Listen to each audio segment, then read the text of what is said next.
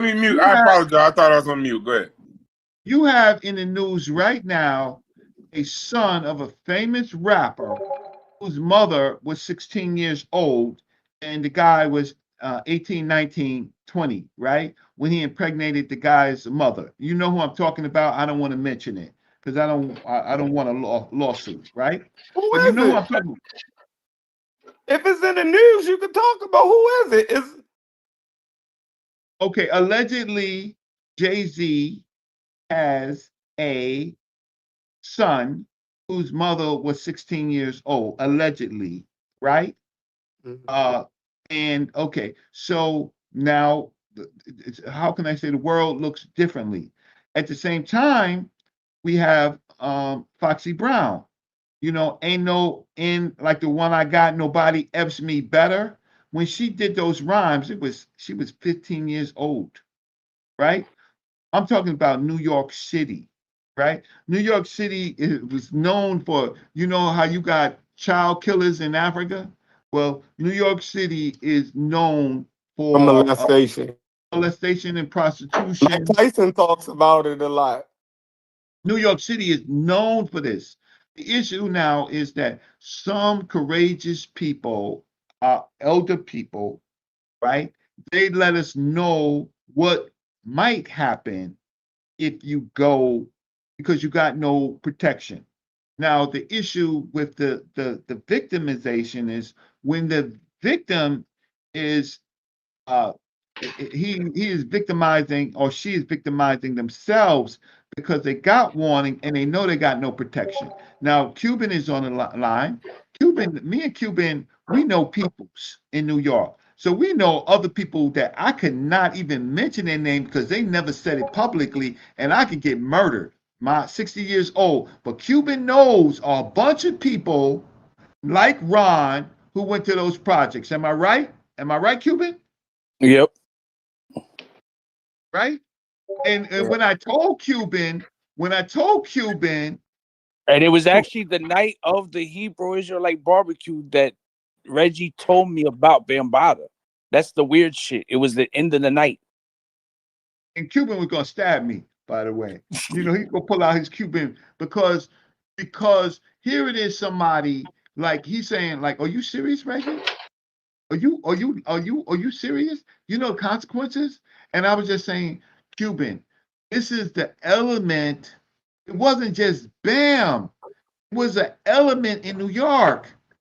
Bam himself was subject to the same thing that other people were subject to, right? It was an element in New York. It was abject poverty plus people preying on people. And sometimes the victims become victimizers. Don't you understand that? But and it was also at the same time where we was getting access to the clubs in downtown, the Leviticus, the Justines, the Palladiums, all of those. And then at the same time, there was an explosion of homosexuality throughout in the industry into the clubs that they was there. So New York was wild, right? And then you had young people in there. You had what you call chickens. I don't know what you know what chickens are, right?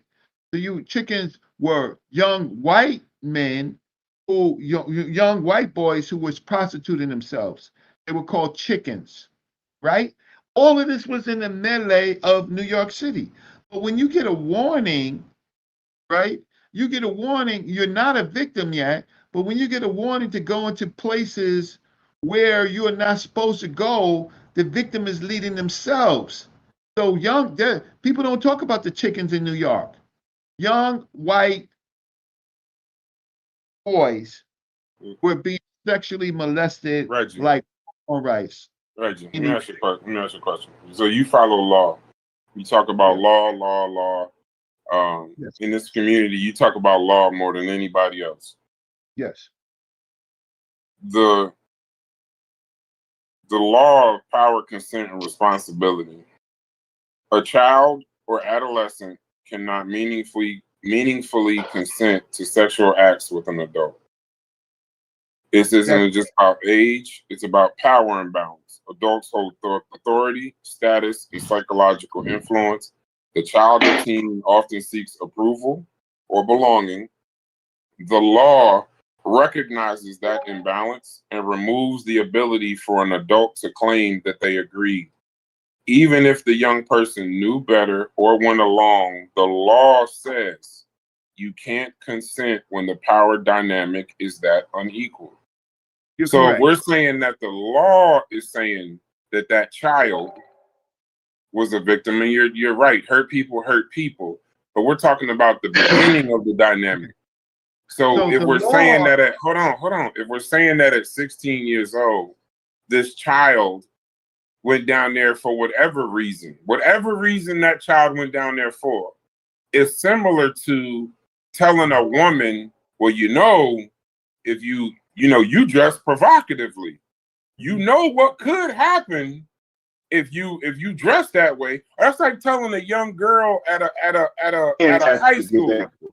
At a high school, it's like the older guys driving back through there with the car, talking to the girl at school, like the R. Kelly story. I saw that on the documentary about him, that he used to drive back to the high school and pick up the girls from the school and this, that, and the other. And them girls knew because they would hike their skirts up and this, that, and the other.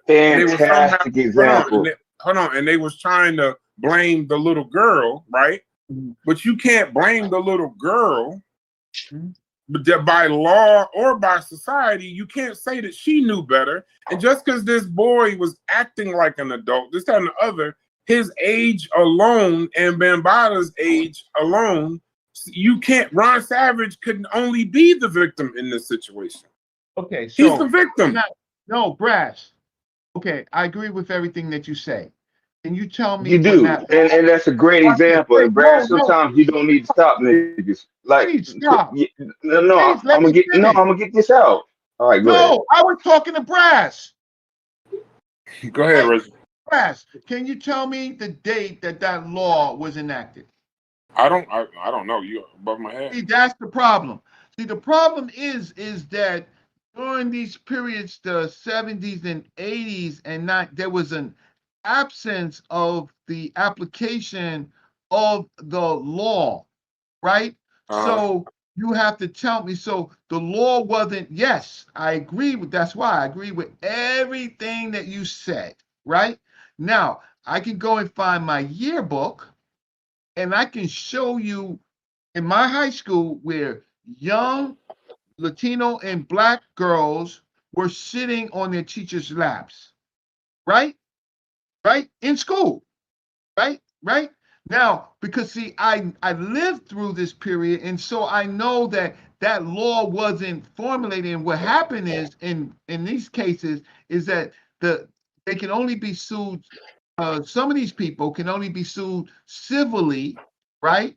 Because the statutes of limitations for the criminal component has ran out, right? Because powerful people in New York City, very powerful politicians and other people, they were involved in the chicken stuff, right?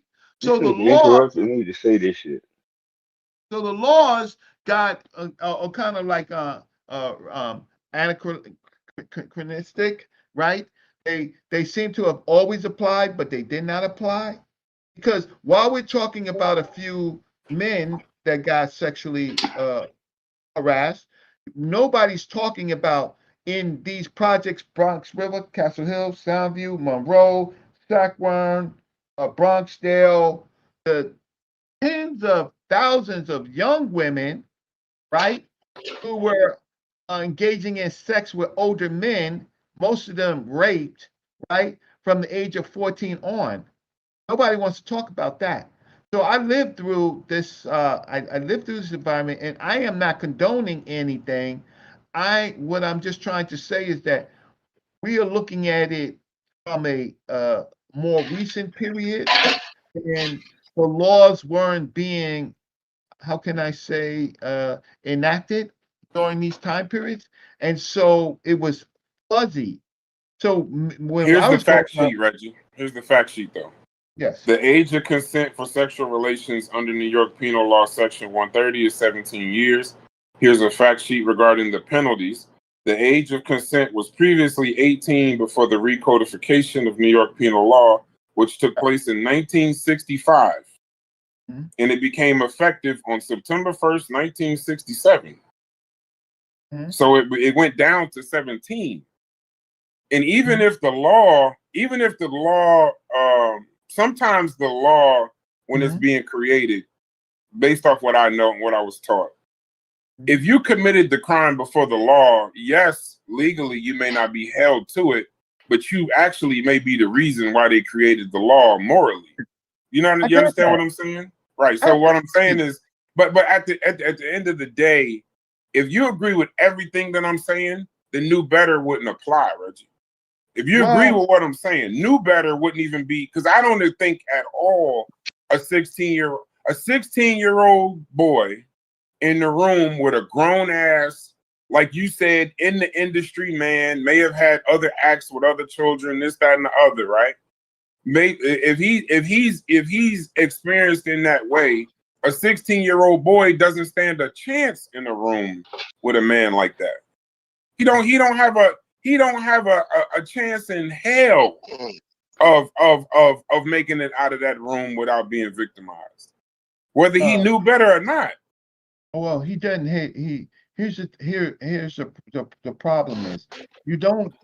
First of all, with some of these people that we're talking about, you don't get that close to that person. It's not a one-off thing. It's a gradual thing, and during this time period, maybe as a Everybody victim, telling your ass not to be around that shit before you get victimized. and And you see it, you know better. You seeing other motherfuckers get victimized, right? Yeah, you Because yeah, see nigga, it, it's your I fault. knew better than It's to your be fault. hanging around the dope dealers and shit like I'm that, not right? talking about Because I drugs. see when the Yeah, it's your police fault. run up on the court. It's just an example. I'm sorry, it I don't know, have to but be a what you one what? for one. No, but I I'm just know saying it's not a we having one a for one. molestation I conversation, and understand y'all that keep it's talking not a about one drugs. for one, Brad. Yeah, but it's I two different understand things. that it's not But a they're one for one. but I understand. I'm not saying you're I saying it's one on understand that one. it's two different things. You at least gotta Okay, let me get my okay, example off. At least okay. Go gotta ahead, get brother. my Go ahead, example, brother. You right. Go ahead. Go right? ahead. Go So what? We're talking about 16-year-old, right? You got to go out and come back, Corey. 16-year-old, You got to go out and come back, Corey. most of them were You an got to go out adult. and come back, Corey. yeah, Your you're shit, your not. whole All shit right. fucked up. We ain't hear none of that. Okay. So when if I show you, if I go dig up my yearbook and find these pictures of young women sitting on their teachers' laps, right, Please in scantily don't, clothes for Reggie. Halloween, right? In my high school, Don't do I'm that.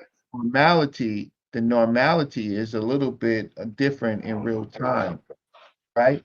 And so so look, my whole community was victimized, right? The law just wasn't present because I just got to go back to my yearbook because when I look back at it, I was like, like, on our Halloween show was the male teachers fest. These girls would be dressing up as Jane and doing all this stuff, and Oh, and Reggie, so stop, bro. you want me to show it to you? Please stop. Nope. No, I want you to. I want you to stop. I want you to How do stop you want me because to I stop? got respect for you. You don't have to Reggie, have you ain't. respect for me. Okay, watch this. You don't have to have All right, respect go for ahead. me. What Go am ahead. I saying is Go ahead. wrong? What am I You saying is saying wrong? you're saying that little girls sitting on adult men's laps are whatever happened to them for that. That's what I'm hearing. If I'm hearing wrong, please You're stop me. hearing You're wrong. saying it's their fault. Okay, You're okay, hearing then wrong. correct me, I didn't please. say that. Okay, help me out. Help me out. Help me out. Help Listen, me you're out, not my Reggie. friend. Don't have no respect for me. I didn't say that. No, no, no, bro. Don't I'm have no goddamn asking respect you. for me. I literally just told you that's what I'm hearing. I'm asking Corrected you. me. Correct I ain't me. say that And shit. you're telling me I'm not your friend? What the fuck is going on? I'm telling People you. told me Listen, one time, listen, and listen. I I didn't don't I'm know say what's in the shit. mistaking year. I'm what you're Listen, a saying. black hold on, man. hold Help on. me out, I don't. Well, I don't know what's in the yearbook. I don't want to see what's in the yearbook. dude. What? And even if it was considered normal or it was accepted in that particular area, I'ma still not leave on. Even then, it was illegal. Even then, the child still couldn't consent. And normal when it comes to abuse, simply in most cases means it's just so widespread that it's so widespread that it appears to be normal. It's like Reggie in the 50s. You know, my father tells me stories about my grandfather.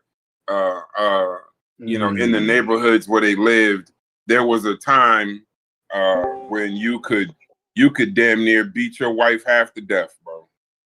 And when the police came in, as long as the man opened the door and said, "We sorted it out and it's all good," the police would say, "Okay," and just leave, bro. So we know it's an anachronism. Although it ain't the same thing, I still understand your point. No. I get it. I'm just saying there's a time. What is that thing you always say, Corey, about yeah, and I get your humor, asshole. But what's that thing? What's that term you always make? I want to say Dunning-Kruger, but I could be wrong. Where you say where something is so normal. I think Mujasi brought it up too, where it's like we were talking about something that in the past that's so normal, right? That we look at it as horrific, but it was so normal at the time or so widespread at the time. They just looked at it like, you know, this is just what, like, I think we were talking about slavery or something. Something you were saying, we've gone so far from something scared. Oh, you talking about the Overton window? The Overton window. Yeah. Right. Where stuff is so crazy. So, for example, like in the Bronx, and the funny thing is, Reggie, we got somebody else in here from the South Bronx. Overton window is slid off the hinges in the Bronx. I agree with that. Yeah, absolutely. Right. In New York, period. Go ahead. Right. So it's like we got somebody else from the South Bronx, Reggie, that don't say none of this, and they're not as old as you, but they pretty old. And they're saying they don't know nothing about none of this. So I'm saying, but you know, Reggie the same age as Ron Savage, though. You know that, right? Huh? When Reggie was telling Ron Savage this, you know they was the same age. You know him and Ron Savage went to school together. They was in the same class. Reggie and Ron Savage. Yeah, Reggie. Hey, is Ron Savage? I got a question, Reggie. Does Ron Savage have any brothers or sisters? Yes, he has a sister. He has a sister. Well, I'm gonna say this based on we got mama and daddy. No. I'm not using it as an excuse. I'm saying, okay. I know Reggie might have knew what the hell was going on, and I hate to put your business out, Reggie, but I know of and read about and watched documentaries on Reggie's brothers. I'm sure some of the shit that he didn't or did or did not do during that time. Correct me if I'm speaking for you, Reggie. Some of that had to do with what his brothers in them particular projects at the time may have been advising him also or what not to do too. So I don't want to I know it's cases and gang cases. I don't want to get into all of that. Reggie, you can do that yourself if you like. But Brass, you know the question. Oh, go ahead, Reggie. Yeah, first it starts with, this is our neighborhood, Castle Hill. You're a little low. This is our neighborhood, Castle Hill. This is how it starts, right?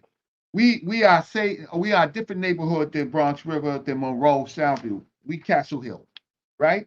Mm-hmm. So first of all, you leave your projects, right? You're not protected because the other projects feel the same way about people from other projects. Now you're in jeopardy just to get beat up, shot, murdered, stabbed, right? Second of all, we knew that something was going on differently in that project, right? That particular project, right? So that's a good point, though, Reggie. Don't skate past that real quick, right? So you knew if you left out the projects, right, that you wasn't protected, right? So right. you out in these other projects, and you ain't protected. But the thing is, also I need the thing is, hold on, real quick. The thing is, right? You would tell somebody, look, don't go down there because you might get your ass whooped, right? I can relate to that, Reggie. I didn't grow up in the projects, but I grew up in the neighborhood, right?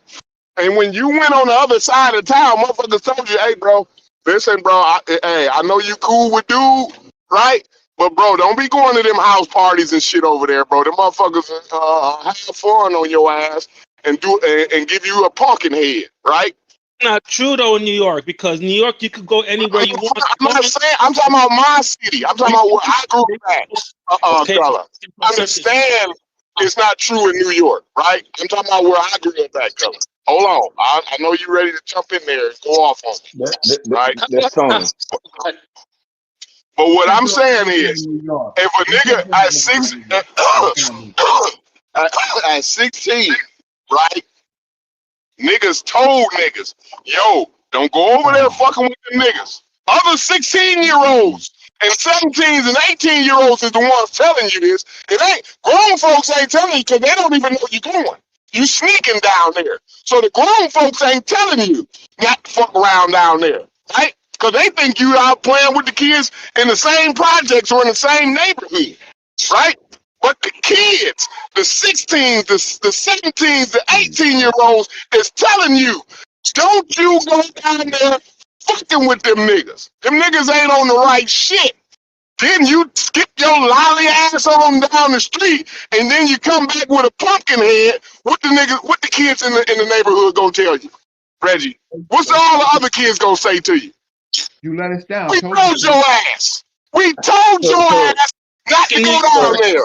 Even if you were part of a gang. Now we got to go down there. Now you done got all of us fucked up. Because now we all got to go down there. You have this check-in thing you have today. You can go to it isn't like how it's being described. You can go to stop it. We're not doing it one for ones. We're not trying to do a one for one here. Okay. Y'all gotta stop with this shit. Okay, hold on. I ain't talking to nobody who say they from the Bronx, who say I'm lying about what went down in the Bronx in the 70s and 80s. Can't say that everybody lived in a project can't leave their project to go to another project. You can't say that. It was only really hardcore gang members couldn't do that. But the general population use gang members. We use crews, right? And if you went to if you went to another project during a party, I generally know what you're talking about, Reggie. You don't have to explain yourself. You don't have to spell it all the way out, Reggie. All the motherfuckers in here who have a piece of half a sense, they know what the fuck you talking about, Reggie. I'm just saying that you just ain't got a half a piece of sense. If you can I say this much? True members, like hold on. Wait 1 sec, Tony. Hey, Corey, I'll say this much. I think I was being a little bit too. You jumped out there. I ain't mad at you. You jumped out there. Yeah. I kind of get what you're saying now. I kind of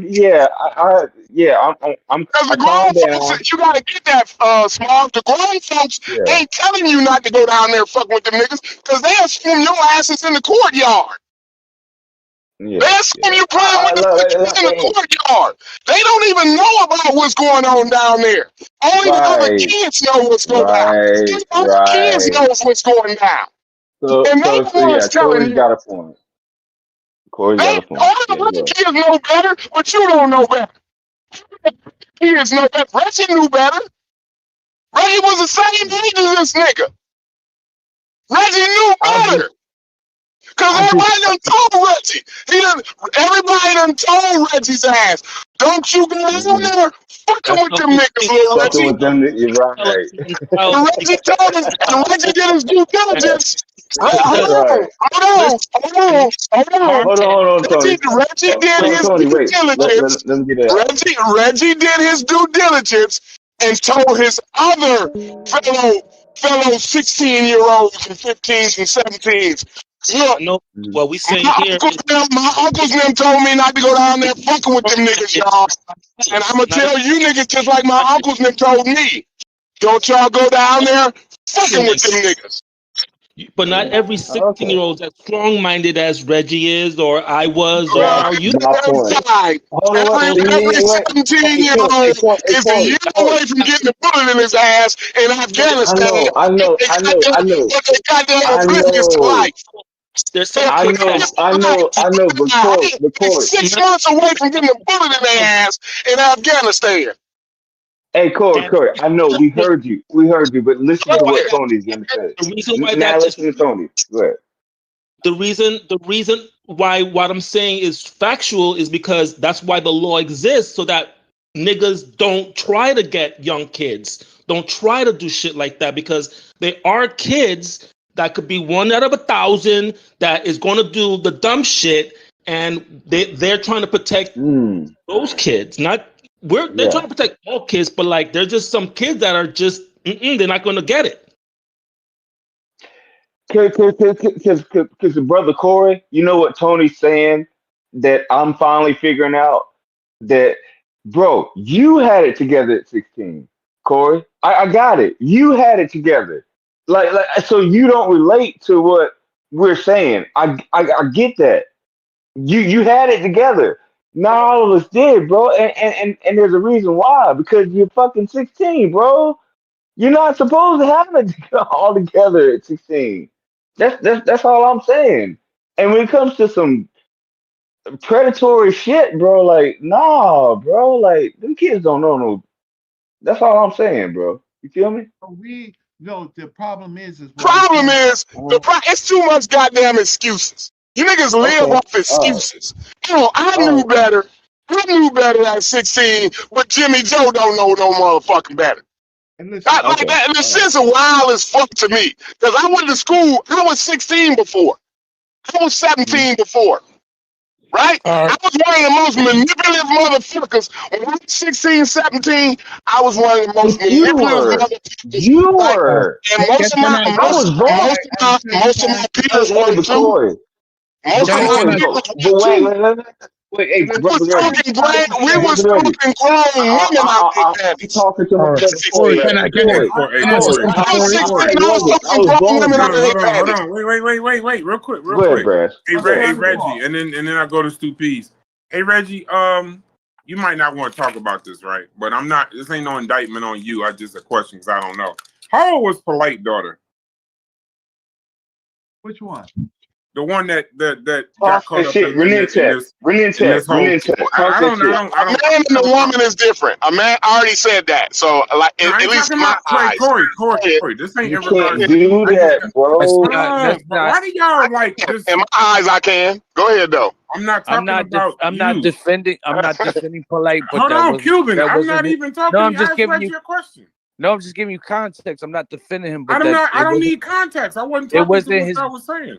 It wasn't his biological daughter, so I'm saying. I wasn't talking to what y'all was saying. I know. I'm just asking a question. How old was Polite in that court case? How old was Polite? How old was the little girl in Polite's case? Does anybody know? 13 or 14. I think she was about 16. The girl that he got 14 or right? It was 14. 14, yeah. 14. Girl he got locked up for was not his child. That's all I'm trying to say. I didn't say. I just switched the girl. Nobody literally just switched. That's not the point, Cuban. Just let him go. I know it's not the point, but he said daughter. That's all. I switched it to girl. He switched it. He corrected himself. Don't get bogged down on shit. Yeah, like we. No, I'm not. But I didn't hear it because everybody's talking. I didn't know. Right. So that 14-year-old girl, and I'm not saying it's to you, Corey, because I would almost agree, but it ain't something I'll flush out live as far as that. But Reggie, if that girl, let's say someone told that girl, or let's say even the mother told that girl, say she had her predications about Polite, where she was like, this joker's a little crazy. I love him, but just you don't be in no places with him alone. And she ends up in a place alone with Polite, and then whatever happens based on the courts, he gets convicted for molesting this girl. If that was a boy, but she was told, is it the girl's fault or is it the boy's fault, or is it Polite's fault? I'm just asking you. This is just it's a simple question. Anybody else can answer. But whose fault is it in that situation? Always the person who did the crime. It's their fault. Right. Even even if the girl or the boy was told what could possibly happen, it's still always the predator's fault. Yeah. So then why are we now saying? So you're saying that it's Bambatta's. We're talking about a 14-year-old girl compared to a 16-year-old boy. I'm not comparing the situation. I'm not comparing the situation. Okay. But we acting like we ain't. No. I'm gonna tell you why I'm saying. I'm gonna tell you why I'm saying I'm not having the same conversation. I'm trying to figure out the philosophy or the method or the methodology.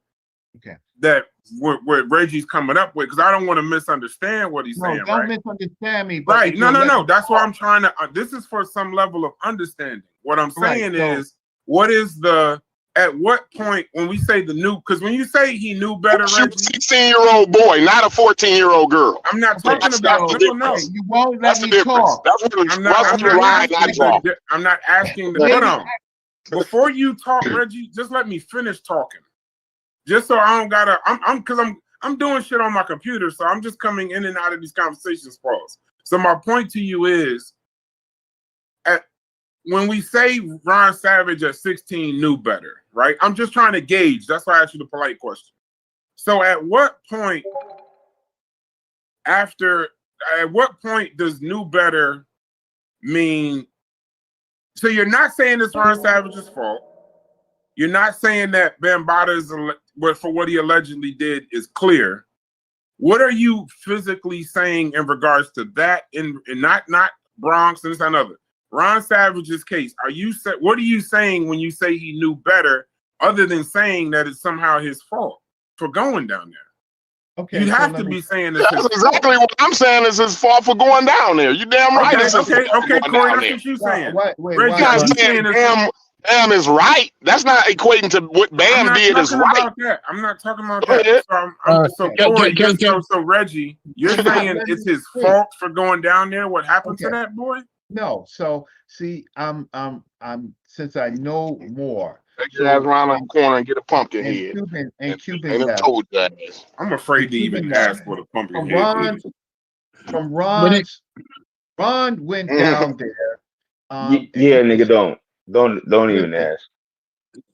Reggie. Rolling and lumped up. I don't know why y'all know the nigga rolling and lumped up. Can I say something? Say something? I've been waiting a long time. Can I say something?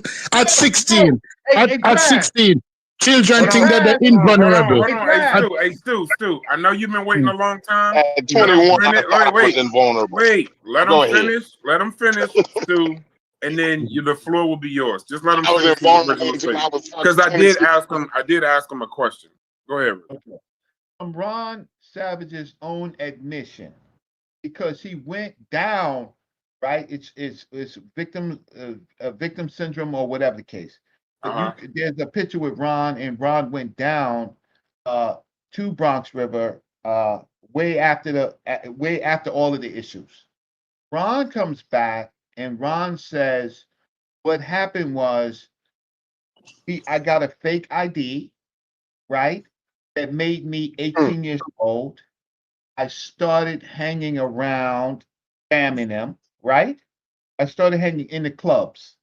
And that's how the situation grew.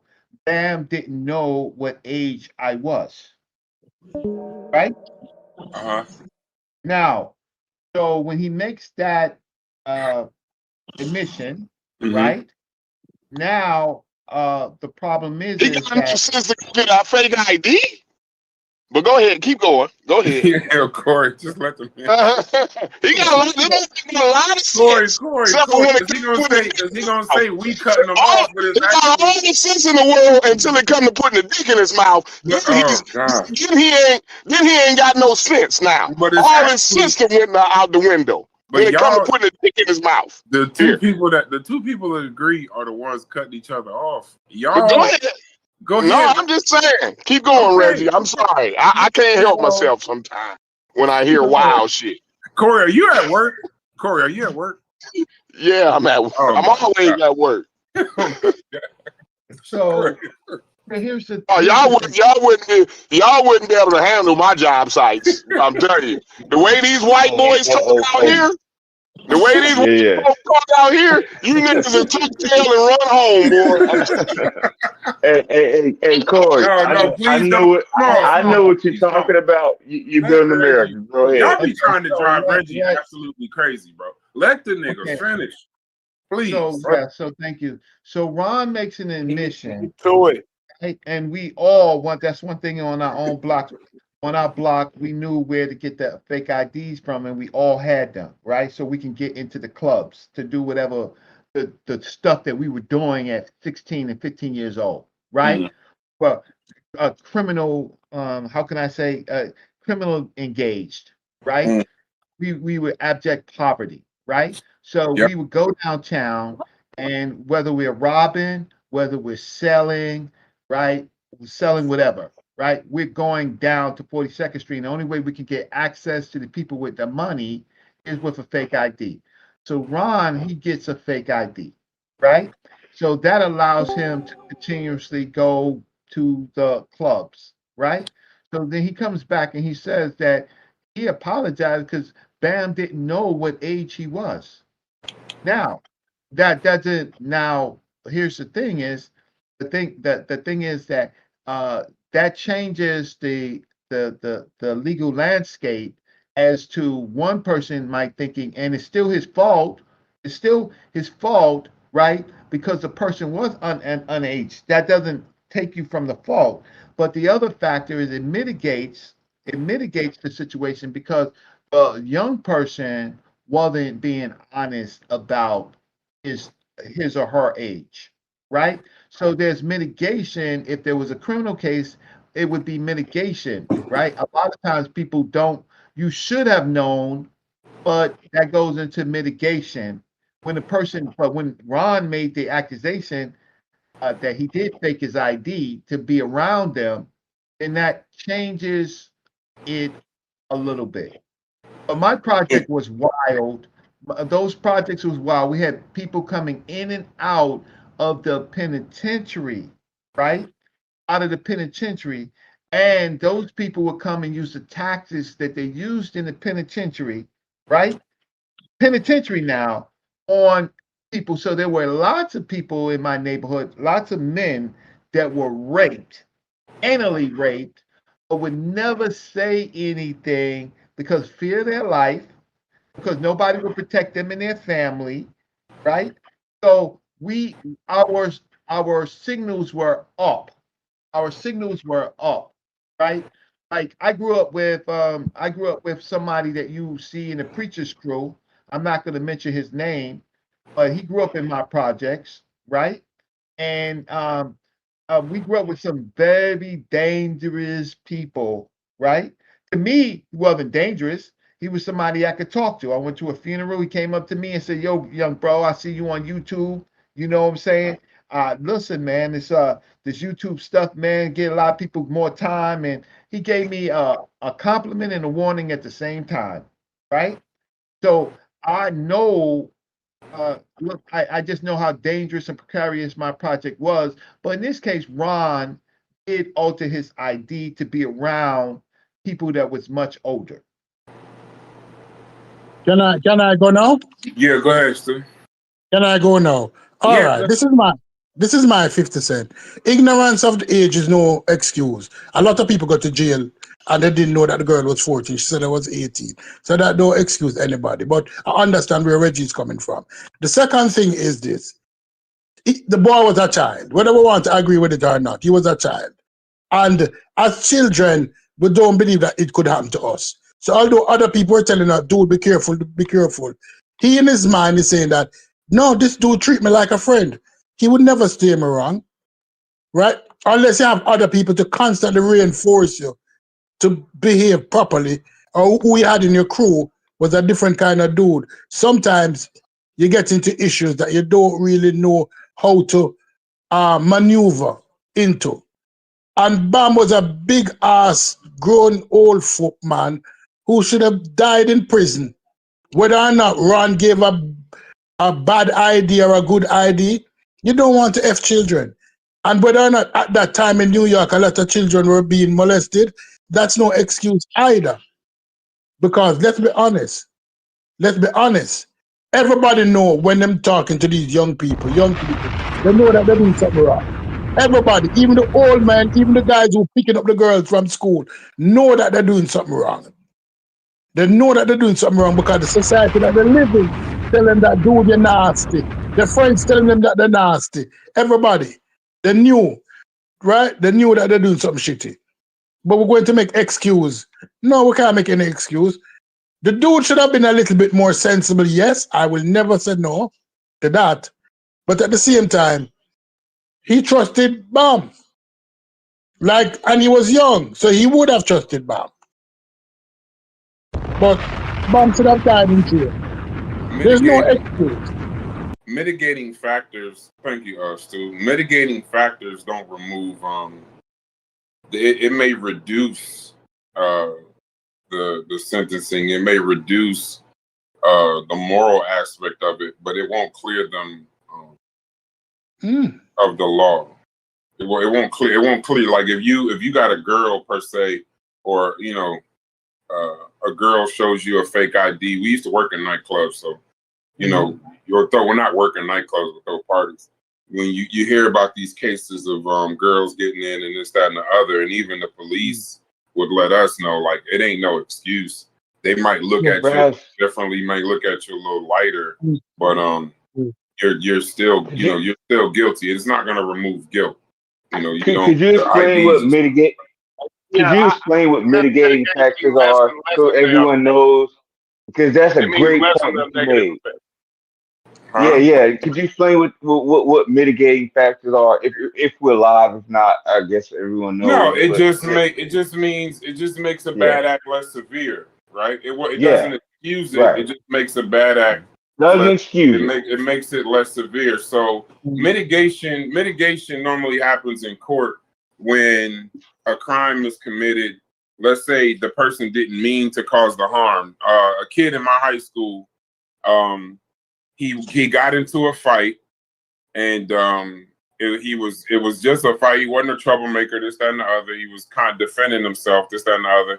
He hit a kid, and the kid went into the water fountain, the little hook on the water fountain, and that kid is paralyzed. The mitigating factor was, he wasn't trying to hurt. He wasn't trying to hurt anybody.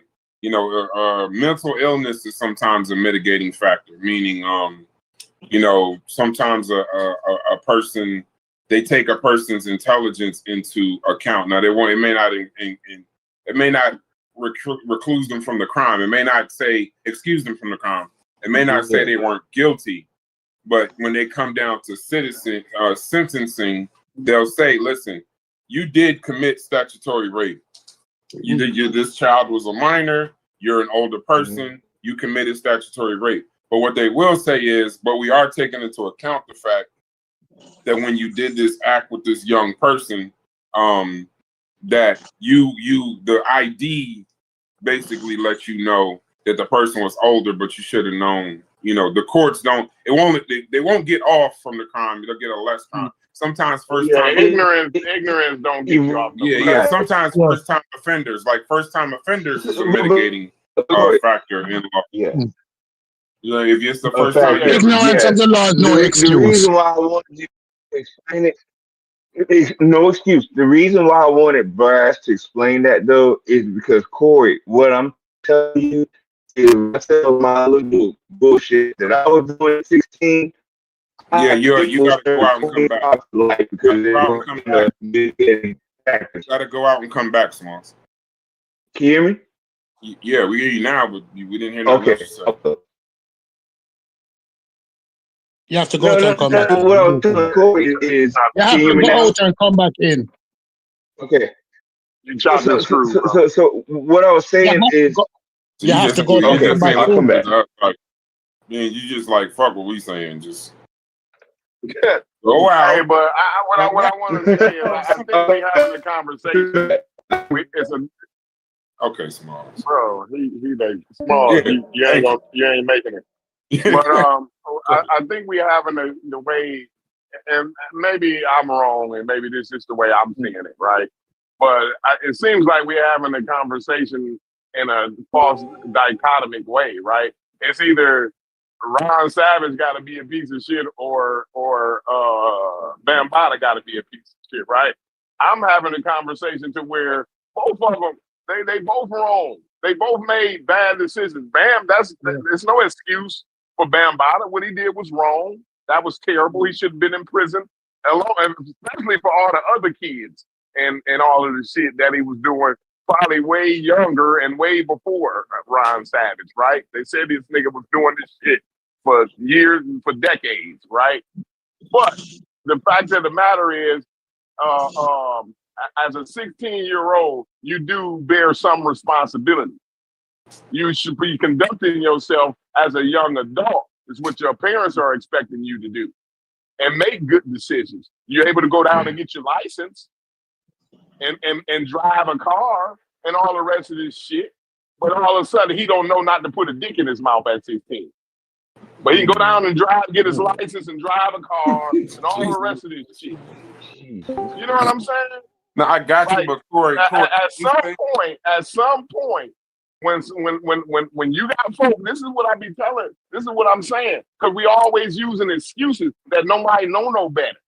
We didn't know, and we didn't have no clue, and black people didn't have a clue, and nobody never had no clue. What I'm telling y'all is, we all, every last one of y'all on this phone, every last nigga that I've ever encountered in my life, done been told, don't you go down there fucking with them niggas, because that particular group of niggas is doing this, this, and this. And if your ass get caught up in that shit, that's on your little ass. See, that's how my parents told me. Your little ass go down there fucking around. See, and I done told your motherfucking ass, you got to figure your own way out of that shit. And I'm tired of all the excuses that's getting made for everybody in this goddamn world. It's too much goddamn excuses. You 16, you're responsible enough to go down and get your license and get on the road with other folks carrying their kids to school and all the rest of this shit. Right? But you ain't responsible enough to know better whether you want to put a dick in your mouth or not. Man, y'all gonna sell that to somebody else, bro. Stay right there. At 16, I knew better at 16. Hey, Corey, stay right there. I just want to say something to you. Stay right there. So my question to you though would be, because you said something that maybe we can get to the heart of it. Just as this,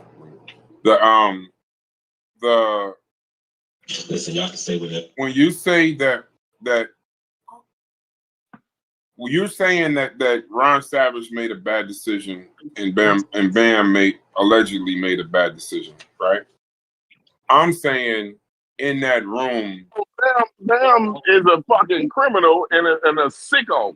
He's sick in the head, is what Bam is, right? Well, right. But I'm saying, Bam he's a sick individual, need to be locked away, is what Bam is. And I get that. I'm just saying in that room, in that situation, all I'm saying is that I don't care. The one with the power, the one with the authority, that's the one to me that's liable. That's all I'm saying. I'm saying I never said he wasn't liable. No. I'm saying I'm not going to ignore the responsibility of that young man. But that 16-year-old doesn't have that. No, but he doesn't. You don't. As a victim, he has no responsibility other than being a victim. He got all type of responsibility. He's a victim. He's just a victim. Yeah, he is a victim, but listen, that don't mitigate him not having no responsibility. It most certainly. Wait. I'm gonna use the exact word. I have to leave. And in your eyes, it's Corey. No, Corey. You said it don't mitigate. Can I say this before I leave? Right? Yeah, go ahead, Reggie. All right. So Ron Savage's book and his memoirs, he talks This about nigga has a memoir. yeah, See? his This nigga ain't as crazy as you're trying to make him out to his be. But go ahead, Reggie. his sister had a boyfriend, and the boyfriend was also from Bronx River. It was the boyfriend first that tried to to abuse Ron Savage. What the hell was going on in the Bronx at this time? That's Right? what I'm talking about. Yeah. So Ron had indications. Ron had indications, and I think that this happened in his house in Castle Hill, 635 Castle Hill Avenue, right? Where his sister's boyfriend came to the house, and his sister's boyfriend tried to abuse him. Now, so he had indications as to try to get him on his knees, right? He had indications that something was going on in Bronx River, right? There were more there was more sexual activities of men, right?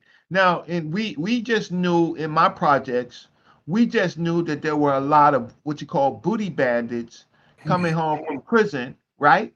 And that we had to always be on our guard with close encounters with older men. We knew this. We were trained. We knew this, not to get caught out there like that, right? You was the same age as Ron, wasn't you, Reggie? That's the same exact age. We the same exact go ahead. age, right? Go ahead. So these you knew what? You knew what? Go ahead and start over again. You said you knew something. Go ahead. Yeah, we had knowledge about what was going on. And not at 16. Ain't no way you had no knowledge. You can't have knowledge at 16. Oh, according to them people, can't know nothing at 16. Yeah, but and we also had uncles and fathers, and we had older dudes that to talk to us and tell us the game, right? Told us the game. These are not like this. Not the cartoons. These are projects. Absolutely. We got guns. We got drugs. We got. Well, you pick your play. Right? Nobody in it. Listen, there were innocents, right? There were innocent people, but the innocent people were not the people that were on the benches that stood out late, that went to parties. The people went to parties went to not getting fake IDs and shit. Go ahead. They know what was happening in the Bronx. We can open up the pages and see the murders and stuff like that, right? We knew that we had to be on guard. But he did have some indication of what was going on. And then he had his friends to tell him, hey, yo, you might not want to go there. You might not want to be out there late where people are getting high and partying. You might find yourself in a situation, right? But still, yes, you could be a victim, but you also end up a victim. You find yourself a victim after motherfuckers done told you, hey. You see what I'm saying? You find yourself a victim. Go ahead, because they told you. They told you it's a chance you might be a victim. They had already told you. Right. It's a chance you might be a victim. But then once you get victimized, nobody told me. I had no ability not to carry my ass down there like my uncles and them told me not to. Hey, let me say something. Let me say something real quick, Reggie. Yes. I think Reggie, you're preaching. You're preaching today, Reggie.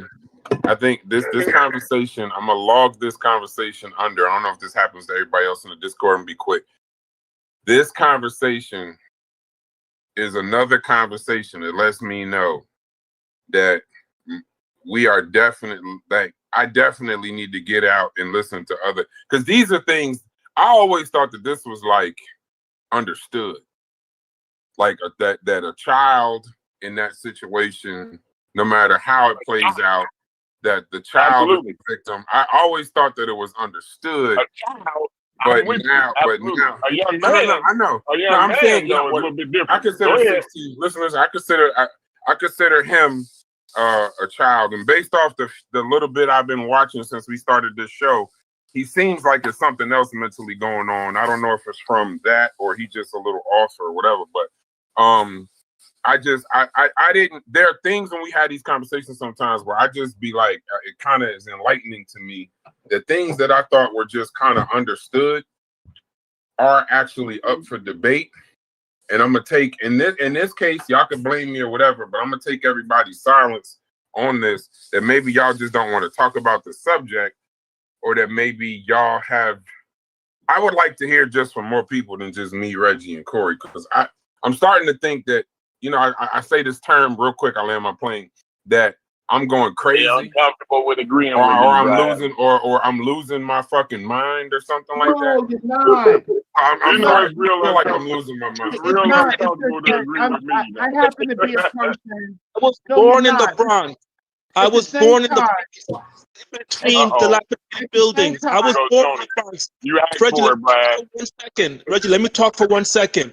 There is no fucking way. If you were born in the Bronx and you're hanging out with niggas, there's no way a nigga is going to get caught up in that kind of victim shit unless your brain is, unless you got psychological problems. But the people that I was, that's not going to happen. Like almost like Corey is saying, that's not going to happen unless you are mentally sick, and that's the reason why we got laws so that we protect those sick fucking people. yeah.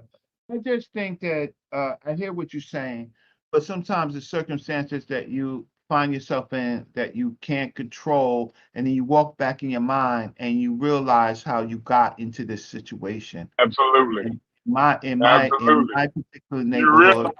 realize Unc them wasn't on no bullshit. I should have You're listened to saying Unc the them. same thing. You You're saying the realize same once you got a dick in your mouth, right? I probably should have listened to Brother Reggie now. Yeah, Once you got a dick, but you got a dick in your mouth at this point. You're saying the same thing.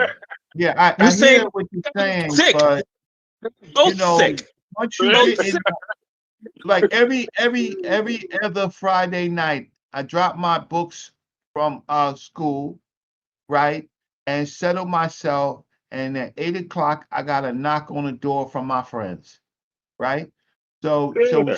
my name was Shaq. My name was Shaq. Yo, Shaq, Yeah. what's going on? What's good? What's goody? Right? We going Yep. downtown. Oh, you coming? Absolutely. Right? And it will You know always what they're start gonna do though. the same way. We either take the train or we get into a cab, right? We get into a cab, we already know we ain't gonna pay. So we're gonna jump out the cab. I've done that like maybe 20 times. Then we downtown on 42nd Street. You know what? We part of the Go ahead. problem. We part of the problem. Absolutely. And we yeah, we kids, but But we you in know better. no, and Okay, we okay. part of the problem. Now there's countless of girls in my neighborhood. Now these are young Y'all girls. wasn't 12 and 13 now. Y'all wasn't 12 and 13. You Now, talking about Hey, 15, 16, Court. 17. Not Hey, even Court. now, 15, but wait, 16, I'm not even 17. finished. Go ahead. Now Go ahead, Reggie. Go ahead, Reggie. there's countless girls in our projects, right? And they I was assisted. gonna go to that. Go They ahead. assisted. Stop. They assisted in the robberies and the murders and the stick-ups. They were set-up chicks. Oh, don't do that, Reggie. Right? Reggie. Now they're I get what you're victims. saying. They're victims. They're victims. But They here don't is a know no better, Reggie. That's the whole 17-year-old. point. Well, no, but see, did it matter? No better when I'm College I girls get don't know better. the other side. College girls don't know no better. 18, 19, 20. They 18, okay. 19, 20. I, They don't know no I'm better. listening. I'm You listening, don't Reggie. understand in my block. I'm You don't listening, understand Reggie. in our blocks. No, They don't I'm know listening. They don't know I'm no listening. better. At what point do you know better? Reggie, hey, Reggie, before you educate me on your block, Because we're Boynton talking about my Hill, damn fucking block. the Bronx. Like, We're talking about my I block. live there. Yeah, I used to live in the Bronx. So what are you talking about? Okay. What that mean because you live there? He don't know what he's talking about? For you. I'm not saying he doesn't, but he keeps telling me I don't. I'm listening. Go For ahead. you. For you.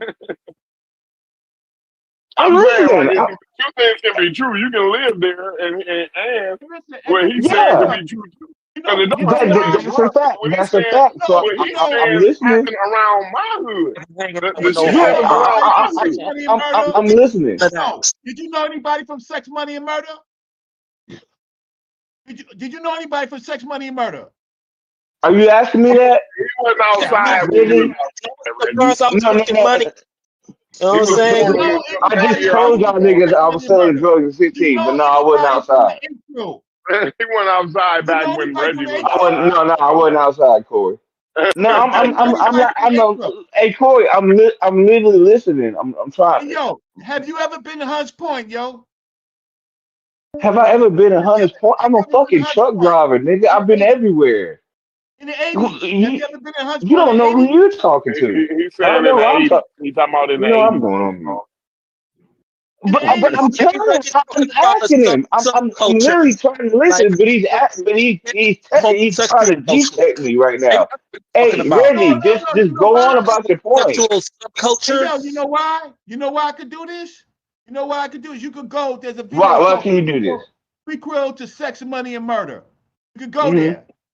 Prequel to Sex, Money, and Murder. I don't know, it got maybe 60, 70,000 views or something like that. And it's got at least Reggie, you don't 900 have to comments. explain. Just tell me your point. Yeah. My point is, listen, you could go to the video. I did the video. You could go up and down the chat to see if anything that I said to my hood is wrong.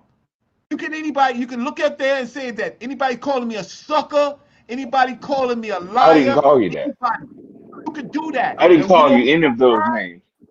You know what you're gonna find? You're gonna find that most people, the majority of the people co-sign who lived there, who knew me, who knew the people that I knew, will co-sign to let you know that what I'm saying is the truth, right? It's the truth about Brother Reggie, like I'm talking about people at 16 being aware of making grown people decisions. That's what I'm talking. I'm not talking. What are you talking about right now? I want to know talking about about that. No, in my no. neighborhood. In my neighborhood, there was no such I'm still thing. on mute. There was no such thing of people making rational decisions, right? Hmm. It was Get no the hell such out of thing. here. What? Oh, Yeah, I It don't was know what's going no on right now. such bro, you thing. are an example of someone making rational decisions. What the fuck are you talking about? Listen, y'all I didn't going curse too at far you. in it. He So just I trying Are didn't to make you give an yelling at rational. me? example of What how then? he No, grew up I in didn't his make I'm trying to rational. neighborhood. understand, bro. I I'm didn't make literally He, asking rational. for clarity, and people he's are talking. yelling at He's me. giving a So if you can, general example of okay. what it was like growing up in the '80s in his particular neighborhood. Uh-huh. Like y'all trying to relate a one for one with the way y'all live today and all of this old shit, I'm talking arguing about in the about stuff 80s. like Yeah, yeah, but that's what we but talking about. the Bronx in the He 80s ain't was a different community. And when Reggie talk yeah, about the Bronx in the 80s, you should all listen because that was the height of the absolutely. crack I'm era. It listening. was the height of the people were poverty stricken. Dudes were trying to make a way out. Reggie know what I'm talking about when him talk about the Bronx in the 80s. Absolutely. The Bronx in the 80s wasn't a Absolutely. plaything. There's no been a community like the Bronx in the 80s. When the Shutters was in the 80s, when the other people was in the 80s, when you go to a party and the light turn on and somebody get gunned down, it different situation. Reggie know what he's talking about. So I Yeah, shut my yeah. ass up. I've been on But Brad shut Hurst. up and listen then. I've been on Shut up and Brad Hurst. listen. I've been on Brad Why are Hurst Listen. you telling and me to shut up and listen when I'm literally telling you that's what I'm trying to do? Brad Stupid, Hurst who the fuck are and you and talking I've to? been on Brad Hurst on 145th Street and Edgecombe Avenue, climbing up, going to school when I in 82, 83, and see from the Caribbean community, right? A head. Have you ever seen a head on the sidewalk? A human head, right? Not taped off. This is a warning to everybody, right? Yo, don't mess with these people on Pridehurst and Edgecombe, What the right? fuck does this have to do with child predators? It has something to do with the environment of the 80s. And then and now Stu Pease is telling me to shut the fuck up and listen when I've been listening It the whole had to do time. with the I'm asking mentality for of the clarity. community, what the community was Yeah, if y'all experiencing. can't So guess follow, what? if Young everything men got to had to grow up be fast in the spelled out, 80s. bro. In the This is why 80s, I be like, man, yeah, it's yeah, hard to have a Corey, let me say conversation. this. Corey, Go let me say ahead. this, Corey. In the 80s, young men had to grow up fast. That's why I understand where Reggie's coming from. Because I had to check myself back. That's why I also excuse him that young people sometimes think they're invulnerable. But let's be honest, in the 80s, it was not, I had to grow up fast. A 12-year-old in the Absolutely. 80s couldn't be a fool. You had to grow up fast, especially in those communities where the environment was rough, where somebody said, don't go down, let me sleep. When is a time when we could just sit back and grow? I don't get what the fuck. Like, no, children know how. Let the man get his point out before you start Yeah, that's the arguing. point. Everybody keeps telling me to shut the fuck up. I'm actually listening for clarity. Can please go ahead, What Stu Pease. Reggie's trying to say is that the environment that exists in the 80s. Let me finish speaking, please. He's a young striker. You have to Hey, live up hold to on, Reggie. At least let Stu Pease get his point out, though. Yeah, I gotta let somebody someone, get their point out. yeah, someone talk. When Reggie heard me say that I'm a young striker, Reggie understood what that means because he grew up in the same environment. He understand that, listen, you cannot be a fool as a child. You will end up dead or hurt. And you were taught that by all your friends in the group because that was everyday discussion, what other people did wrong. He's a fool for doing that. He's stupid for doing that. So that was knocked in your head constantly, almost daily by your peers, that your actions have effect. That's how you carry yourself has effect. No, I'm not excusing Bam, none at all. Bam get 100%. I don't think none of us is. And none of us in here is excusing Bam. But at the same time, we're looking at a 16-year-old boy in the 1980s who was a fucking fool. Let's call him that. Because that is what Reggie think him is. He too. And that is what Concrete Corey think he is. Because we cannot excuse 16-year-old boys, especially 16-year-old black boys, don't get the same leniency.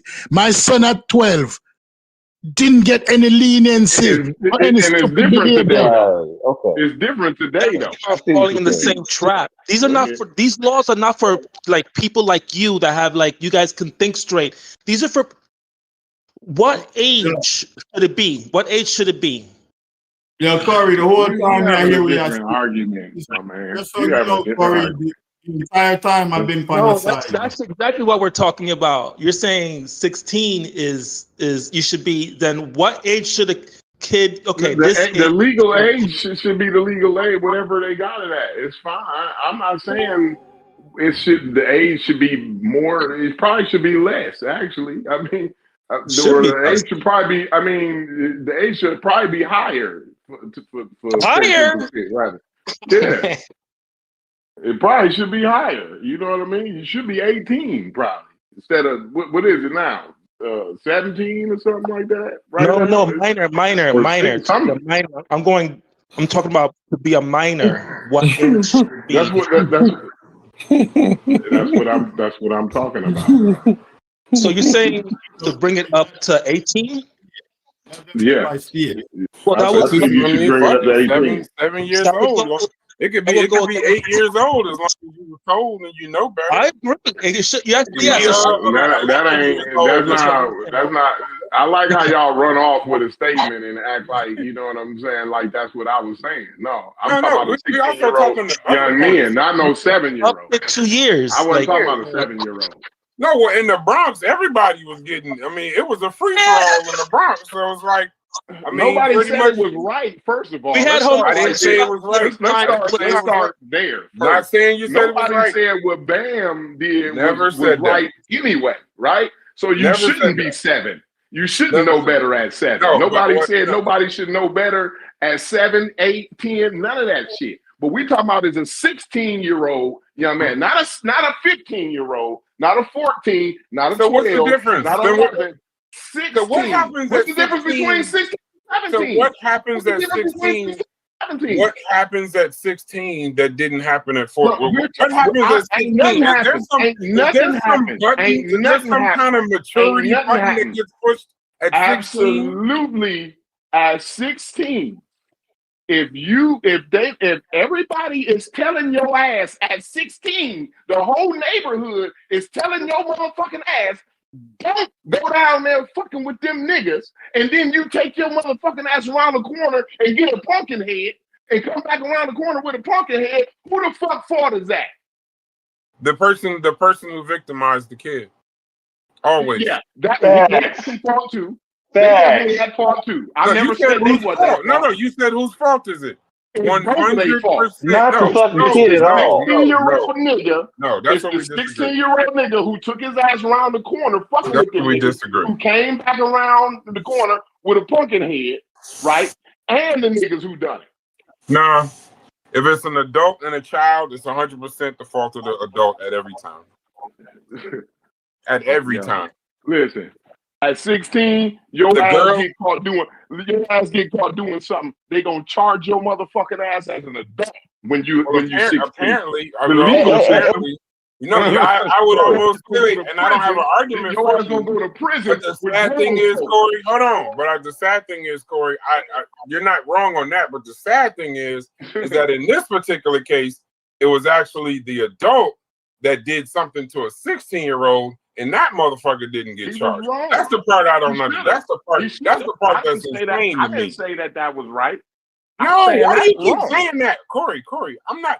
Can we remove? Let's just. All right, I'm gonna absolve you of something. Because we keep bringing it up. You keep bringing it up as if I'm saying something against that. No, I didn't. I'm not saying you are saying anything. I'm saying what I just did. I'm talking about the New York. I'm talking about the New York City, the NYPD at this point, and we ain't talking about a sting right now. I'm saying the fact that it went on more than that went on is the NYPD. No. I guess I'm making a larger point. I'm making a larger point. Wherever Reggie lived in the Bronx, because we got two people in the Bronx that said that they don't know what the hell he's talking about. Wherever Reggie lived in the Bronx was damn near Sodom and Gomorrah. Because apparently everybody was just like, and everybody knew, nobody killed him. Nobody put him in a box. Nobody did nothing. Bro, it was so much degenerate shit going on. Ain't nobody put the dope dealers in the box. I'm not. Ain't nobody put the niggas that's chopping niggas' heads off in the box. How to cover our assholes or something? Like it's nothing but a bunch of degenerate shit going on in the project. I know, but we ain't talking about what that. What would you expect? I know, but I'm not talking about that. Corey, there are places where there is high drug usage, high drugs being sold, and it ain't nothing like what Reggie described. Shit, you better believe in the projects where it's high drug use. See, the thing is what Reggie keeps saying, that y'all ain't catching. What Reggie keep trying to tell y'all is that it's the young girls that be getting molested most of the time. You wouldn't survive, bro. You wouldn't survive moving like that in the streets. Like you just wouldn't survive. It happens in the jail. Listen, that shit go on all day because the young girls is having babies by these grown ass niggas, and that's what Reggie keeps saying. And y'all worrying about somebody should have died. This one nigga, a 16-year-old young man who everybody done told his ass, right? Why you keep saying that, bro? Because I don't know why. Because Reggie told his ass.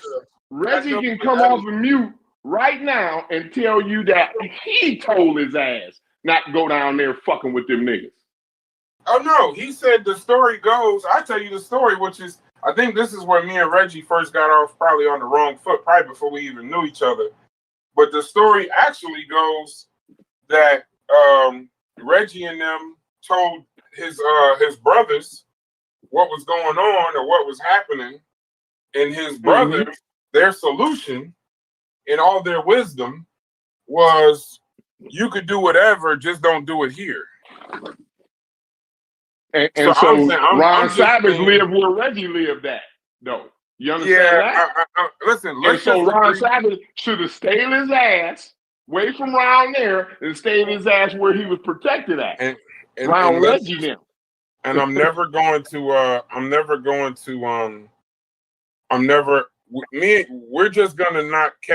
not gonna catch each other. We going opposite paths, but I'm not saying if he was 12 and he wandered down there, that'd be a different thing. but this boy is a 16-year-old young man. Can go down and get a license and drive a car down the expressway at 90 miles an hour with school buses and old folk and everything else. I give up, Corey. Now you can't tell him, you can't tell this same person not to go down there fucking with them niggas.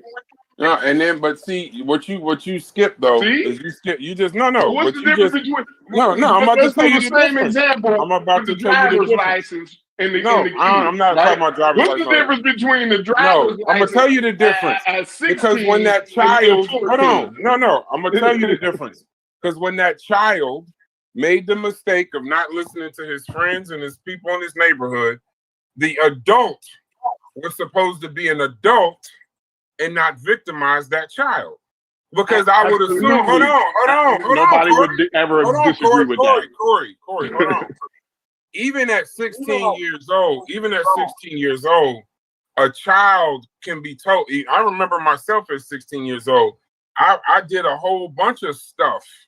Like I did a whole bunch of going places you wasn't supposed to go and stealing cars and all kind of shit like that. And my story could have ended with somebody dying in the car, all kind of shit in New Jersey. Absolutely. But what I'm saying to you, though, wait. You knew you shouldn't have been doing it, though. I can guarantee ain't no land on this fucking Corey, hold on, bro. That you gonna tell me that you knew that you didn't know you weren't supposed to be doing this. So what I'm gonna say to you is this: when that 16-year-old didn't listen to his friends as a 16-year-old young man and made the decision and went against all advice from all the people around them, then the safeguard in the society, the stopgap in the society is supposed to be that predator, that adult. So when we go back to fault, it's supposed to be that adult's responsibility to then when you get this 16-year-old, you ain't supposed to you as an adult, as a human, not black, white, or otherwise. When the adult is in the room and the child has made 9 mistakes out of 10, like he's supposed to at 16, made 9 mistakes out of 10, then it ain't supposed to end with an adult molesting a child because he made 9 mistakes out of 10. That ain't never how that's supposed to end. I agree 100% with that. Every word you said, I agree with 100%. Every single word you said. All right. No, and I already knew that. That's why I kept saying I'm not talking about right or wrong. I don't think we both got children. We both know how we feel about shit like this. I'm just saying at some point, I don't ever expect a 16-year-old to make the right choice. I'm expecting the motherfucking 70-year-old that somehow got a damn group with nothing but young boys in it. Them gangs, you know what they don't tell you about them gangs in the Bronx at that time? It was all young boys. It was all young niggas. Them spades and this, that, and the other. Those was kids. All these, everybody out here doing everything. Shit, it's young niggas. So, I mean, y'all think it's the wild part is like, to me, this is it'd be kind of crazy to me because like even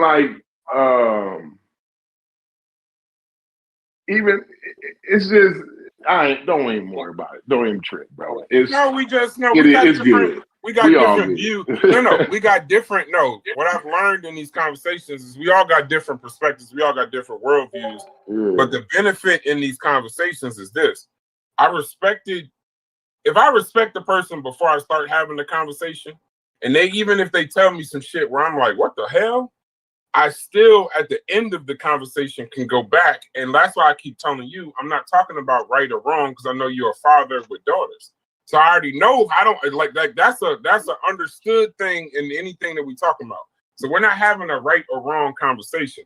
You got to understand, Corey, the first time I heard about all of this, I was raised pretty. There was no way to make an excuse when the way I was raised. You know what I'm saying? Yeah, but I know if you raised in the Midwest, it wasn't nothing like the Bronx. At some point, now you're responsible here with the way I was raised. At some point, you wasn't raised like the Bronx, bro. You don't understand the Bronx in the 70s. The Bronx and the South.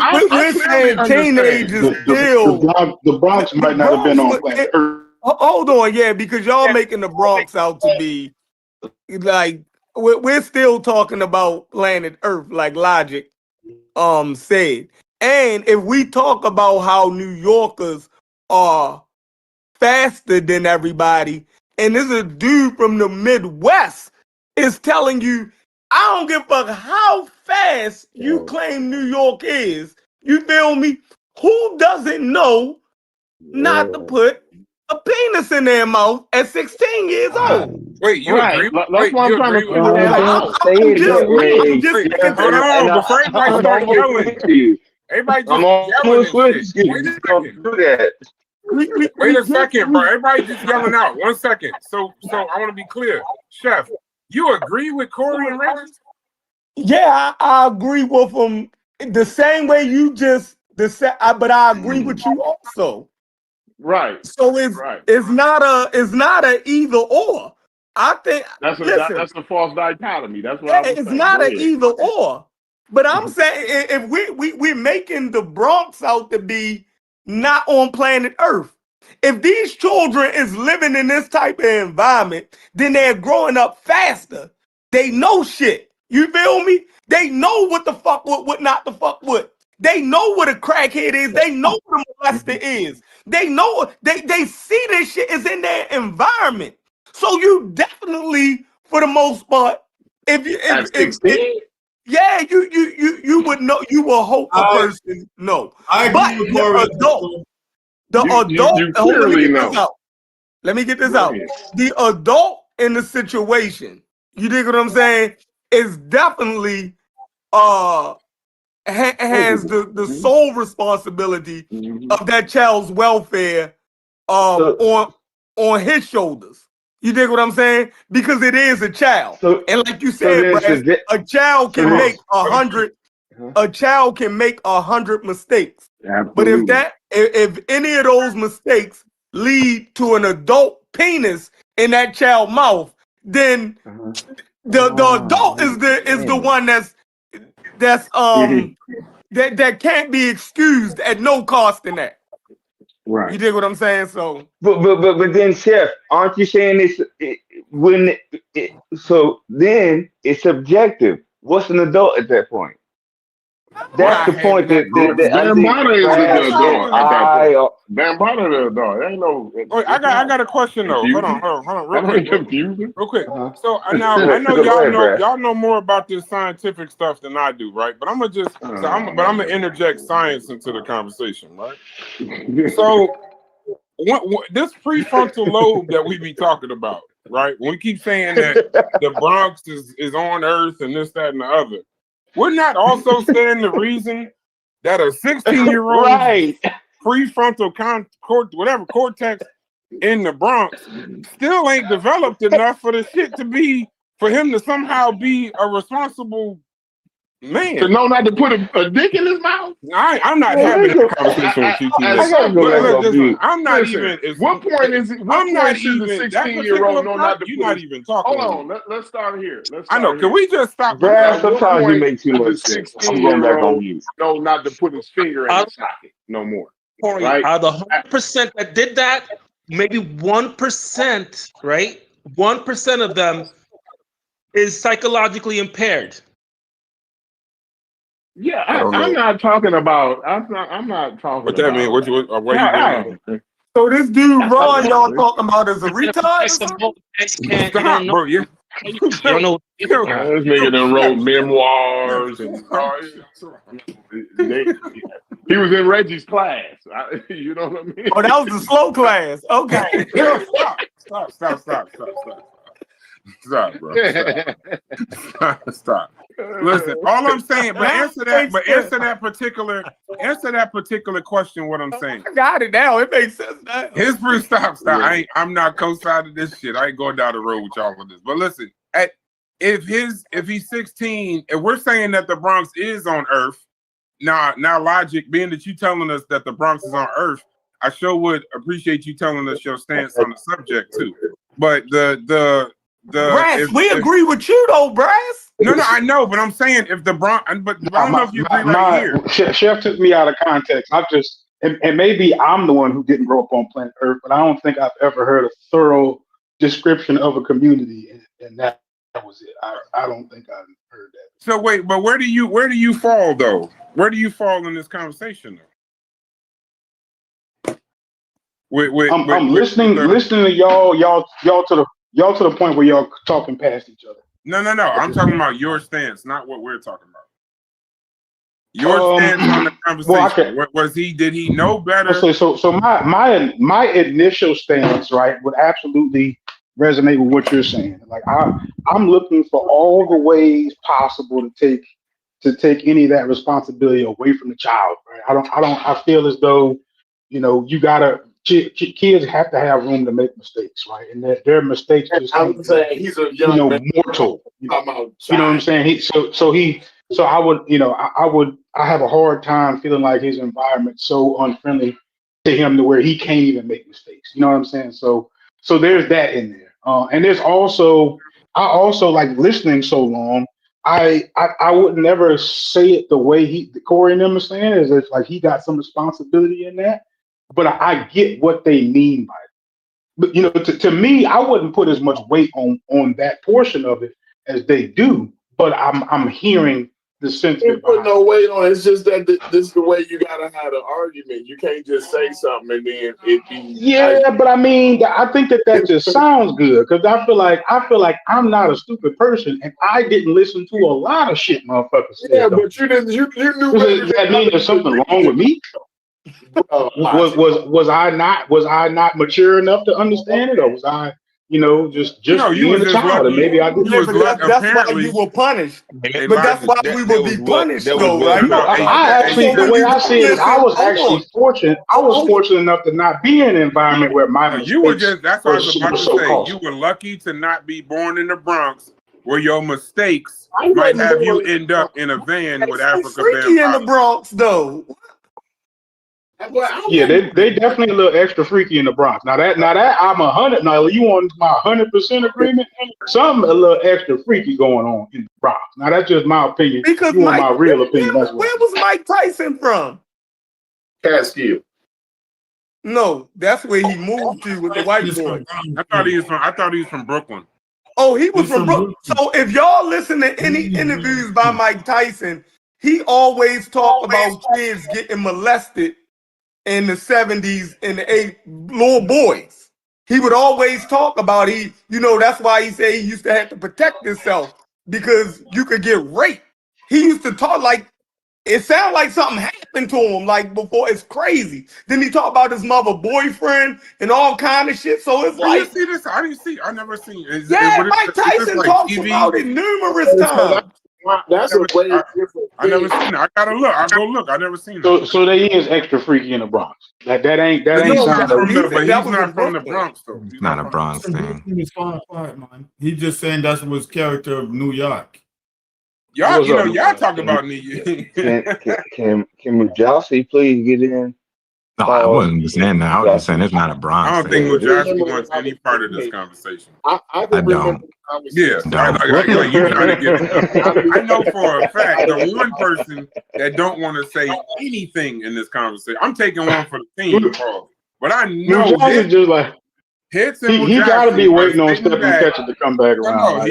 No, he's sitting back. Yeah, I'm waiting for that conversation. What the hell? I'm just participating because you got to remember Corey and Logic and what's the name? When me and Reggie first we had this conversation live, so I can have it now.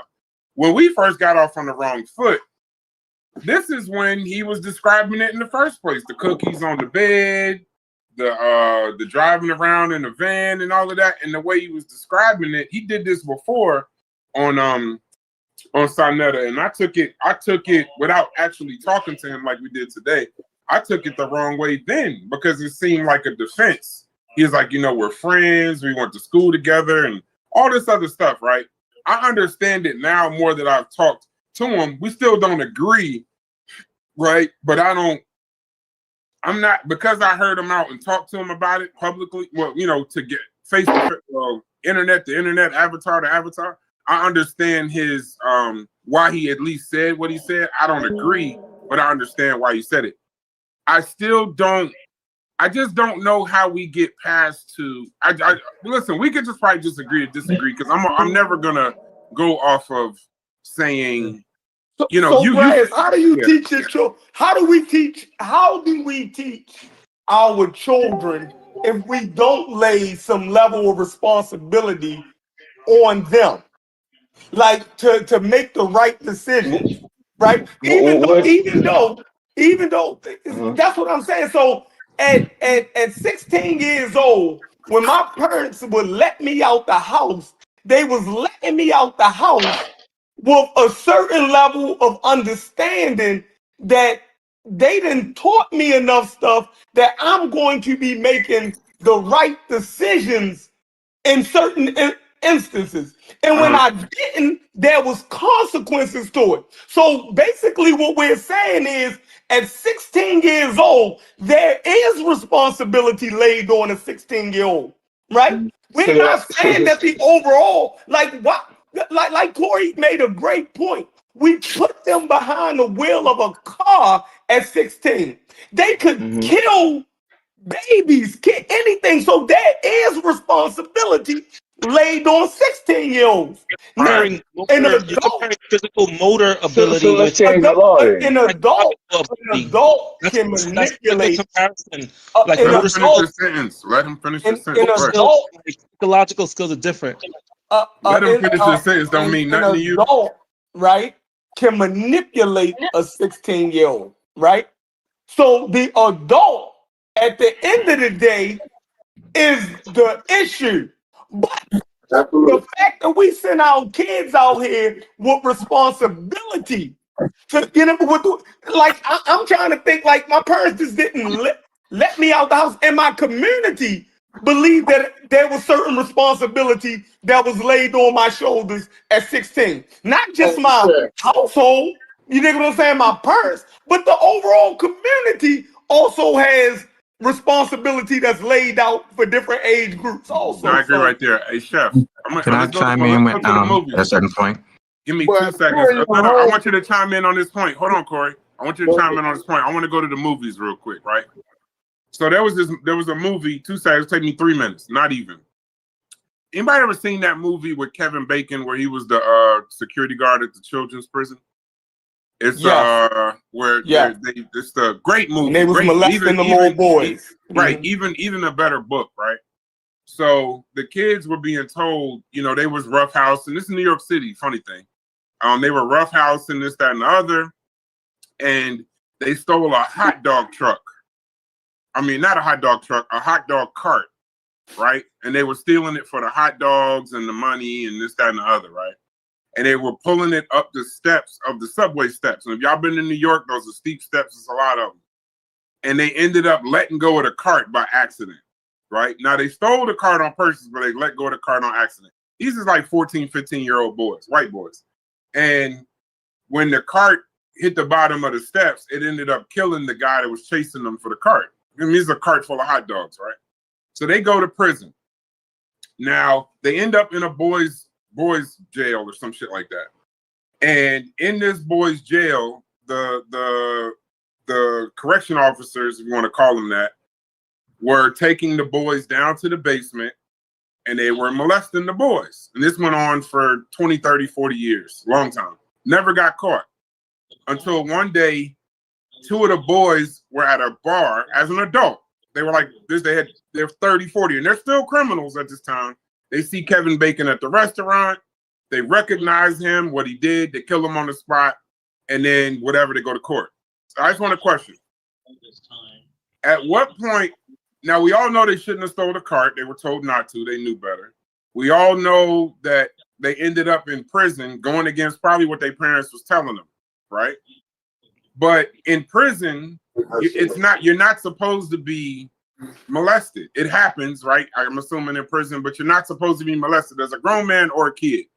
But it happened to them then. We're still saying that it's not their fault, even though they knew better not to end up in there, correct? It's not fault what happened to them in that prison. That ain't even close to No, no. This is a separate thing, Corey. Stop trying to make one conversation one thing. I'm having a different conversation. I'm trying it's to not find. their fault, I'm none at trying to all. find. I I'm can't trying to divorce find that out. from the conversation that we're having, though. No, I know, Yeah, but Chef, to your point.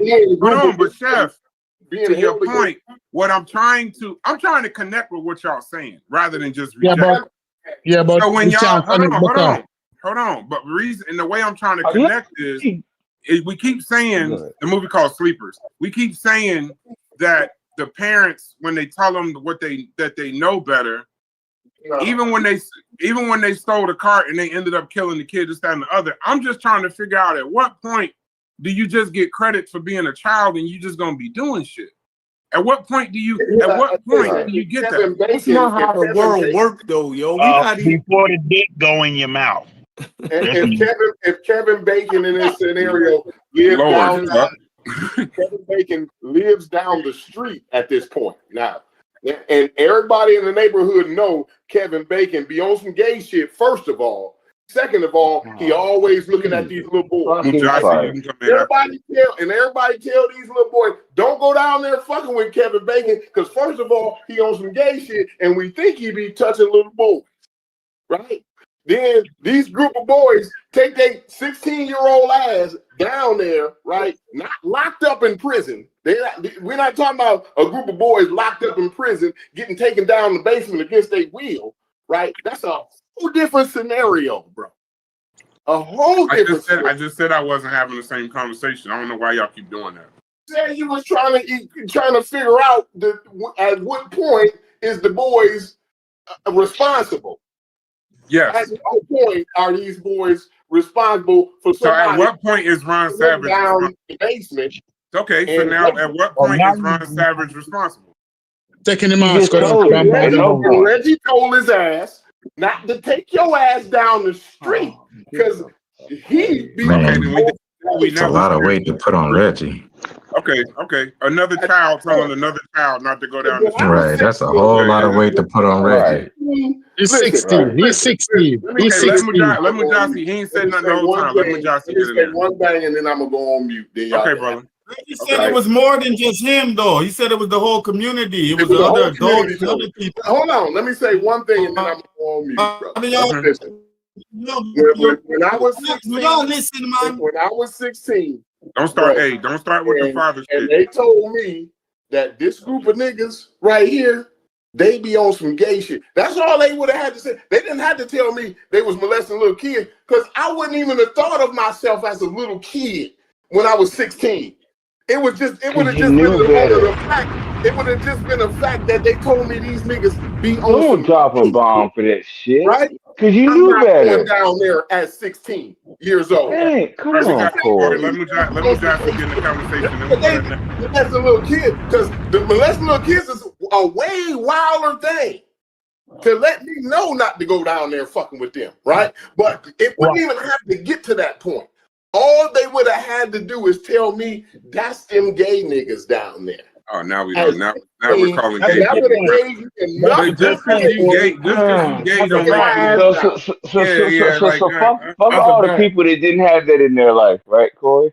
That's a good point. I don't think that's what Corey's saying, but Corey, but I'm just just because you gay don't make you a predator. But I don't think that's what Corey's saying. But we talking to our audience. What'd you say, Tuck? Go ahead, Tuck. I said, no, because I know how niggas will take. I know how people will take Corey words, and then it'll be a referendum on homosexuality. We ain't having that conversation. Yeah, but it's a good point of the egregiousness of the shit niggas is doing down the street. Now you say you ain't tying it into the gang banging and all that shit though, but man, no, I think I'm with Corey. I'm with Corey on this. No, I'm sure y'all are. I just it's good to know. Go ahead, Majesti. I wanted to chime in after Majesti. Yeah, this conversation. I'm sitting up here at work and I'm practicing my deep breathing.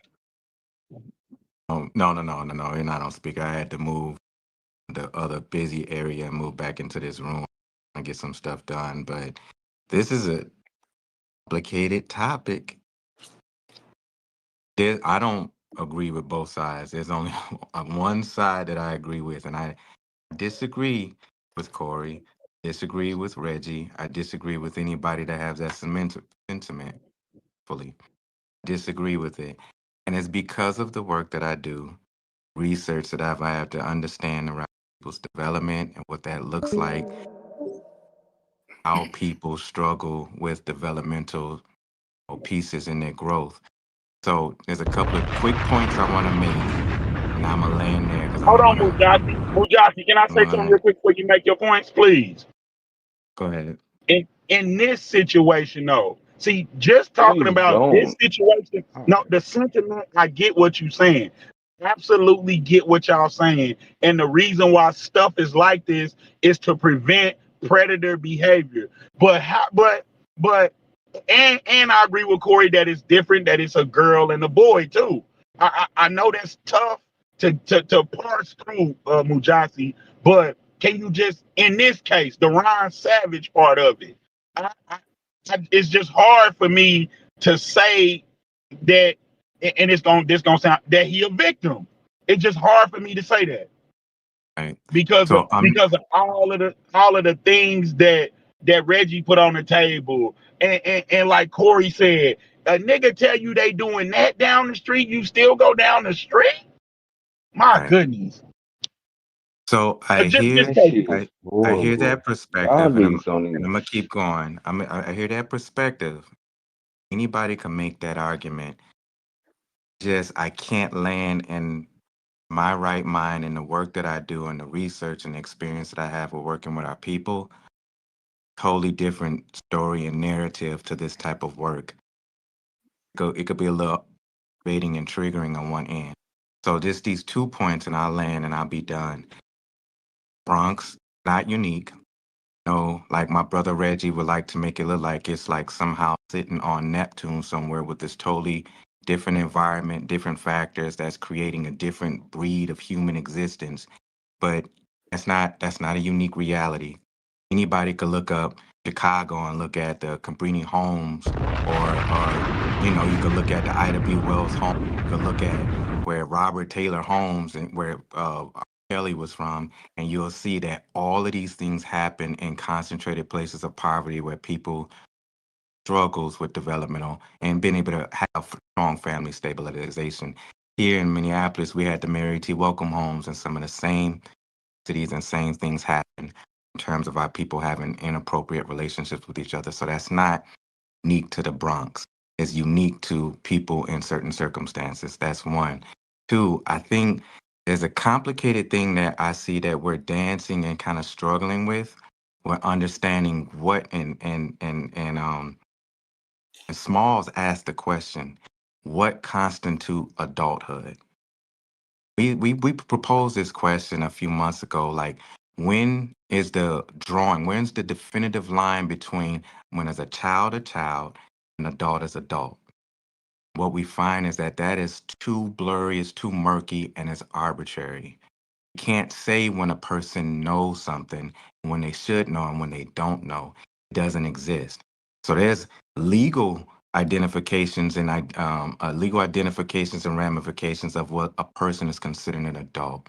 Whether they have the ability to drink, whether they have the ability to be drafted, whether they have the ability to drive a car. All of those were social conventions that follow customary pieces around certain events that happen in America.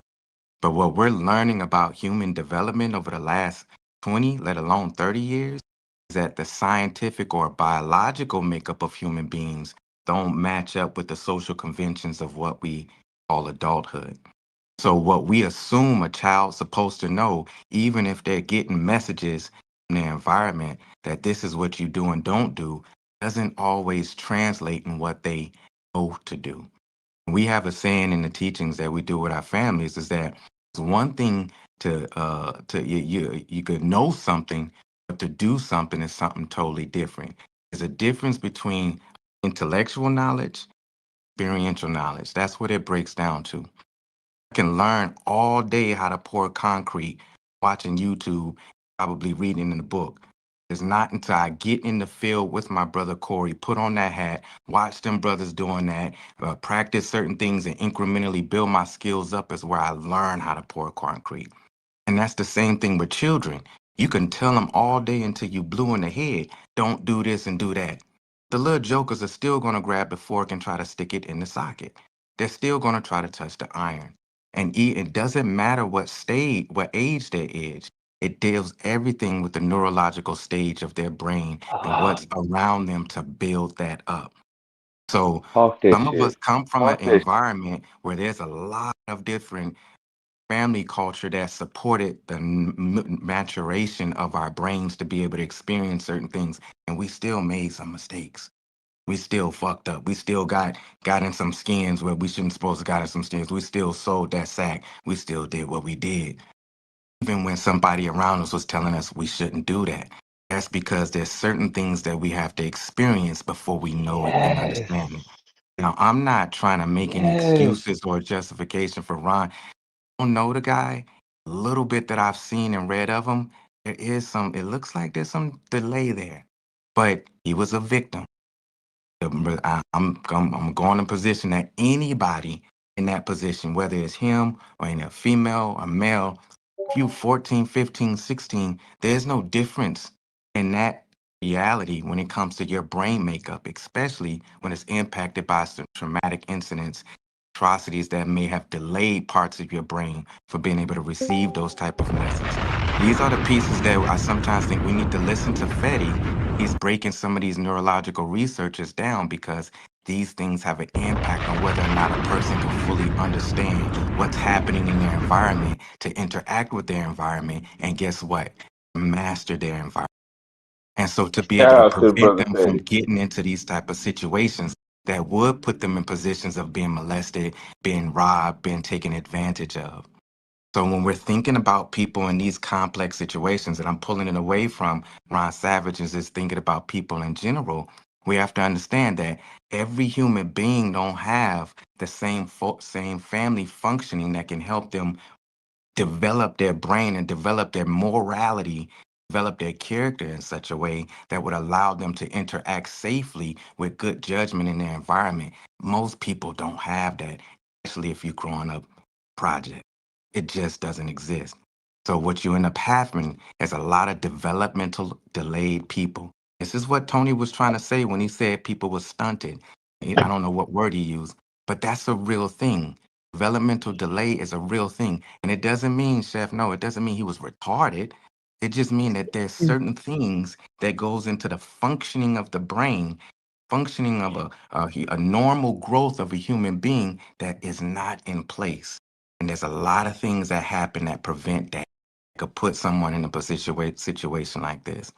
So there's a couple of conversations that I think we're mixing up and not being able to put in place that will explain why we're having differences in opinion. One of them, it goes back to the anchoring conversation. What qualifies a person of being adult? What qualifies a child for being a child? And I'll land there. Very subjective.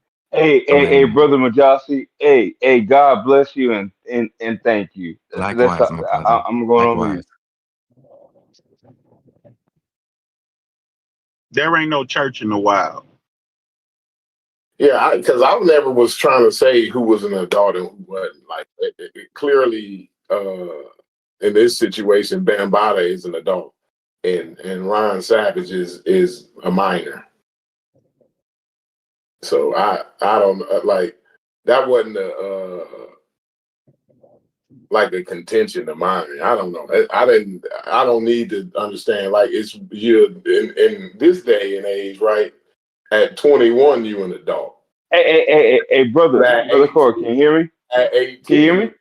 They let you go. Can you hear me? Go ahead. Yeah, we can hear you.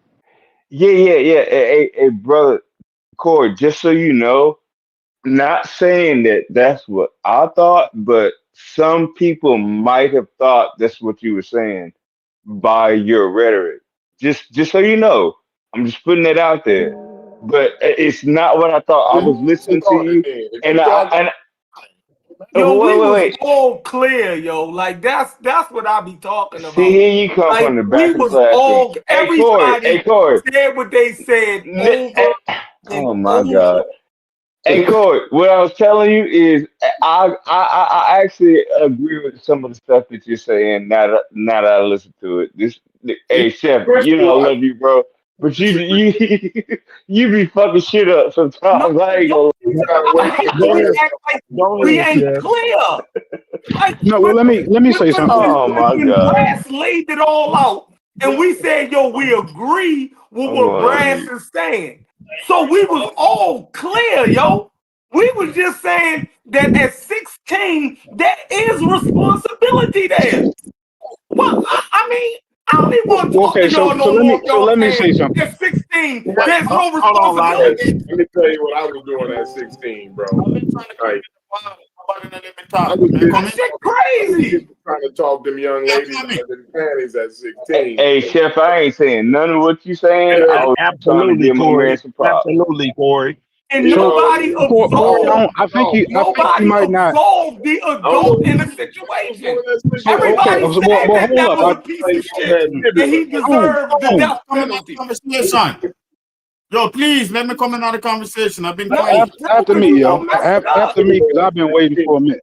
So look, I think I think that one of the things that y'all can't not be saying, right? Y'all can't not be saying. Well, the moment you, I guess, imply that the child is supposed to have some kind of responsibility, like you at that point that you're taking some of the responsibility off the adult. Now y'all would say in y'all's conversation that y'all not attempting to do that.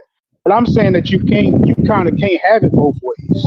You know what I'm saying? No, you can. You're talking about a actually you can. No, I'm explaining to you. I don't believe that you can. You can explain how you think you can. Crazy. I don't believe you already can be saying that. I don't understand how you can say that and avoid the other side of the conversation. You know, because you certainly wouldn't say that they're both equally responsible, right? Living in the real You world, wouldn't say that they're both equally responsible, right? Like you definitely wouldn't say that. So you would have to be saying one of them is more responsible, at least. So look, when you hold on, I'm almost finished. I'm almost finished, yo. Hold up, I'm almost finished, yo. When you say They're not gonna let you get it off. Smalls, I'm almost finished. When you saying that child is responsible enough, you're kind of deeming him. You're saying that he's prepared, right? That he has all the tools he could not be making those mistakes as a child. What he does, he's responsible for not putting himself in compromising might have told him. Somebody might have told him, bro. Not putting himself in compromising situations. Yes, let me. I'm almost finished. there. I'm almost finished. The one that really that I can't get out of my mind in this conversation, right, is like when I think back to some of the decisions I made as a child and why I made them. Like, bro, it was impossible to me to have the kind of foresight to understand how some of my decisions would affect me at 40. Even if you tried to describe that shit. I can't. 16-year-olds up? Like a motherfucker, Jeff. Do 16-year-olds somehow, when they do some shit they don't supposed to do, do they say, oh no, that's just a child. He's not responsible. There is responsibility there at 16. I'm not listening to y'all. Right. Yeah, and they just tried as adults, Jeff. You see, as child. He's a child. As if we talking about a 10-year-old, right? They're trying to equate it like we talking about a 10-year-old when we talking about a 16-year-old young man here. Yeah. So tomorrow I'm gonna propose a conversation after we do our fire pit that we have a conversation on why we adultify our children so quick. Broader America do that to our children. Now Black folks is doing that to our own children. We adultify. We have to do that. No, Josh, we have to protect them. But hold on. Can I ask a question? Can I ask a question? It might be because my mic is a little too loud. Protect y'all children. No, we just ain't listening to you. All right. Do y'all not protect y'all children? Do y'all not relay responsibility on each child for what they're responsible for? Am I the Absolutely. only one? And isn't it consequences when they don't adhere to that in your households? Like what's Chef. But you don't pursue adulthood as a Chef. child that young. When you got somebody, molestation. I'm literally trying to hear you out, Chef. When you got somebody who's trying to hear you out, why do you keep? Is someone else talking? If you're trying to hear me, I wasn't you even don't at have to say I'm trying to hear you. All you gotta do is listen. I'm trying to. Why you? If you're trying to hear me, then listen. I'm trying to listen. So But then you someone don't else have is to tell me that. So someone else is literally cut me off, Chef. I can't hear That's you. C-Dot. C-Dot was trying to talk. Oh, go ahead, Yeah, Go because this is a crazy conversation, bro. Like, like it's so many documentaries. Like my mama, my uncles, you know what I'm saying, my aunts, all of them from Marsh River Projects. Bambatta was a molester. Was a predator.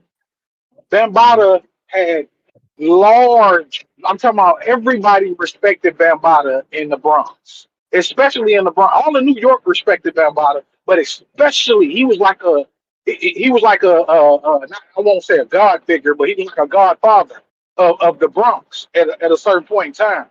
Like dude had so much power, you know what I mean, that he was able to manipulate these kids.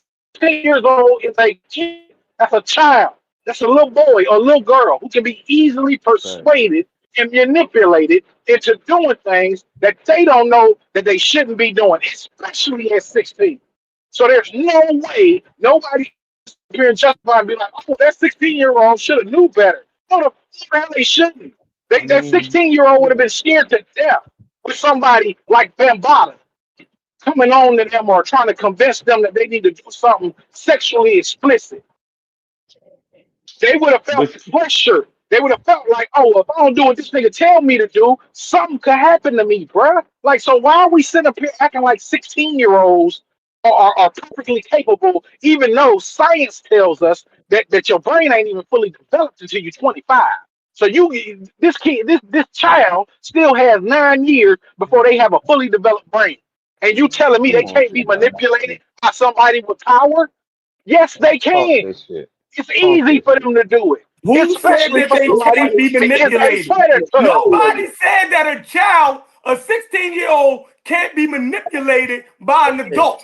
That's why we're saying they have a responsibility not to put themselves in compromising situations with an adult. A child? That's not how it works. A child has that responsibility, Chef? Somebody, See we yourself. talking about Bambatta. We're not 16-year-old son no should random not be going to no grown We're man not fucking talking about. apartment. We're not talking about no random person. We're talking about a respected figure in a neighborhood. I'm not listening to y'all. My 16-year-old son, right, has the responsibility not to take his 16-year-old ass in no grown man fucking apartment. When Reggie and them done already told him he be on some gay shit already. Right. Hey man, hey, listen, hey Chef, I'm listening. How would Reggie be able to tell somebody something like that when like I said, Bambatta was a figure. He was a large figure in the Bronx. He was not just a regular a large figure. How y'all ain't get shot? Yo, Wait, this don't make no does that guy's parents live in the land? this nigga, Is it, Hold on, let's put some is it on them at all that they left him alone to make these kind of decisions for himself? Do they share any of that? This nigga is a problem. Let's put some rails on the conversation. A lot of kids. These are the projects we talking about. We're not talking. We talking about people in the projects who go outside all the time. Kids go around doing what they gonna do the whole night. And this ain't no fucking Mayberry. Why are we talking like people They said everybody knew he was doing it. Especially in the projects, especially in a project like Bronx River, which is usually a close-knit community. So therefore, everybody knew he was doing it. outside. Everybody didn't know nothing. That's what I'm saying. That's why I don't That's right. understand this weirdo frame of mind that people keep pushing, talking But like Because everybody he knew was Van he Bada was was a he predator was the ops and they was when in they the didn't. And outfield. if they did know Van Bada was a damn predator, Reggie included. If he knew Van Bada was a predator, then he should have came to the forefront when all these niggas was coming out talking about Van Bada did something to him. Reggie was the why ain't same nobody way. Don't do sit up nothing here to this and try to nigga Yep, put though? all the Reggie That's blame the on a logic was a right 16-year-old child too. and then excusing all of these adults and shit who sat there Man, you and just ranting. ignored We the having a fact conversation. the You nigga just who ranting. We having a people conversation. who ignored the fact You that just this dude ranting. We was a having a predator. conversation. This dude, everybody did know that Bambaataa So was at why ain't these gay nobody clubs shoot Okay, him? this is a Studio 54. soliloquy. Everybody knew that he was at This these is gay a clubs monologue. DJing That's a like good Studio question. Why 51. ain't And nobody guess who shoot? else was there? The majority. It's a real good question. Why ain't When you nobody? wait, when you say That's the everybody, $100 question. hold on. When you say everybody knew, are you talking about everybody knew back in the 70s in the Bronx, or everybody that was in Zulu Nation knew? What do you I mean by don't that? know. I don't know. They keep Everybody saying who that knew niggas knew that Wait, let that me Bambaataa hear Van what he was say. I Bada. can't DJing hear Here what we in he. gay What did he clubs. say? Tell you, every Ron time we They had knew Savage. this that. talk, I do know Ron Savage knew. I ain't tripping on everybody. Y'all Everybody knew that there were gay people I at pulled Studio Ron 51 Savage. in New York. Everybody knew that. Yet they still went to them clubs. That was still one of the most popular clubs in New York. Why are we sitting up So, here When acting like they all of knew these it was type of things? molesting It's boys. documented, like it's documentaries where you can see Well, who y'all hollering. Bambaataa was DJing for, him partying with him, dancing the whole night and a half. These are all well, look, weirdos. you know I don't know your what to boy. tell This was you. during the Wow. Okay, you, transition of disco but you into know, hip hold hop. on. So let me ask you this. You know that Smash. I don't know if y'all he make still is, me but you know sick. Smash was Zulu, right? So did me and Smash know that Bambaataa was a faggot pedophile? No. I don't I know. don't know. Listen, Nah, I didn't, everybody bro. say The day, bro. no, Listen, no. Now you trying to get your I can now tell you you trying to the get day. yourself. Listen. The day No, I you found trying to out, get yourself caught up into this. I'm Right. not trying to catch nobody up into this. I don't know Bambaataa from a can of fucking paint. But every time we have these conversations, people say that what he did was known in his community. That's what everybody keeps yeah, saying. that's what like the now if you talk So people how like they the gonna say Melly it if Mel, they didn't know it? if you If talking they like knew it, why they ain't say nothing? That's my whole point. If I all these people agree keep with talking you. about Good I question. everybody agree with knew Bambaataa was like this, I then why agree with y'all you. niggas ain't do nothing? People do know. Listen, listen. That's why when they have the conversation about We who don't started know hip who hop, do what in our communities. In that's the why when project, you the I ain't can't conversation. be talking in. about you, Chef. I'm talking about No, the niggas who I'm said Chef, they saying knew. Chef, stop that If they shit. again. knew, why they Stop do that nothing? shit. Again, the Bronx As a is matter of fact, different. niggas bought up to The project The that Bronx shit is is different. a and that The it, Bronx, niggas don't know All what's right, going I'm on. gonna just But say it because everywhere That's else, y'all why might be niggas know where tripping, yo. niggas I going. say Y'all people might be have that tripping because it's I conversation an think you about can who make started a hip anachronism. hop. perfectly Chef functioning said kid. everybody knew it. When Go ahead, people make are My sense. brother having is the a I perfectly know what's going functioning on when in my kid, right? people community. when the Y'all can teach this nigga conversation everything when the about electricity. conversation keeps Talk about happening don't about put the who fork in started the socket, and he will still do it. when the And that's a normal conversation child. Well, he bears responsibility for that. Then Logic. But you when using the word responsible like he a child. when the He's going conversation to just be happens about curious. who started hip Something these hop niggas, Lodge. Bro, when the you saying the conversation nigga when the respond, you're saying it as conversation if he can happens about stop who started himself hip hop, from that's why I being look at a people like they child. crazy He because y'all can't just arguing stop about who himself from being started a hip child. hop.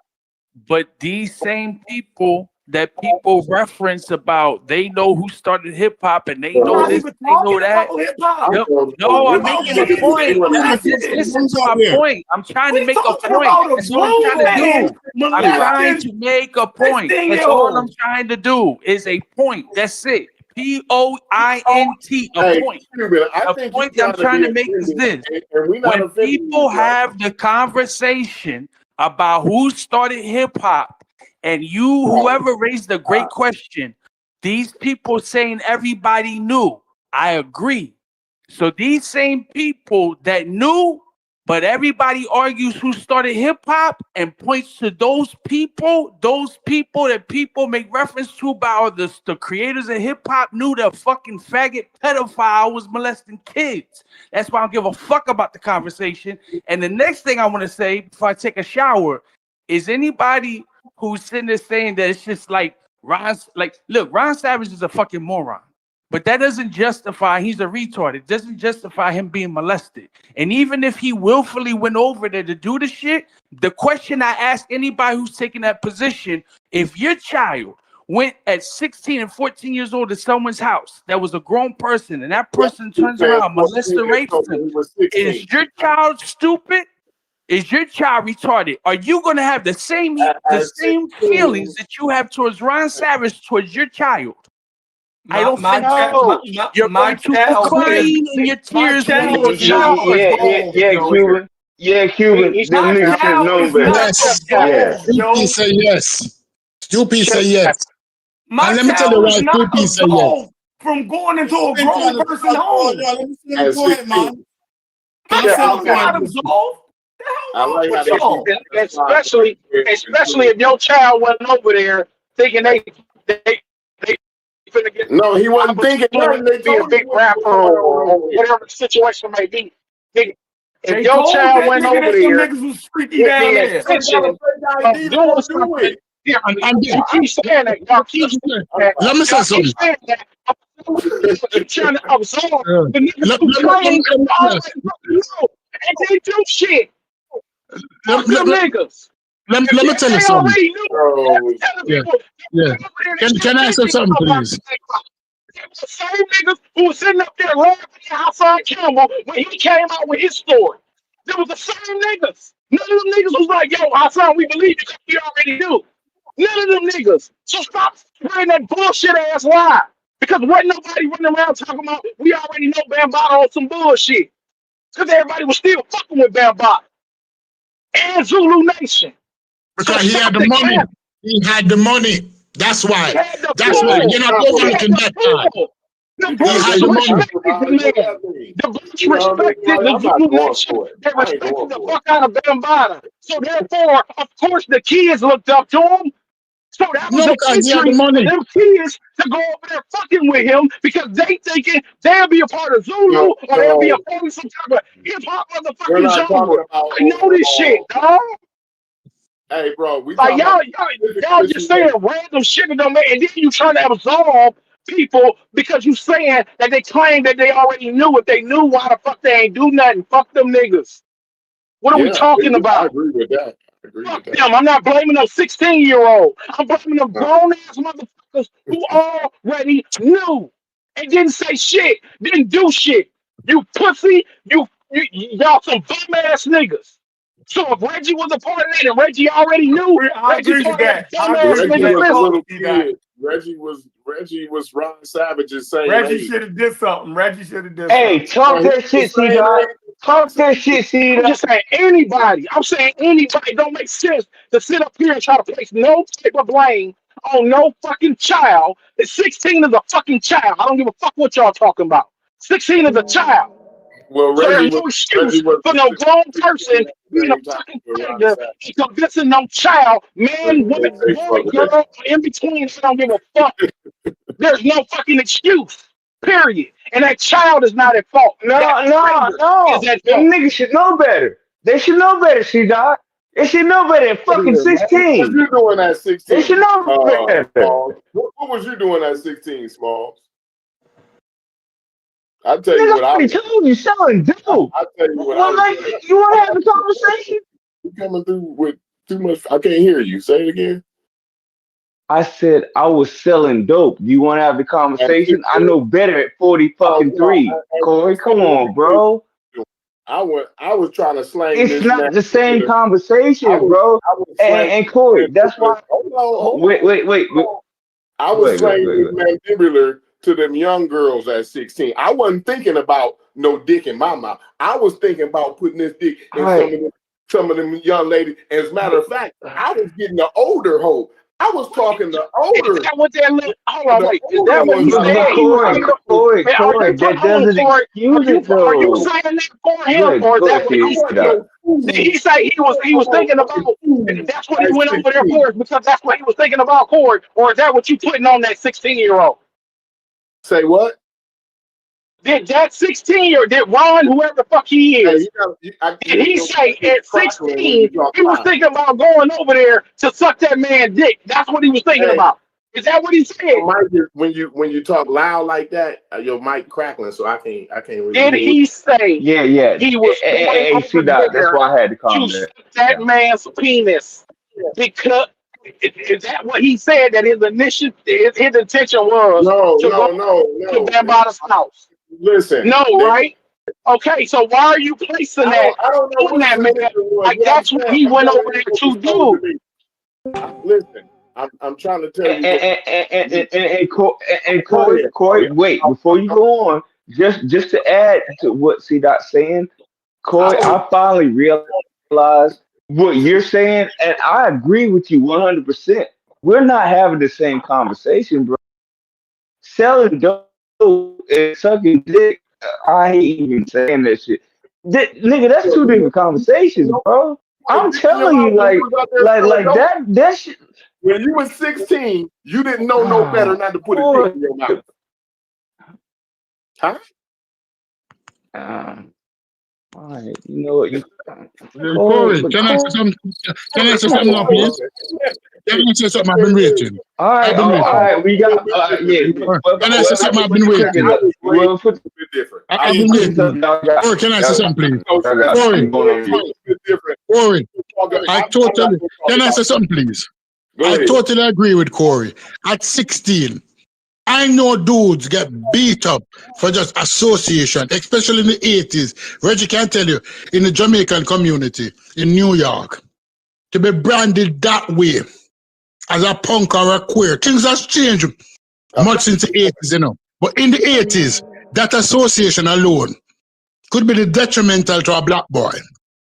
And I don't know what Bambatta could have told him. I'm saying that Bambatta is in the wrong, but at 16, you're looking after your baby sister, your baby brother. You have a lot of responsibility. People leave you alone in the house. They're asking you to cook for your family at 16 during that time. Family car that daddy go get his money with every day. Yeah. Right? So therefore, the question I'm asking, it was in his nature. Him kind of like a gish. Him kind of like a sweet. Hey, you wait, CP, you're making absolute statements I'm not to making all any 16-year-olds. That shit is crazy. Come on, bro. Like everybody don't like just because you know better, it doesn't mean anyone does. That's the point. That's the point. Just because that was your experience. At 6 years old. No, let's be honest. At 6 years old, children are taking bus on their own. At 6 years old. No, let's look at the progression of children. At 6 years old, children are taking bus on their own. No, nigga, you taking buses on your own. All right. Every 16-year-old doesn't do that. They live a different life. Crazy small. What are y'all talking about? That's right. No. All right. From where I come from. All right. This is it. Let me use it this way. Let me use it this way. Hold on, CP. Let me talk to him. So Small, are you telling me that in most communities that 16-year-olds do not travel on their own on public transportation? I'm not telling you. I'm telling you that why would you make an argument against that? So you didn't even let me finish. That's irrelevant. I'm telling you that the fucking law says 18 and science says the adult don't occur till you're 25.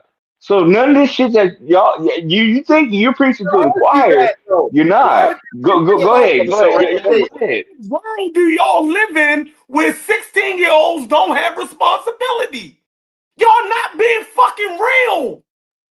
No, we I'm saying that I'm shit not being real ain't then. relevant to what I'm we're not being talking real about. then. It's not Yeah, relevant to a predator, to somebody being a predator. wait. Bro, it's Hey, Chef. irrelevant, bro. That's Chef. like trying to blame. That's Hold like on. trying to blame Hold a on. Nobody's woman for blaming getting them. raped.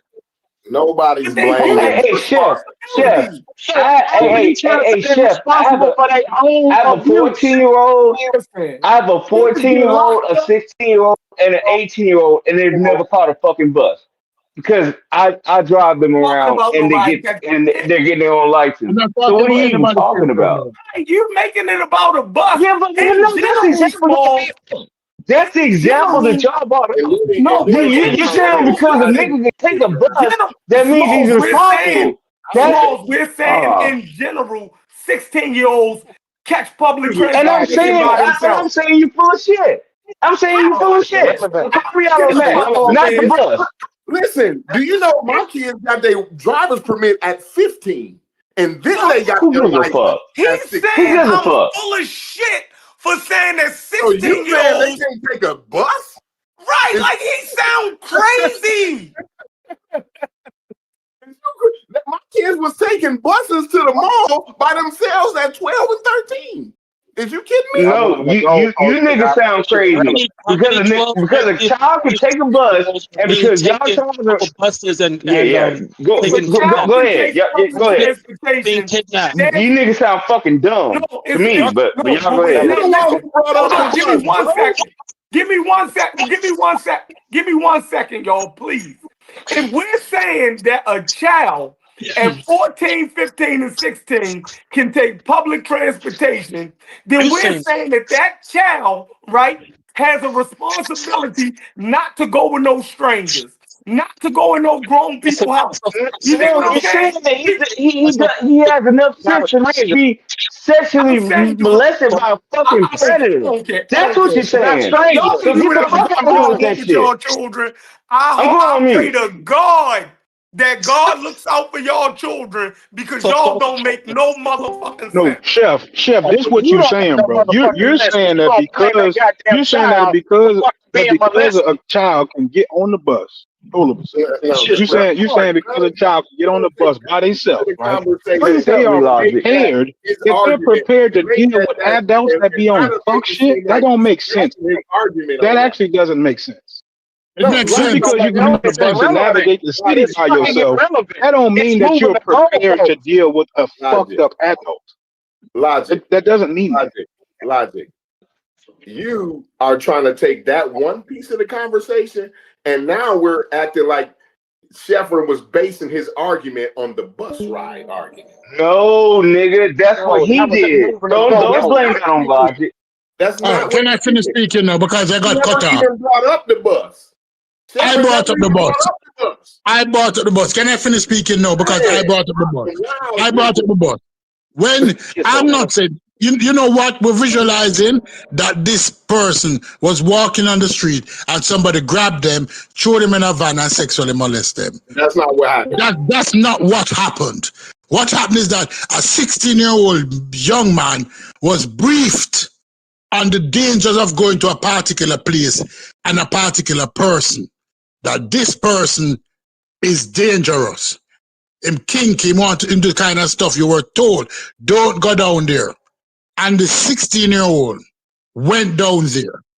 Bro, forgetting about the group that these psychos do. No. Let's look at it. It's two separate Was he? situations. How the fuck did you know that? It's two He was separate briefed? situations. So when you're visualizing it, Fuck don't out of here. visualizing it like this dude was walking on the street, and a white van pull up and somebody grab him, throw him in the van and molested him. That didn't happen. It That don't didn't matter. happen. It doesn't matter. Okay. And that's what you Okay. understand is that Okay. it doesn't matter. Okay. Listen. Regardless, if you went I over hope there on his you own or not, child-proof your house. I hope everybody in here over 16-year-old, please child-proof your house. B-Sig was briefed. Y'all If listen you to have a how 16 fucking years dumb that old, sounds? please, if you B-Sig have a was briefed at 16-year-old, 16. I still have So to he knew let better. me finish. If you have a 16-year-old, let me finish because I was interrupted. If you have a 16-year-old, I still have to child-proof your house. I'm a retarded child. Bro, I was looking for it. I'm just gonna say that flat out, bro. At 16 years old, right? You're a junior in high school. You got one more year. You finna be your ass out at 16. You don't know. 16-year-olds can't be groomed now. Like 16-year-olds can't be groomed. Let me tell you, when I was in the 7th grade, listen. When I was in the 7th grade, they had a lunch table with the weird kids. Right? It's a bunch of weird niggas over there at that lunch table. Half of them on some gay shit. The other half of them retarded. That's the weird. When we say people are green, what does that mean? Over there sitting at the weird table, right? That's in the 7th grade. I knew not to take my ass over to the weird table because some weird shit liable to happen to me at the weird lunch table, right? So by the time hey, Logic, I want to know that. What is being briefed at 16? What's a green person, yo? Don't they got green adults and green adolescents? What is somebody who's green? Are they responsible? Green. Right, so you're using the word responsible. I'm saying like you can't expect a child to be mentally equipped for an experienced pedophile. That doesn't make sense. Listen, when your mama told you to have them dishes washed before she get off of work, I don't give a fuck how green you was. If them motherfucking dishes wasn't washed, she was gonna whoop your motherfucking ass. Hey, so you talking about a child versus an experienced pedophile? How can you be prepared for that, bro? Right. Should the weird kids be molested? Because you weren't part of the weird kids. You didn't get molested. Should the weird kids have been molested? Let me talk to Logic real quick. Because in Logic's argument, I absolutely have to be excusing the pedophile some kind of way. Which I'm saying for the 1,000th time that ain't no situation where Bambatta was right. He was right. He was wrong way before Ron Savage 16-year-old ass. Right? I done said the nigga should have been buried. Somebody should have put a bullet in his motherfucking head long ago, before Ron Savage even took his ass down there when Reggie them told his ass not to go down there, because Reggie was the same age as Ron Savage. No, I get you. I get you. I'm not. Look, I get you. So what my comment was, I don't understand how you're making your position and ignoring this other part of what you're saying. Now maybe you could do it, but you ain't explained how y'all could do it yet. But I'm saying maybe you can do it. But I'm trying to figure out. So like, I'm trying to figure out how can a child prepare themselves for an experienced pedophile? I can't explain myself no more, Logic. If English ain't the lingua franca that gets the point across to you, I don't know what to do for you. Come on, Corey. Me and you, me and you, we good, bro. Just tell me, how does a child prepare themselves for an experience? A child don't prepare themselves. A young man prepare himself. A young man should have enough responsibility, right, to put a condom on, because his mama and them is already telling him how to have sex. At 16, but they don't. At 16, something's wrong. But they don't. Which means Mom ain't teaching them shit. You know that. Mom ain't teaching them shit. This is crazy. Me, Logic, hold on. I'm trying to get my point across to Logic. Me, I talk to my kids at 16 about sex. I made sure my son got condoms and know how to fuck to use them niggas at 16. Because guess what? I was 16 before. And guess what happened when I was 16? I was trying to stick this dick. Well, look, so I think somewhere in there, are you asking children to have the mentality and the composure and the experience? Define child. Look, for me, I can just start. We could just start with inexperience. Let's just start with inexperience. Oh, define child. I'm gonna just start with inexperience. And then quick, y'all can add and subtract from ever. Yeah, go ahead. You're right, Anathema, because I cut you off a damn near hour ago. But yeah, inexperience has got to come along with being a child, for sure. Y'all taking Reggie's conversation out of context because he knew and grew up with him. So Reggie is setting the whole environment. And one thing that happens in those environments, certain people that you know are more subject, they get more schooling. So he said that he was warned not to go to the Bronx River, but he didn't want to. So and you focus on certain people. How I know this is because you have the gangbanging area where I taught school at, and you have certain students where we throw everything at them, the family, everything. You tell them not to get in the car with them known gang members, and you know what? They still go down to that block and get in that car. They end up being the innocent one to get shot. They end up doing something, but people recognize this tendency, and these people do get told. So the people, Reggie said a thing where this man wasn't green. This was known that this went on in the Bronx rivers. Don't go over there by yourself. The man still went against what the community knew about. That's where Corey comes in, why I agree with Corey. And I'm using the analogy I gave you with the students. The students and the community recognize, everybody knows that if you go over there on 104th and you start hanging out with them guys, you're going to end up putting yourself in a more likelihood to get shot, to join the gang, or get beat up, or get affiliated, or get picked up by the police, get in a stolen G-Ride vehicle. You know this. But then there's some people, they're just curious. They still want to go over there. And you can't, and no matter what you talk to them about, they end up in those situations. And when do you say, well, the 21 years old niggas over there should have told him, go back, you too young, you're not supposed to be on the block. They recruiting him. They want him over there. They have a predatory nature the same way. You can't expect a predator to act rational. That doesn't even make sense. Like, I don't expect the 16. I don't expect the, hold on. I don't expect the 16. I've been trying to stay on mute, bro. You know what's funny, bro? You just said you don't expect the predator. You just said, hold on. You just said you don't expect the predator. Hold on. Go ahead. You just said the words, I don't, because see, I don't want to hear nothing about frontal cortex no more in this Discord.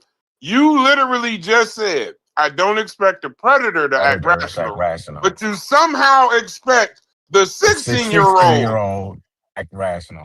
To act rational. That's some bullshit.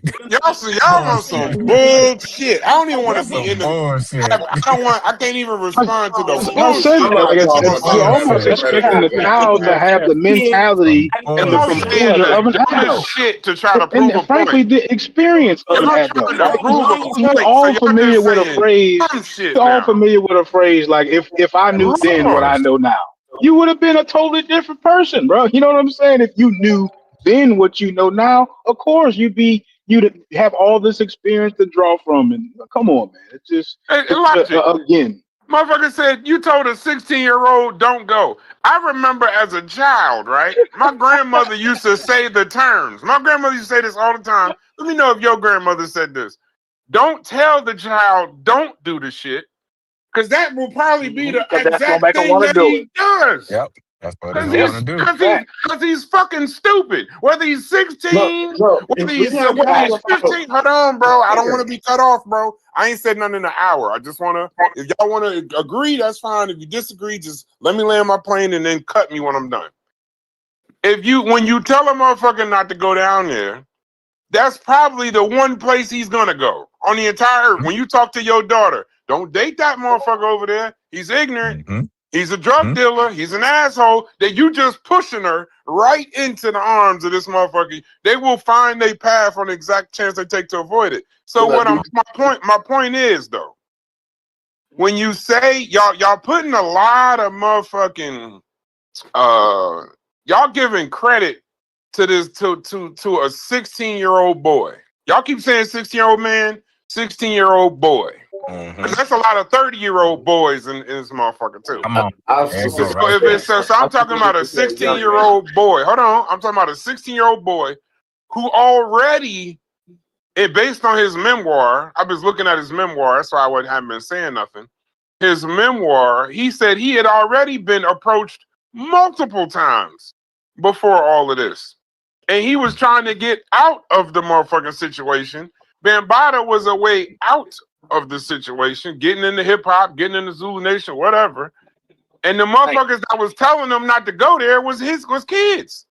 So if a motherfucker ain't listening to his parents, and he ain't listening to these drug dealers in Castle Hill. And he ain't gonna listen to the fucking kids telling them not to go. Some of them kids already went. We just don't know. Something already happened to them kids. That's probably why they're telling them.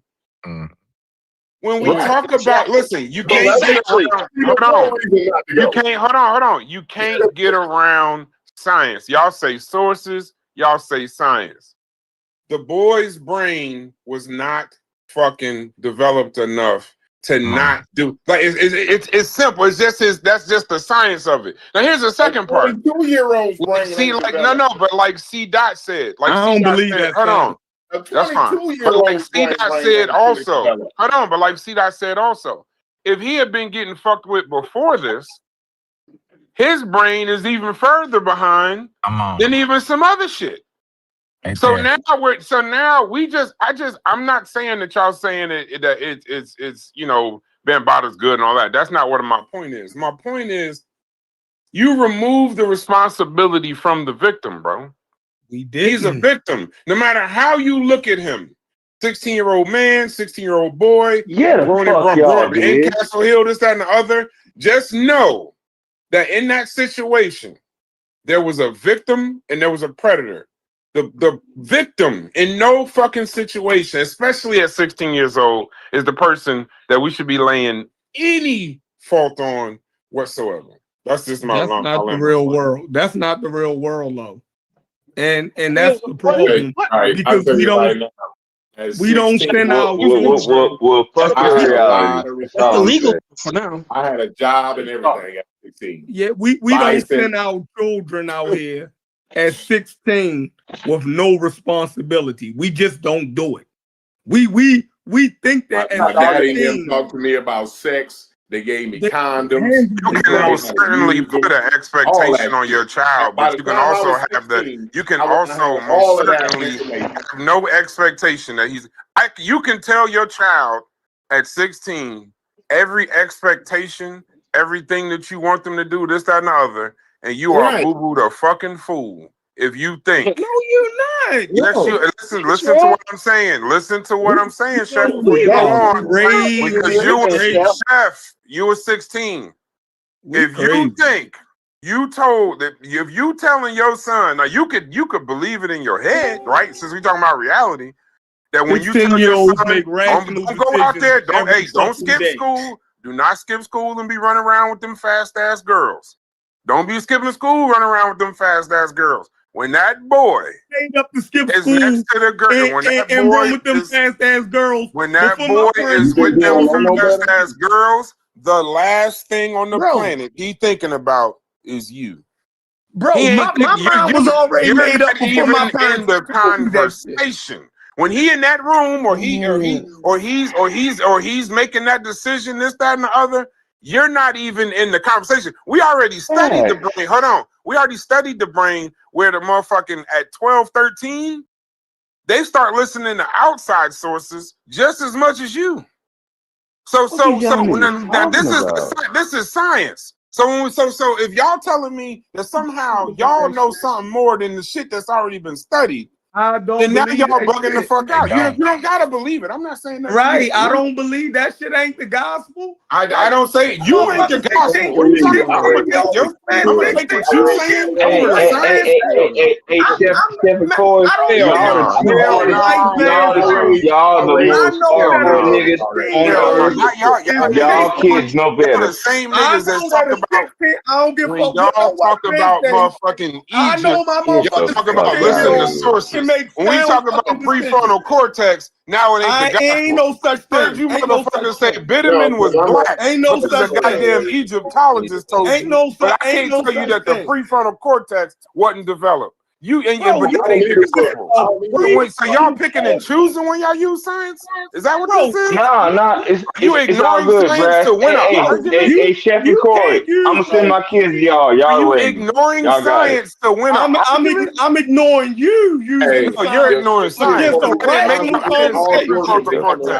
They said science says that it's prefrontal cortex, not me.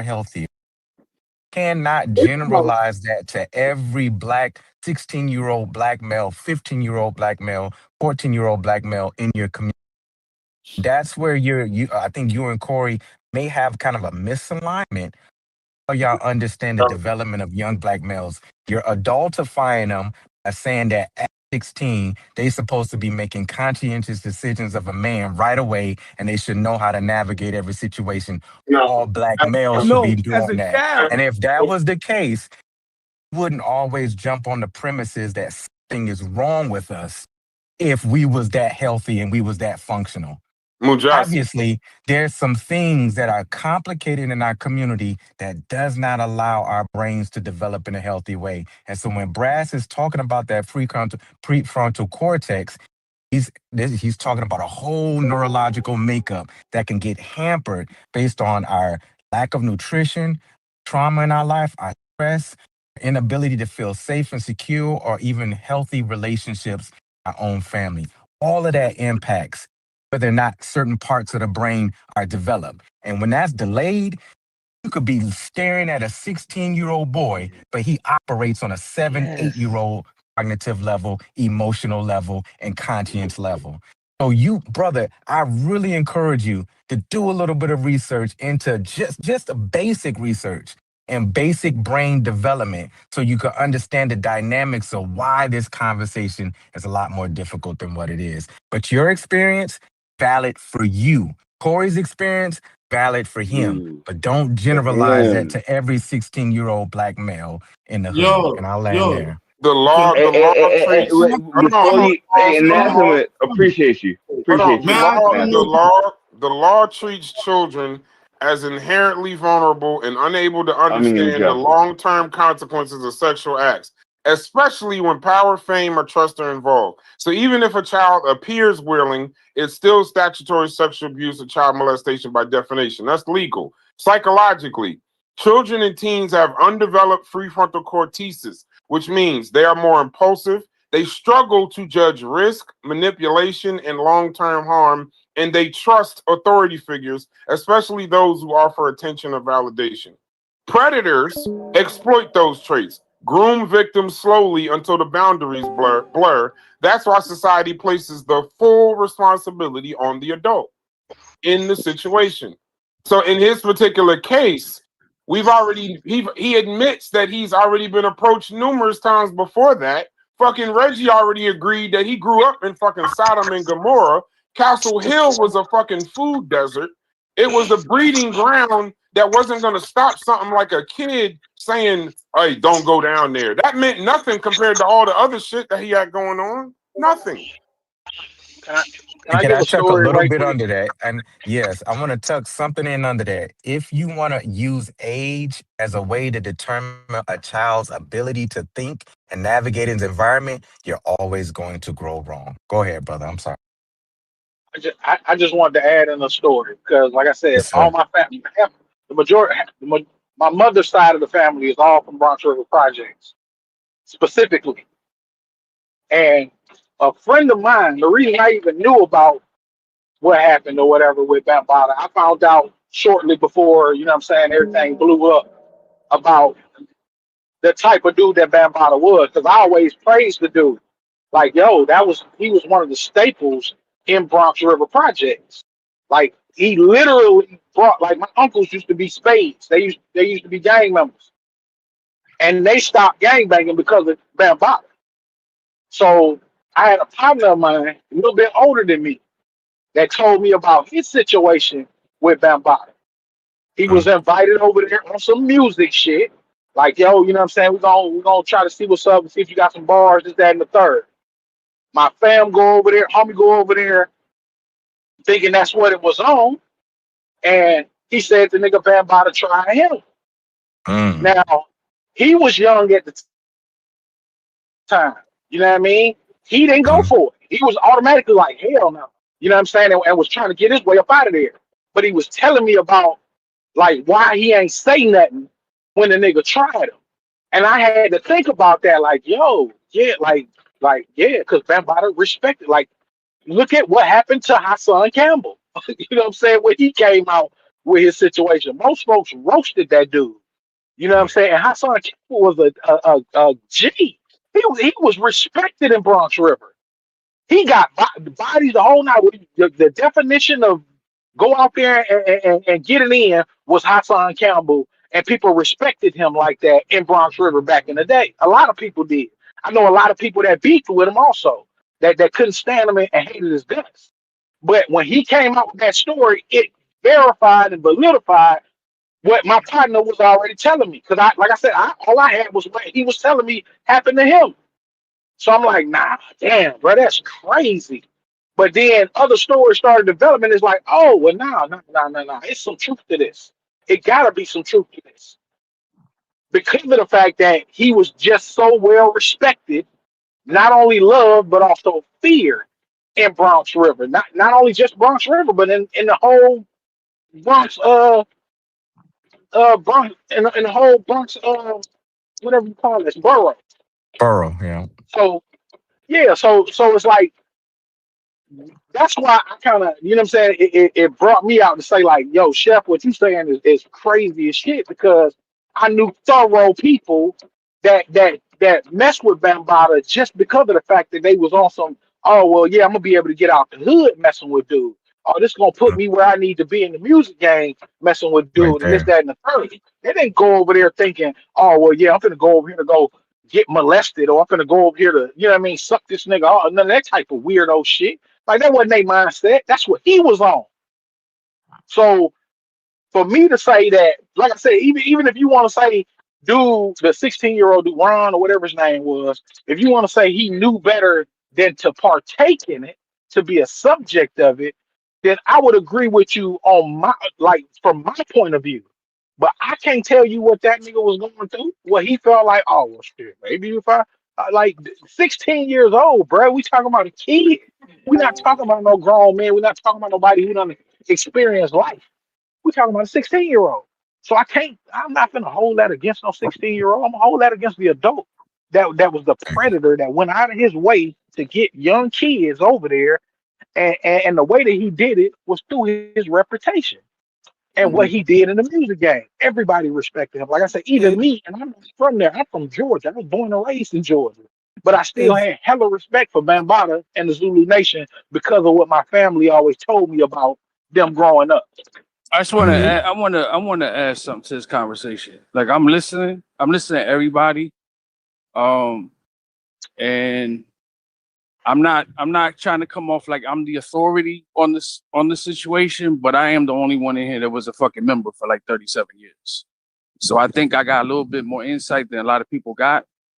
And I've tried telling people a lot of this shit, and there's a lot of people who don't believe it. So this whole shit. That's why I started when he brought up polite earlier. I was going somewhere with the polite thing, trying to give you all an alley-oop, but it deterred because everybody jumped in the conversation and started talking. In this situation of this pedophilia, number one, the only people that's come out publicly that people have seen by face is Hassan and Ronald. John Doe, I know John Doe. John Doe's the one who won the case in court, and Bambatta is now is classified as a pedophile. Unfortunately, Zulu Nation did not get registered as a pedophile organization. That's a whole nother subject. I can tell you that I know many people, and there's a person that Reggie mentioned when he was talking about people from Castle Hill and shit. There's a person he mentioned. There was two people he mentioned that I know. And one of those people, or one of the people that came out with John Doe saying that they were molested by Bambatta. And this dude is like in his 50s. He's like Reggie's age. Number one, when I look at the shit, where was the fucking parents? Number two, they wasn't told, bro. There was lack of parentalship, right? There was an issue evidently in the community. So now we're talking a communal issue, a social issue. And number three, Brass is totally 100% right. Listen, I don't like Ron Savage. Ron Savage recanted everything he fucking said and totally went against the grain for $1. And that's just the facts.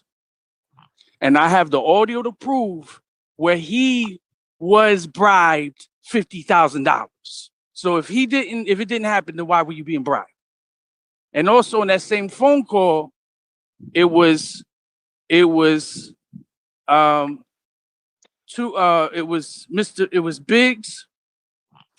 and it was somebody else. The other person in the original copy, it was this other person. I can't think of his name. And Bambatta was on the call. But the audio you'll hear is Biggs from Soul Sonic Force and Ron Savage. So why are you being offered $50,000? Why are you being told by Mickey Benzo, who used to be the manager for Fat Joe? Mickey Benzo, who was the manager for Ice-T. Mickey Benzo I've met. Mickey Benzo, who was a correctional officer at Rikers. Mickey Benzo that was on the Breakfast Club after this audio of him was leaked, was on the Breakfast Club admitting that he was a corrupt correctional officer in Rikers Island that used to beat inmates and was fired. So he's telling you his character for anybody who's never met Mickey Bozo. Mickey Benzo is on record, on audio, saying to Ron Savage, who then states he was never molested, who turns around and says, why are you doing this to the brand? Why are you doing this to our legacy? This shit happened because you have individuals that they themselves were molested by Bambatta.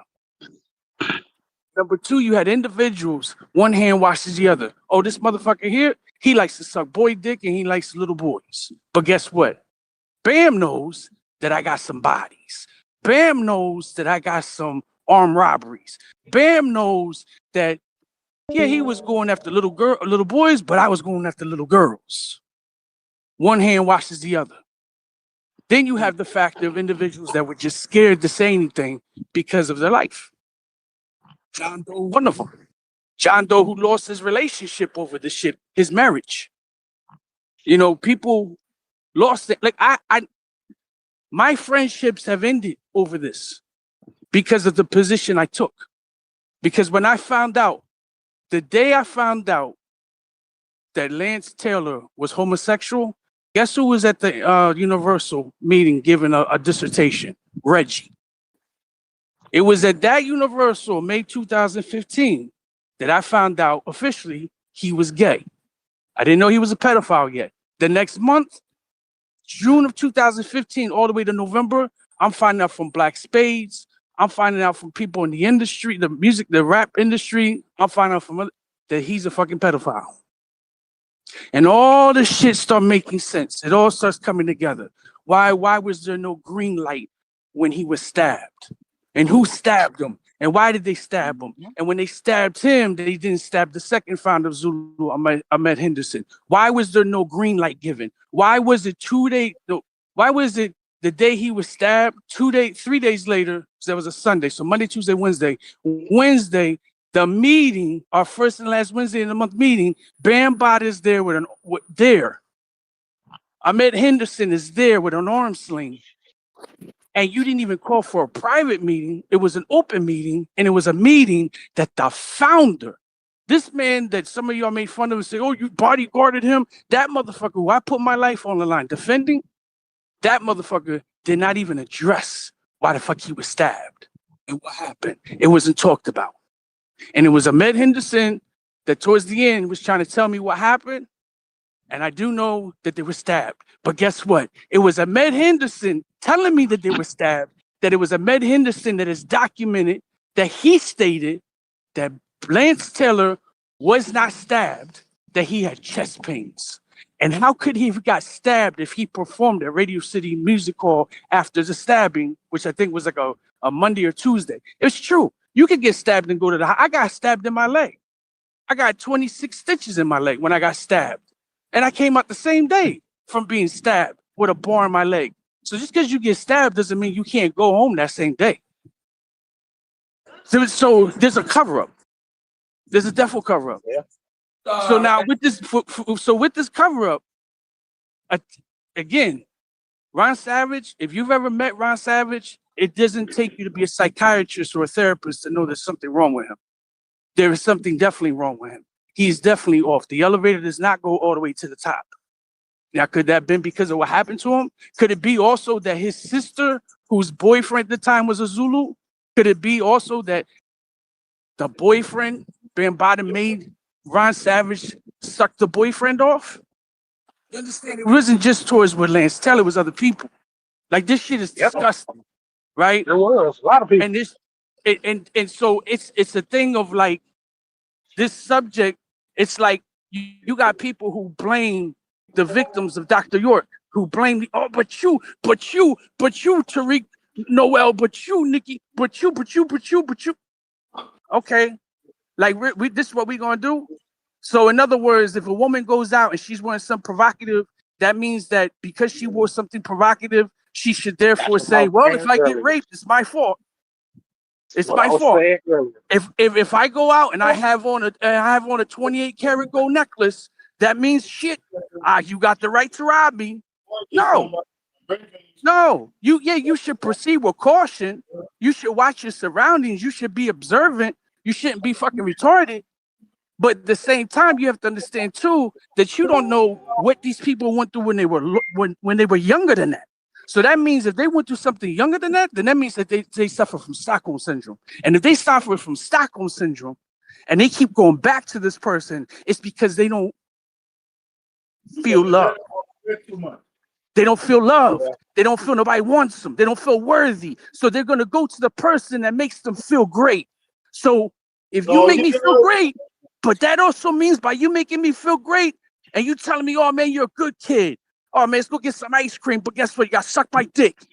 They're going to fucking do it because they don't feel loved. They don't feel appreciated. They're victimized. They don't know what the fuck is going on and they're confused as a motherfucker. Every single person I know who has been molested, it is the same story. I would say over 90% of the women I've been with have been molested, and it's the same story. And some of them begin to even sometimes suffer from being confused sexually. Whether do they like women, or do they like both, or do they like God? Like I don't know what the fuck I like. And it's a traumatic thing. It's traumatic. This isn't some easy fucking thing. This is a very complicated, intricate subject that is detrimental, is horrible, and it's something that should be empathized and sympathized. Like, this is fucking crazy. Like, fuck Ron Savage, but at the same time, the shit shouldn't happen to him. I don't agree with everything I don't agree with a lot of stuff Hassan Campbell says, but that doesn't mean that should have happened to him. Right. You know what I'm saying? Like, there's probably people, I don't know, that we all may know that we just don't know the personal shit, what could have been what. That we probably like, yo, fuck that person, they a scumbag, but did they deserve to have this done to them? Like, is that cool? Like, have you guys watched Ronald Savage's live videos? Again, it doesn't take you to be a psychiatrist or a therapist. Watch his live videos and you tell me if he's sane. He doesn't need to be on camera. He's fucking Cuban. crazy. Cuban. I don't even know who the dude is, but I can tell by everybody who was affected by dude, they all have some type of mental issue. Like it's and that's what I'm saying. That's the thing about a predator. A predator will find the ones that have that issue. But also the thing that made Bambatta so different is the power that he held in the Bronx. That's what kept the secret for so long. Is that power and that fear that he installed in the majority of people, not even just him, not saying that him, but the idea of Bambatta and his whole crew and everything. That idea always kept a fear in the back of these individuals' minds. Like I said with my homeboy, that was his reason for not saying nothing to his parents. Was because he was like, oh hell no, you know what I'm saying? Them niggas be done came and nah, bro, we can't have that. So I'm like, nah, what you mean? Like you poke, bro? Nah, hell, I'll be damned if a dude come at me. Like for one, we would have been fighting. There wouldn't have been no, you know what I'm saying? None of that other stuff. But I had to understand, like, I don't live in Bronx River, so I ain't got to come outside every day. But I remember what it feels like to come outside the Bronx River every day. Listen, if you recall the video where me and Inky was on 125th and he starts clowning me about my Zulu Nation tattoo that I used to have on my left hand before I tattooed that bitch over. Everybody said, "Why were you quiet? Why were you quiet?" Because around that time is when I was finding out about the pedophilia. So why would I say something? I wouldn't say nothing because it's the same piece of shit channel with people that I'm telling you, your motherfucking master teacher's a child molester, your Dr. Pork. And y'all sit up here and support him.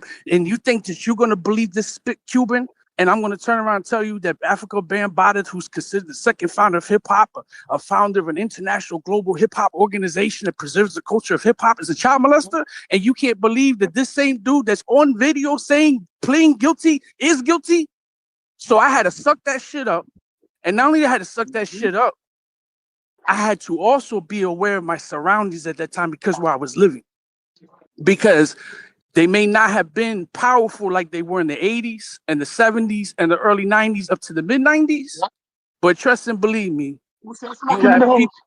you have people in it to this day that will get you that will kill you. That will get you. Right. Hold on. TC Islam was killed. My brother TC was killed in 2017 in Georgia.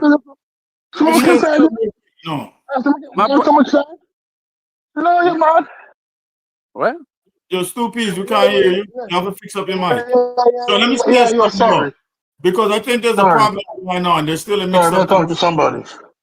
Because I don't think. All right, go on, Stoopies. No, I wasn't done. I was just gonna make a last point. My brother was killed. TC Islam was killed in June of 2015 in Georgia, in Atlanta. Right? They caught the two killers. But guess what also happened with the police department? When myself and some other people contacted them to say you might want to go dig a little deeper, guess how they looked at it? We got the shooters, which they did get the shooters. But the question is, what was behind the shooting? Because it's just so interesting that at that time, there was 3 individuals of top position that happened to live in Georgia. It just so happens that prior to that, when he was living on Crescent Avenue in the Bronx, he was fleeing through the city, state to state to state to state to state. Why? Because he said some shit. And because he knew too much shit. And then he just mysteriously dies. That's all I want to say.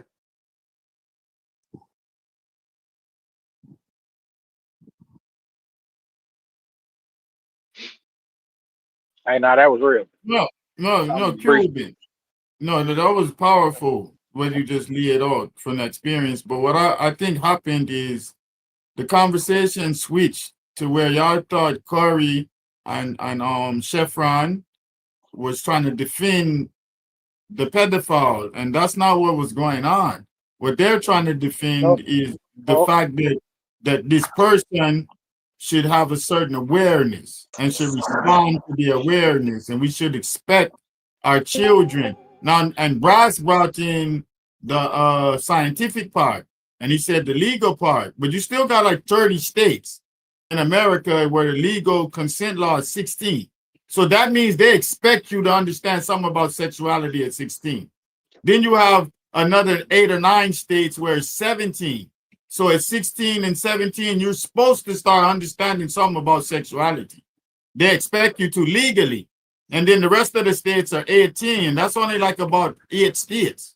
So we have this perception that the law expects you to be 18 and 21 to have this sexual understanding, when 30 is the greater percentage of the states, the contiguous states. So the 16 is where you're really supposed to have this sexual responsibility and start coming into your identity sexually, where you're supposed to take heed to warnings and understand the abuses that might take place to you. Your community is supposed to express these things. And Reggie tried to lay a foundation where they use fear, but then certain people didn't heed that. They went and they got victimized because they went around people that were victimizing people. The same way people went and joined gangs and went around murderers, and you get consequences for dealing with that. And I think they were expressing that there's a responsibility on the youth to not go put yourself in those certain consequences. Despite the inhibitions of being young and all of this, there's a standard set and expected. Some deviate from the standard, and they're the consequence. They got to be pointed out as the example as to why you shouldn't be here, why you shouldn't make those decisions. Because not the majority of people made those decisions that even lived in that community. Yeah, So I think you different arguments. Because nobody, even if at 17, hold on, what are we talking about? That's not the argument, though. Even if at 17 it was deemed consensual, even if at 17 he can make the decision, a 30-year-old man still can't have sex with him. What are you talking about? I said you should have a sexual awareness. No, but listen to what. Did you hear what I just said? Hold on. You just said legally. You expected to be able you to just make said legal. You just said that they should have some understanding. No, I said that the consent law. Man. No, I said the he was in his 30s. You're doing an emotional appeal now. No, what I I'm said not emotional at all. Shows that the law expects you to have an understanding. I'm not emotional at all. I'm telling you the law. I said the appeal you're trying to do. I didn't do anything that said you bring up the consensual age of sex. Sexually aware. You bringing y'all not qualified to relationships or none of that. Y'all are not qualified to tell if anybody is sexually aware. No one in this Discord. So even if he's 17 and the law says he is somehow now able to have a consensual sexual relationship, he can't have no consensual sexual relationship with a 30-year-old man. That's still statutory. So why are we trying to figure out how this shit is somehow right? How this shit is somehow like well, you know, if it would have went this way, it could have went. If it happened this way, then possibly it happened this way. And this nigga said that he told them, and then this nigga said he got 50,000. Like all of this shit, it still adds up to a very simple premise.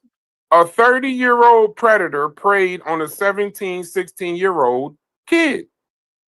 So we're not. So even if we're not doing the right, wrong, and otherwise conversation, let's just keep it at that. So while we're bringing up all the points of this and what could have happened on both sides of the conversation, a predator took advantage of a child, and the responsibility is with the 30-year-old, with the life experience, the who knows whatever's going on, but the nigga that's this, that, and the third, like it's his responsibility. It's not this child. Not this child. He's a child. Like I don't know. Maybe I'm not catching it. But now I'm hearing in some states it's 16, in some states it's 17. Now I'm starting to agree with logic. Every time these arguments come up in this conversation, somehow it feels like y'all were trying to remove some blame from the predator nigga. Right. You see, yeah. How are you able to make that argument in some kind of way avoid this one too? Yeah, don't even tell. I don't give a fuck if it's some states is 17 and some states is 16 and he should be sexually aware and all this other shit. That has nothing to do with what we're talking about. Because every time y'all keep saying that y'all not saying that this is right or if it's wrong, but you keep giving, y'all sound like his fucking public defender. No. Like you presenting a case for this nigga. This is what I'm saying. This shit is weird. This shit is getting a little crazy, bro. So you go ahead and beat the straw man up again, bro. Corey, you weren't even talking. I never defended the nigga. Corey, you weren't even talking. I wasn't talking to you. No, but you keep saying y'all, right? No, and okay, then about anathema. I say, anathema. No, stop. Then I say anathema. I'm the one who made the comment. Right? No, anathema is the nigga that's. Hold on. I can't go. Corey, anathema. I'll say his name, anathema. Because the nigga is now presenting different states. He wasn't doing what you saying either. Though. No, he did. He starts telling me certain states is 17. Yeah, he's sexually aware and all this other shit. That wasn't what he was talking about. Is the awareness. Right? Yeah, Corey, he's telling me different. Brass, don't run. Let this nigga talk. Let him talk. Go ahead. Right. What do you mean don't run? What you talking about? And it's wild because just a few minutes ago, Small said he think he agree with me, but now it's let this nigga talk, right? So you all over the place. I don't even know what he's talking about. I don't even just asked him be what is knowing he what talking Small about. be talking about, right? I just I asked him what literally he's talking just said about. let you talk. I want to know. Yeah. I believe me, like I'm saying hear I don't know what undertones Smalls better is. than anything, I said better than the Smalls. What are you words you talking say, about? That's what I was right? asking. I hear Wow. what y'all trying to say. Again, I hear what No, y'all I'm trying to not, say, Corey, if you because think I'm now we talking about you, saying, brother, now I'm we being saying, very clear. I said his go ahead, name. I'm gonna let y'all talk again. Yeah, I said his name. When you start telling me different, If I would have said let the brother talk, would that have been better? I don't know. What's But going on? when you start telling me different states of the union and the different ages, and some states got 16 and some states got 17, the only thing it sounds to me like is a defense. He was making a point. He was making an overall point. It don't matter what it sound like to you. It was the point that he was making. Logic made the same point. He ain't crazy. Logic made a wild point. That was wild. It wasn't even logical. What Logic made. The point. No, it do make sense. I'm still trying to figure out how you can avoid both of those conversations. How can you? I'm only talking about there this. is no Completely dichotomy, avoiding that. and then you try to place a dichotomy there. That's illogical by If definition. you're adding blame to the child, you're taking I'm not blame adding from no the predator. blame. I'm not adding blame. But that's what Corey, I asked you. I asked you. You're not about to sit here and say which one of them has more responsibility. I never said any of that. I never said any of that. I said so. Since you're not having that conversation, I'm trying to figure out how can you avoid it while telling me about how responsible the child is. So, like, what part of my point didn't you understand? Go ahead. I understand your point perfectly. It's like you're saying that the child. So now that you understand my point, you're saying that the child is prepared, right? Box me in with that's the your straw point. man that you're trying to be. I don't want to box you in the car with some straw man. I'm not trying to do the straw man. I'm trying to say that you're saying the child is prepared. If I'm putting you in a box, is that? I just asked you. So would you disagree that the child is prepared? Understand? Go ahead. If that's a box, is that a box that you saying the child is prepared? He's prepared and he knows better, right? Is that not? No, not a child. A 16-year-old young man is. The 16-year-old young man is prepared. He's a child. And knows better. That's what you're saying that he's prepared and he knows better, right? I didn't raise my son as a 16-year-old young man when I was talking to him about condoms and how to get pussy and all that shit, right? You wouldn't have you was talking to him about adult shit at that point, He was right? a child. He's a child. You were trying to prepare him to be an adult. He's a child. Young man. You're 16 years old. You're a child. Can I say? I'm asking you a question. Go ahead. Ain't no you way. You wasn't preparing him for childhood when you was teaching him how to use condoms. It's like 7 niggas. It's like 7 green lights going off as I'm talking. But I was quiet for like how many I let y'all go. You're right. This is my last point. I didn't speak in an my hour. last point is when you were talking about condoms. While y'all was straw manning me, I was quiet. At least let me get my clarity out on it. You know what I'm saying? This nigga super wavy's a dick sucker. Again. I don't like this. When I was raising my 16-year-old son, when he was 16, I was looking at him as a young man with responsibilities. Right? That's why I showed him how to use condoms and shit at 16, because I know he was having sex at 16. You see what I'm saying? So he has a sexual awareness and a responsibility as a 16-year-old. Now, am I saying Bambatta was right in any kind of way, shape, or form? No. So why the fuck is y'all keep on bringing Bambatta up? So let me say that. Hold up. My last point that I'm trying to make with you, Corey, is when you was preparing them for stuff like that. You was preparing him for going into adulthood. When you think of sex, right? See, this is another conversation. Hold on. This is another conversation I feel like you also would have to some degree be avoiding, right? When you think of sex, you don't think of childhood, do you? No, I wasn't thinking of my son as a child. I was thinking of him as a young man. No. I'm just saying, like, when you're just considering the word sex, like, it's nowhere near childhood. No. Okay. So that's why I wouldn't talk. That's why I wouldn't talk to him at 14. I wouldn't talk to him at 12 and 14 about how to use a condom. I waited till he was 16 to learn to tell him how to use a condom. Right. So, and I feel like that's a common sense reason why, right? I mean, to me, that's where I was at when I was making my statement. That's why I feel like that's why I feel like that's. What are you saying? I don't even know what you're saying. You didn't get what I was saying. I'm trying to explain how to you're like that's not something that you would tell him about when he's 8. That's not a conversation. How am I being weird about that? Do with this? What does 8 have to do with this conversation, bro? Because you're using 16. You're using 16 as a number where he should now be prepared. Like we could both agree he's not prepared for that situation at 8. He's already having sex. Right. So at 16, I don't even know, but what I'm gonna do is make sure he understands what's going on. Because I was. Why didn't you do it at 14? I was because I didn't expect him to be doing that at 14. Why not? Because he wasn't a 16-year-old. His mind wasn't. His mind was on 14-year-old. His mind at 14. His mind was on 14-year-old shit, right? Like trading tennis shoes and BMX parts off his bike, right? But once he got 16, once he got 15, right, and then he got his own car the summer that he was that he was going to turn 16. He got a car, right? He was study with his girlfriend and shit. I knew at that point. I said, "Oh yeah, I got to make sure he know what he doing. I got to make can I say something, please? He understands young man. It's just another terminology. And for me, it's not the age, bro. I mean, I guess maybe I'm making a bigger emphasis on the.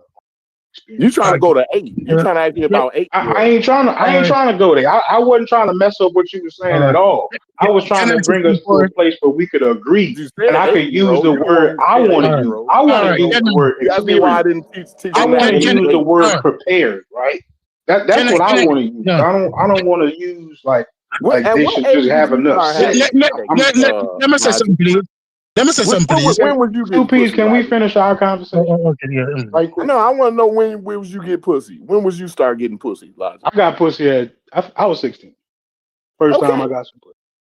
Did your mom and them tell you them before you got some Hell pussy yeah, they about did. condoms and stuff? Hell yes, they did. Okay. So they expected you to have some type of awareness and responsibility about your sex, right? Yes. Okay, that's all I'm saying. That's right. all and all I'm saying is like the reason like they didn't do it before that, right? There's a reason. You're talking about before it. Why? Why are we talking about before? Because we're talking about childhood, right? You're using a number. We're talking about one specific person. I'm talking about children here, Logic. We're talking about one specific person. You're talking about me. I don't even want to talk about children and sex in the same time.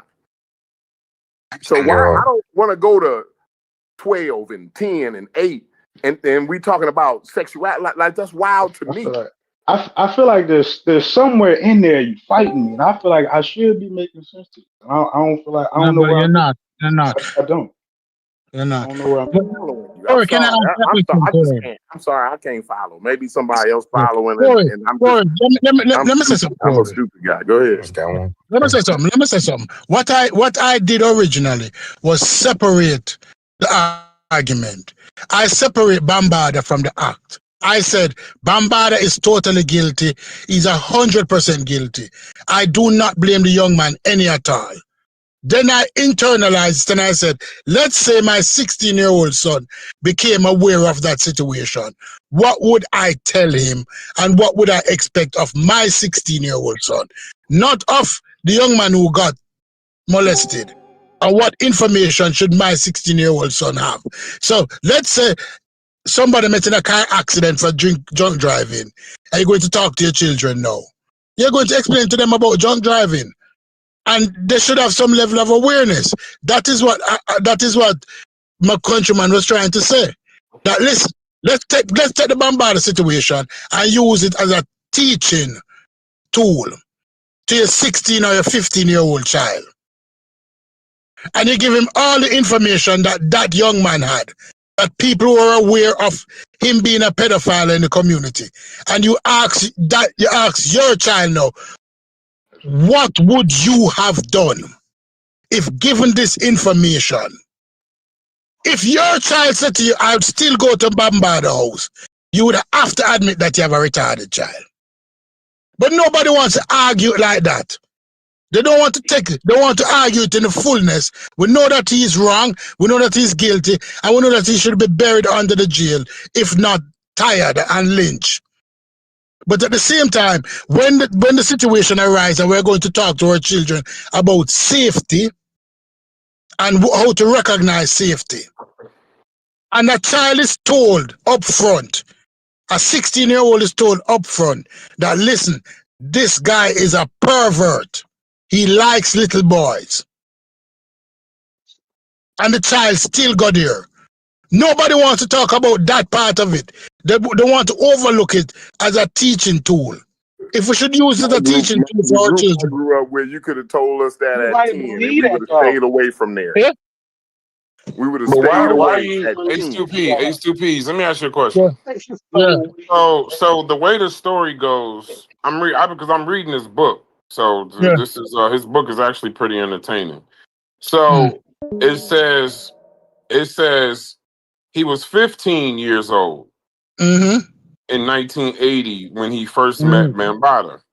He says that Bambatta had a cab pick him up from his school while he was cutting class and took him to his house in the Bronx. The 15-year-old, he wasn't 16, he was 15. 15. He was 15. Told him to go. Bambatta told him to go. This is in a book, so it ain't no, I'm gonna just read it as PG as I can. But it says, he said he told him to go into a room where the TV was on. He said when he entered, Bambatta was nude and touching himself, and asked Savage to perform sexual acts on him. He complied, confused, frightened, and wanting to belong. He says it happened multiple times. He estimates more than 5 occasions. It happened in Bambatta's car around his Castle Hill neighborhood. He says he didn't call for it. The adult contacted him, and he was in a vulnerable position. He says he's not seeking money.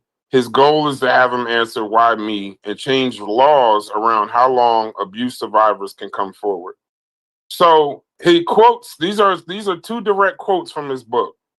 I was a child. Why did he take my innocence away? Why did he do this to me? He said, I wouldn't contact him. Bam kept contacting me. He would call me at my house to tell me that he was coming over if I didn't answer the phone and come to the car. So I just want to say one thing about part of this. That's a mentally ill child. Now we know he was 15. That's a mentally ill child. And not only that, I'm not going to say, hold on. Wait, the argument, Brad, right fast, is that's what we keep arguing, is that this 16-year-old, 15-year-old was a child. That's what we keep. That's the argument. It's not about, it's not about Bambatta, because we already got Bambatta out the way. What we're trying to say is that a 16-year-old is still a child. They do not have a fully functional brain. No, wait. See that. I'm the one arguing that. I'm not. No. That's what was being argued earlier before you even came back. No. Me and you are in full lockstep. The reason why I keep bringing up Bambatta is because when you go to the law, and that's why I keep going to the law. The reason why I keep going to the law is because the law knows that, especially somebody like a Bambatta, somebody that he's beyond the position of authority in the Bronx. He's a damn celebrity. So you're talking about he's using his age, his influence, his experience, and his position of authority against a 15-year-old child. Now we're not talking about so let's remove 16.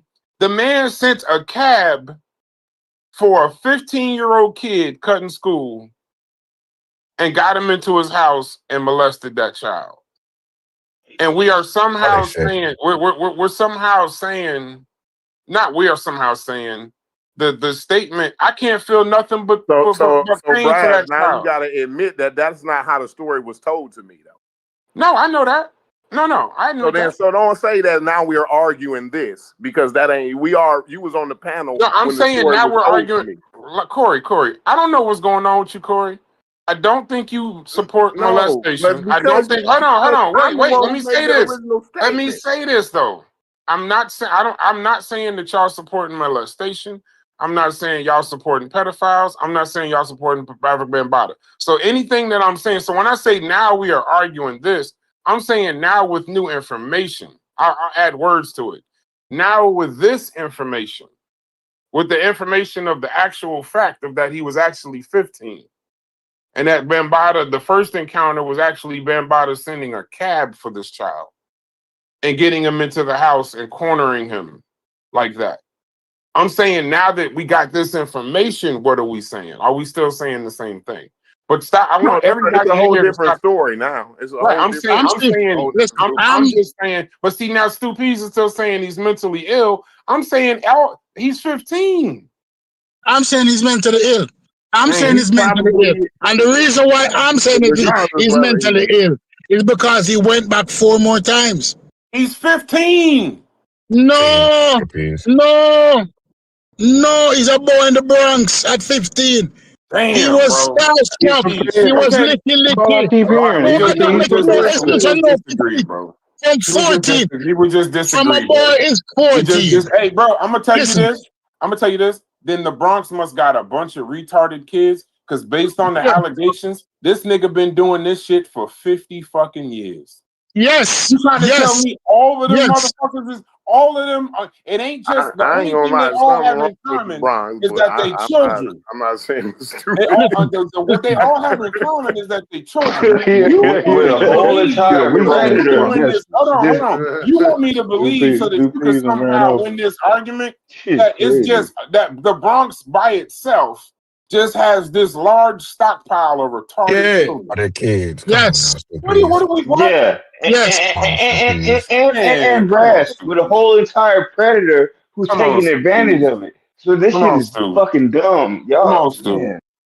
Come on, Stu. You got you. Maybe we missing something, but based on the story I just told you, brother. Can I speak? Can I speak? Even hold on. Based on the story, that you're telling me. Hold on, Stu.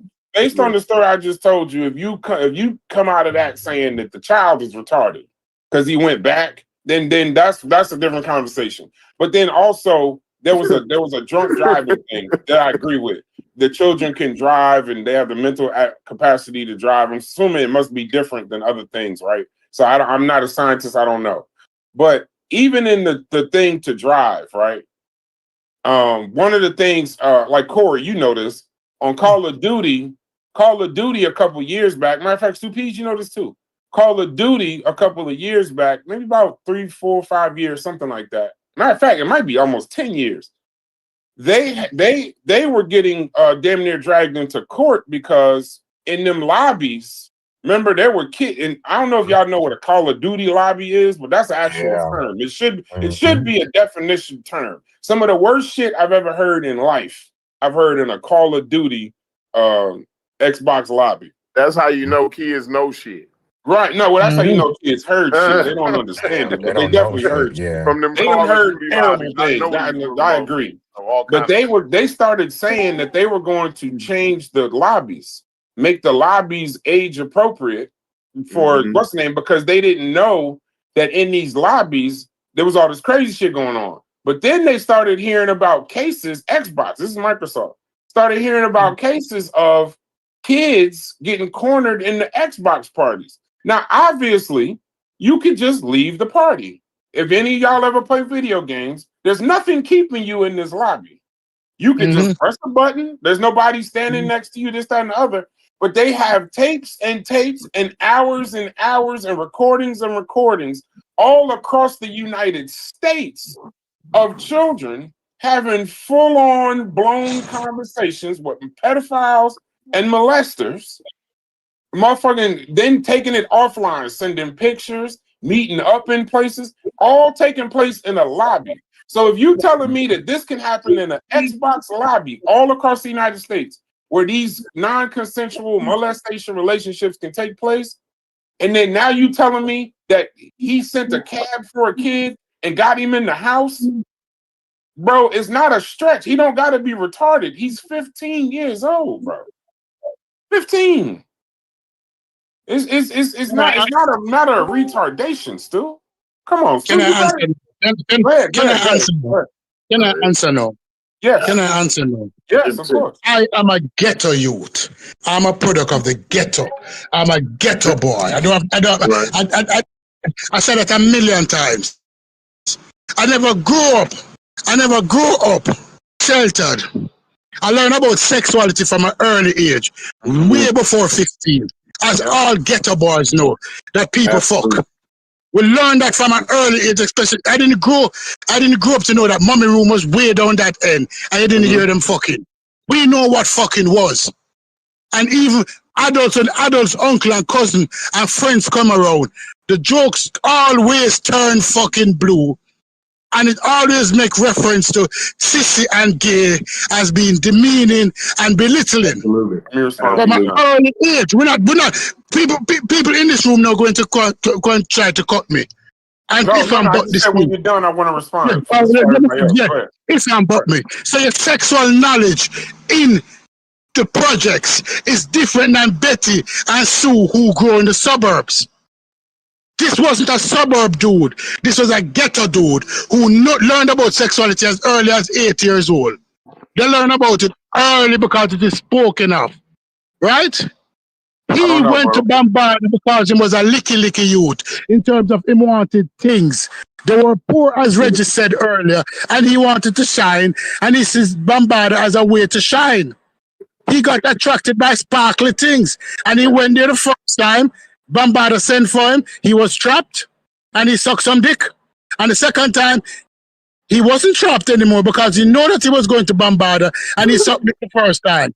So he's going back to suck dick the second time. And he went back and sucked dick the third time, and the fourth time, and the fifth time he sucked dick. This is a 15-year-old boy. We're not talking about a 15-year-old girl. And we're not talking about a sheltered dude now. We're talking about a dude who's going in the ghetto. Not making it Hold on. Let me respond. Let me respond. We got your point. Let me finish. When dudes in my community were gay, we knew, and they were ostracized from early as possible. We knew what it was and the ramification of what it was. So he chose to go and suck dick the third time. Excuse that. We got you, Stu. So let me just say this. Another thing in his book that it says, because with context, maybe the context of it is this. Another thing that he says in his book, though, is that his earliest sexual encounters were with older men trying to have sex with him. So when you keep saying that he knew this and he knew that, he knew this, I'll tell you the one thing he did know was that, older, that was his introduction into sexuality. His sister's boyfriend trying to take his sexuality. So here's a point I just want to make for you. One thing in these conversations, I don't understand why we keep doing it, but I'm gonna assume now we're just doing it because it helps arguments.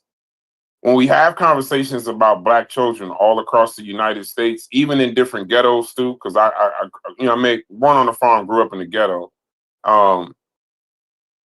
All children, when you start personalizing what you would do, you kind of invalidate the conversation because we're not saying what Stu Pease would have done in the Bronx in 1980. I'm not saying what I would have done. No. I'm saying what is actual knowledge. I'm saying that they learn about sex earlier than kids.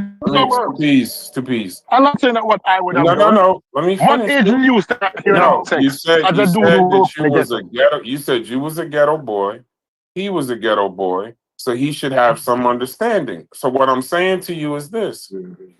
Everybody's situation, everybody's mental makeup, everybody's diet, everybody's support system as a child isn't the same.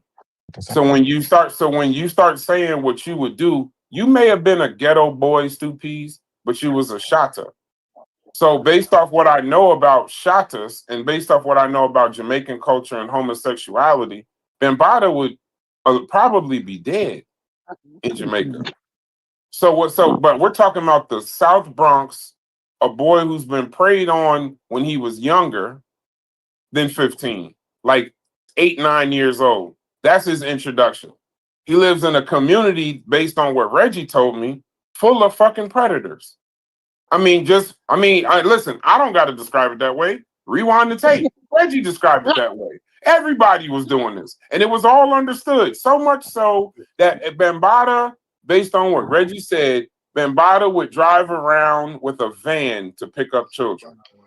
And Reggie had to go get his brothers and told them what was going on. The brothers come outside, say, you could do whatever it is that you're doing, just don't do that shit here. I don't know how that protects Ron Savage, but I guess it just protected it from not happening in Castle Hill. But he did get picked up from his local school.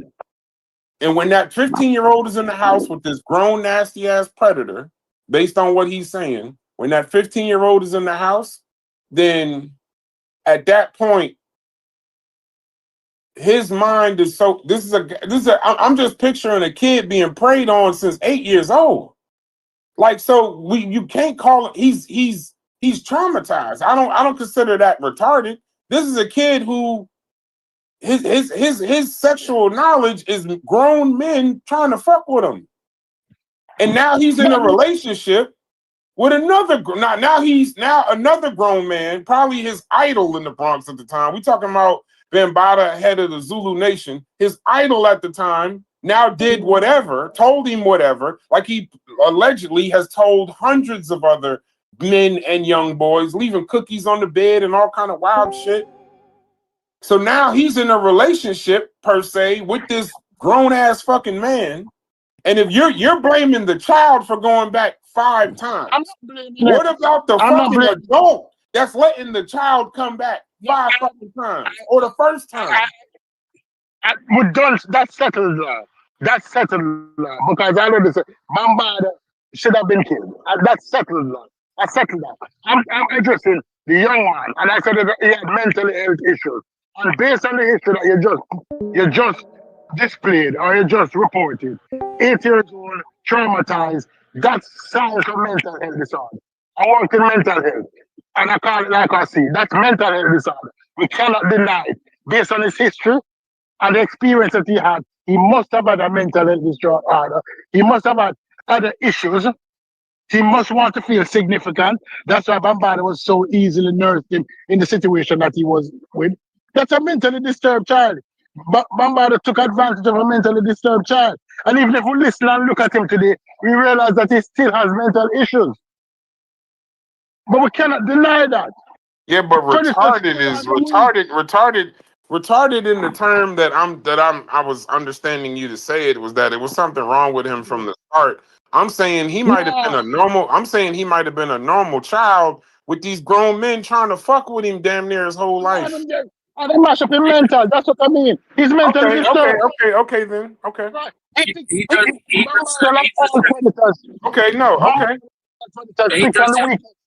Okay. Yeah, Reggie didn't tell the story the way that was not the way Reggie told the story, right? He didn't say. I wish Reggie would come back up here because I think Reggie was capping, personally. I don't know. I thought Reggie was. Listen. I didn't think Reggie was capping. Maybe there was some details he didn't know, right? But the way Reggie told the story seemed pretty credible to me, right? Well, you think Reggie was tapping on them? Hold on, why y'all wait? Can Corey finish this sentence? God damn. Yeah. Corey, I apologize. You're right. I apologize. But I actually after he gets it. Well, I was just saying that I didn't get the story told to me that way, right? Reggie told me that they were 16, right? Ron Savage wanted to be seen, be on the scene, right? So he went down, he got him a fake ID, right? To say he was 18, right? And they told Reggie, or they told Ron Savage, right? Don't be going down there fooling with them because, hey, they be on some other shit, bro. So while you got your little fake ID and you thinking you grown, right? They on some other shit that you don't want no parts of, right? And he went down there anyway. So that's what the way Reggie told the story to me. And shouts to this brother. Hold on, I'm gonna give a highlight real quick and then let C-Dot answer Cuban. And also shouts to this brother. He became a New York State Democratic Committee member for the 76th Assembly District, founded a youth advocacy nonprofit called United Coalition Association, focused on preventing gang violence. And he lobbied for the Child Victims Act in New York, a bill extending the statute of limitations for survivors of child sex abuse. So he's traumatized, but definitely functional. He's definitely a functional human being. And matter of fact, going even further to protect other children. So it could have went the other way because in most cases, hurt people hurt people. In this case, it's a hurt person that's trying to help people and other children to because I think that's one of the issues with Bambatta's case or cases, whatever, is that the statute of limitations is clearing him from a lot of the cases and a lot of the accusations that he's got because the statute of limitations is short. So but hold on, stay right here though. It says there's no record saying that he was disturbed or unstable before the encounters. He was a teen involved in hip hop circles. He was actually helping promote early Zulu Nation events in the Bronx, and by most accounts, he was a kid trying to belong. So he was actually, and here's another thing. He didn't say shit about this for 39 years. He held on to this shit for 39 years. Black women hold on to their shit for years. Now, can I ride with you right quick? Go ahead, see that. Go ahead, see that. I want to answer his question, but I want to ask him a question first because the reason I said what I thought Reggie was capping on was him being 16 when they already knew that Bambatta was on this weird shit. So that was the part I felt like was capped because I'm only 43. You know what I mean? And like I said, it took a long time for me to even know that, you know what I'm saying, for me to hear the stories, you know what I'm saying, about something weird about Bambatta. So if he heard it at 16, then I'm like, that's the part where I'm like, that sounds capped. So the question I got for you, Cuban, is because you know what I mean, you was part of the Zulu, was it something that you was hearing back then? And that, like, I'm assuming that's what, 40 years ago? The only thing that I heard that a lot of us that left that we've spoken about is I heard as a teenager that he was gay. Not that he was a pedophile, but he was gay. Okay. Right? And so a lot of us didn't believe it. And I'm going to tell you why I didn't believe it. I didn't believe it because I was blind to certain shit. Right? Because I was caught up in Africa Bambatta, the second founder of hip hop, creator of the Universal Zulu Nation Hip Hop International Preservation Culture Hip Hop Organization, blah blah blah, right? And RBG flag, red, black, and green with a key, you sissies and all that shit. Okay. Now, the other thing was that I was like, okay, he comes to the meetings, I don't see him with a woman. Maybe he wants his private life private. Maybe he's single because he travels. Maybe he got global women. That's how I looked at it, and I looked at it as just people just hating on him in the sense of his contribution to hip hop. Not so much of a thing hating on him financially, like he's on a Jay-Z level economically, but in the sense of his contribution. And a lot of people wish they could have done that, right? However, that changed the day I left, the day that Reggie was at the meeting, because I had left, and I'm on record stating this in the documentary, so this isn't something I'm making up. I was one of the 4 national spokesmen, and I no longer wanted to position because I was the only fucking spokesman doing anything with the spokesman position. And I felt that the department wasn't doing their end of the deal. So I had presented a question. It was to Ahmed Henderson. It was to Muhammad Islam. and there was a brother named Malik that was alive at the time, and there was another brother named Prince that was there. And Ahmed said to me, the second founder said that I want to put you in charge of internal affairs. I want you to report back to me about what's going on in these chapters. And I told him no. Because if the hierarchy in the organization was doing what they were supposed to do, this would trickle down to all the members. You would be leading by example. And I didn't join this to report back to about any of this. Right? That's not what I joined for. So I said to him, but let me ask you a question. I said, my question is, are homosexuals allowed to join Zulu Nation?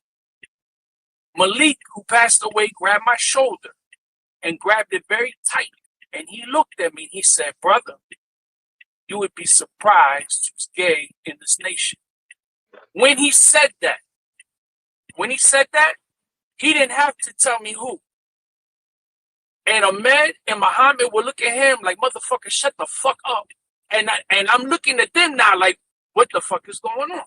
And they changed their face. But and Cuban, when they one thing, right? When they stated that, I literally did not tell nobody goodbye. I walked out the National Black Theater, and that was it. Because I knew that's all it was. Because here's the crazy shit. Around the corner from 5th Avenue and 125th, there was a stencil of an old image of Africa Bambaataa when he used to have like a mohawk. Right? There's like a picture of him where he has like a jean vest on and medallions, and he got this mohawk thing going on, right? And on the stencil, beneath it, it said 13 years old, Yonkers, New York. And I'm weeks. And I'm telling the other, I'm like, yo, who put this shit up? Because evidently they're trying to say he's a pedophile. And I'm heated. So now some other brothers got heated by this. We're trying to figure out who was the person that put this up. It's never going to break their fucking legs. Well, lo and behold, it was all true. It was all true. Okay. Yeah. So, and see, now, C-Dot, can I ask you a question, C-Dot? Real quick. Can I ask you a question to help the conversation? I just want to ask you a question. Yeah, now, sure. Well, I just want to throw Hold on. We got your point, Cuban. Well, you'll be able to speak again. This question is for C-Dot. Go ahead, Cuban. Go ahead. No, it was in regards to when you were reading about Ronald Savage. Okay. Now, yes. No, don't do it then, because you're gonna change the subject. Bring that up in a second. I just stay right here because I'm gonna need both of y'all for this question. So C-Dot. Okay. Yeah, I didn't understand what you meant when you said Reggie was capping, but I got an even better question, right? Cuban, when was you in the Zulu Nation? It's a 2 or 3 questions to get to my question. What year was you in the Zulu Nation? I'm 40. I'm 47. So I don't want to know all that. So what year? 14 and 37. No, what year? That was like what year? 80 something, 90 something? Like 91. I think. Okay, so 91. So see that. Let me ask you a question. So this alleged, and this is for you too, Cuban. This is where I'm trying to see where you saying Reggie's capping, and then I'm reading Ron Savage's book. If Ron Savage say this happened in the 80s or 1980, and then also Reggie's describing the Bronx as this just a sexually disgusting fucking place, right? But so basically, we talking about from the 70s, so 10 years before Ron Savage, basically, all through the 70s, 80s. My question to you, C-Dot, would be this, because I don't know if he capping. I'll let Reggie speak for himself. He said he coming back up here. So my question is this. If everybody in the fucking Bronx knew what the fuck Bambatta was doing, I mean, driving around in vans, picking up kids, leaving cookies at the edge of the bed, all kind of wild shit. We talking about the 70s and then the 80s. How the fuck do the Zulu Nation members not know what this motherfucker is doing? He been doing this shit for 20 years. Let me answer that. Because what Cuban was just breaking down was very important, because it also brings up what I brought up earlier about him performing and DJing at gay clubs all throughout New York. So it wasn't just a Bronx thing. You know what I mean? As far as like the freaky shit that was going, like New York City was on that freaky shit after disco was going out and hip hop was coming into play. They was all on some freaky shit. They was all doing cocaine and fucking each other. That was a norm for New York back in that time. So my issue was my thing. The question, the reason I was questioning whether Reggie was capping or not, Cuban kind of also helped out on because I had heard that he was gay.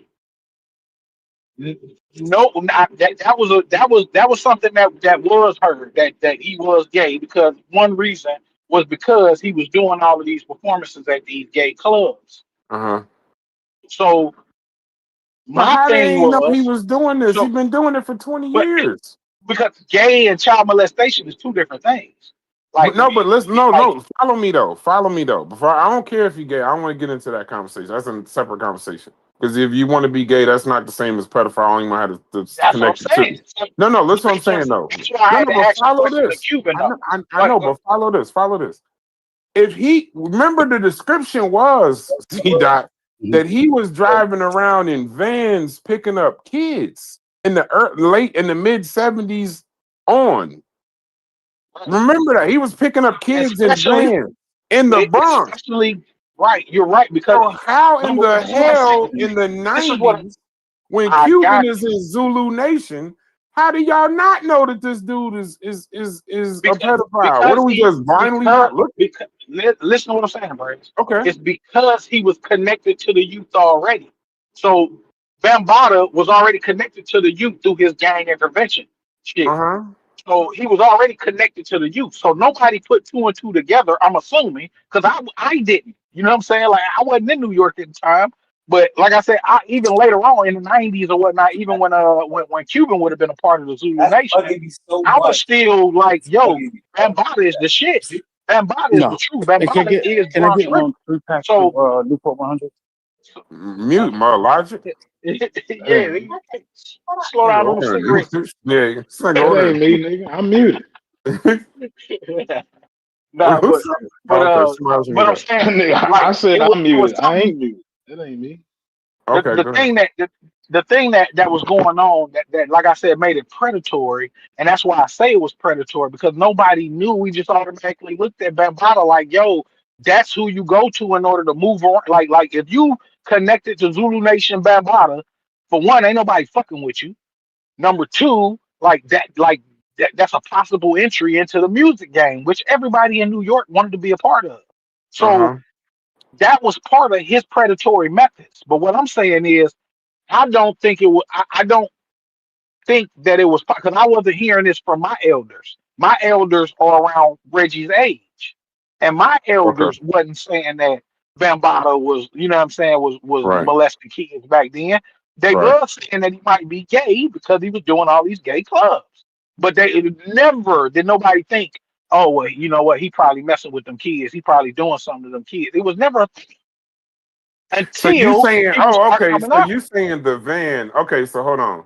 So you saying that the van and all of that was the cap, like that he wasn't openly doing this kind of shit. Just going around like openly pedophile, like, oh, let me get some little kids some candy so I can get them to come in the van and rape them. That Well, wasn't listen, the I heard idea Reggie back in the tell day. this story. Hold on, but I heard Reggie tell this story, and he was on a panel with a bunch of people from New York that didn't say he was capping. I'm gonna just say, listen, he was on a panel. Hold on, he was on a panel. I didn't look. Hold on, I didn't say that Reggie was capping. That's why I wanted to make sure I got Cuban's input because, like I said, it could have been people who were up there in New York who will verify what he's saying. I'm saying that none of my people from New York ever said that was the case. Ever. Like I've never heard that. You know what I mean? Prior to all of these Reggie. people Yeah, coming I up. got you. Nah, Reggie was telling the story. See, that's why it's so crazy when people keep bringing up the he's gay thing. I mean, that's obvious after a while, but I'm saying Reggie was telling stories about like leaving cookies on the bed and. You know, if you take the cookies and all of that, hold on. But do you understand my point when I'm saying, like if niggas is telling van stories and cookies on the bed and all kind of wild shit, then right? How the fuck in 1991 Exactly. Are the Zulu Nation niggas just realizing, well, he might be gay? Nah, this nigga he's a mythical pedophile. Like he's a historic pedophile at that point. But that's my point, though. That's why I'm saying that. That's why I said that I felt like what he was saying was cap, because it's like, bro, the Zulu Nation, like a lot of the cats that was in the Zulu Nation didn't see that. Like that's why when Cuban is giving his testimony, I can agree with what he's saying, because I So never you heard saying people somebody? were not Oh, looking at. okay. Now I'm finally following you. Somebody either Yeah, Cuban capping or Reggie capping, but somebody capping. No, I don't cap. No, I'm not capping. I just want let me say this. That's what I'm saying. I wouldn't say that for sure. I just wanted to get an insight from somebody I who get was what you actually mean. there. No, I get what you're saying. I get what you're saying. I get that. And the thing is, I don't think that I'm above being questioned. So I don't think that, because No, I'm not saying that. But you understand my point. No. Now that you're in the conversation, do you understand my point? So did you ever hear any stories about the van and the cookies on the bed and all that shit? You never heard none of that shit before Reggie said it. I didn't find out about the van until things were being told to me from people that have never come forward, to say John Doe and some other people. I didn't know that. So it is true that he would drive around Bronx River in his van and pick up kids. Lord. Just as it's true that he would have people come to his apartment. Like, I have a close friend from Brooklyn. He used to be the head of Chapter 9 in Brooklyn, right? He's been to his crib. Nothing's happened. I know several people who's been to his crib. Nothing's happened. They didn't see anything, and hate to be nasty, but they didn't smell anything, because that's often described too as a smell, right? Now, how people didn't know, keep in mind Zulu in 91, right? Keep in mind that Zulu was international, right? So it wasn't just Lord, that makes it worse. It was exactly, it does. So it wasn't just what I learned personally from that being the only organization I was actually a card-carrying member from is I would always hear people saying there's a circle within a circle, right? And this is the case. Just because I had a position, and just because several of my friends had positions in the organization, we weren't in that circle. We weren't privy to being around when certain conversations, or when there were certain get-togethers, or these people were together. Like, we would come to a meeting and we hear, oh, so-and-so, we went to this spot and there was a DJ and blah, blah, blah. And people like, oh, why ain't y'all tell us? And sometimes typically was a particular group. You know what I'm saying? So, I don't know. Maybe they wanted to go out and then afterwards they wanted to beat off in circles. I don't know. But it was kept very tight. Like, it was kept very close. I'm gonna just say pause right there. I know you didn't mean nothing, but where it wasn't something. Check this out. There's a dude I know, Dominican dude right now. a Dominican dude I know from Newark, New Jersey. And before I had got my kingship, it was only him and one. You're what? My kingship. You're what? What's that? Kingship. So you get ranked. Like, so a male starts off as an Aki, and then a female is a Malika, and then you can get Zulu King or Zulu Queen. And then in the Zulu Nation? Yeah. So this is like a Rico. Bro, it's a gang, bro. I mean, it's a gang. Bro, you gotta, if you look at, you gotta look at how it was created. Like, Zulu Nation basically took over all the gangs in New York. Man, this sound like an organized pedophile ring. This don't sound like nothing to be afraid of. That's why, bro, you ever seen?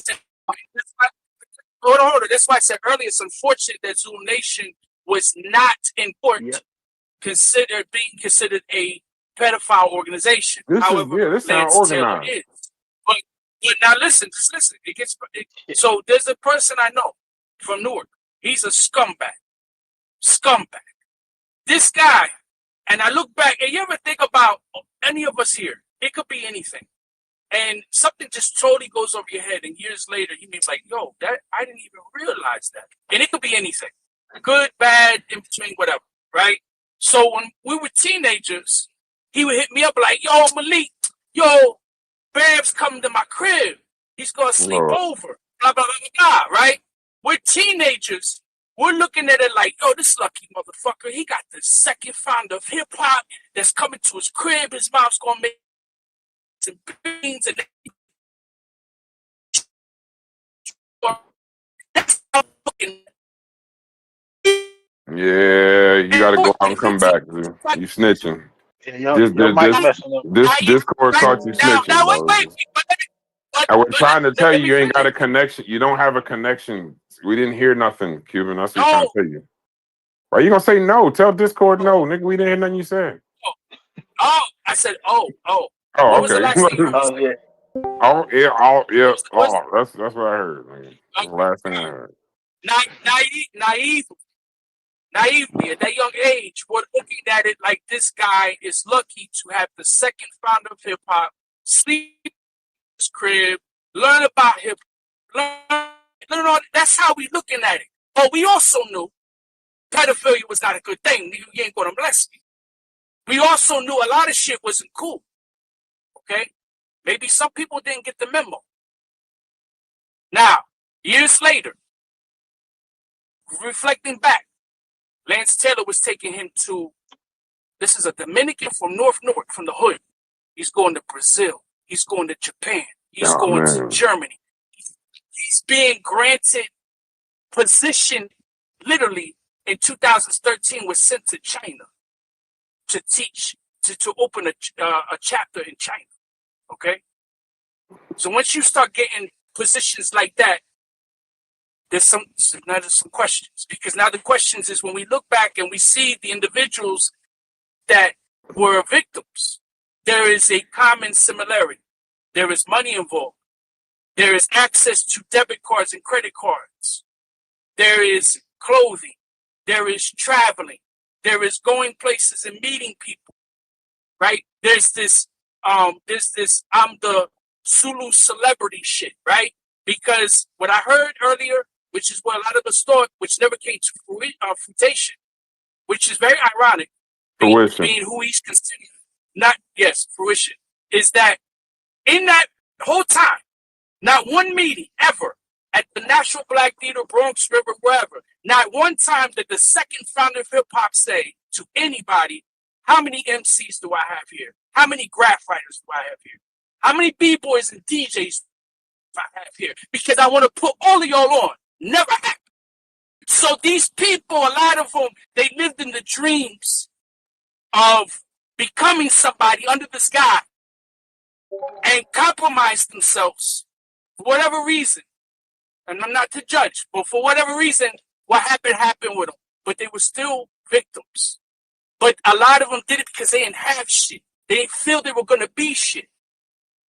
And they looked at it as this was their ticket out, man. This is what it sounds like is a breeding ground to be able to take care of disadvantaged youth. That's what it sounds like to me. It sounds like, and that's why I don't give a damn what anybody's personal feelings is about that young man. It'll never go so far as me to say. I know we don't all agree. It is what it is, but I just cannot fix my mouth to say that somehow it was this kid. He should have some responsibility. I just can't do it. Yeah, at all. But Brass, have you ever seen the movie Warriors? Yeah. Yeah. Wait, which one? There's a bunch. There is different ones. Which one? You about the one where they's trying to on the train? The old shit with they're on the train trying to make it to Coney Island. I think it was. Yes. Yeah. They say that part of the main guy was loosely based on Bambatta.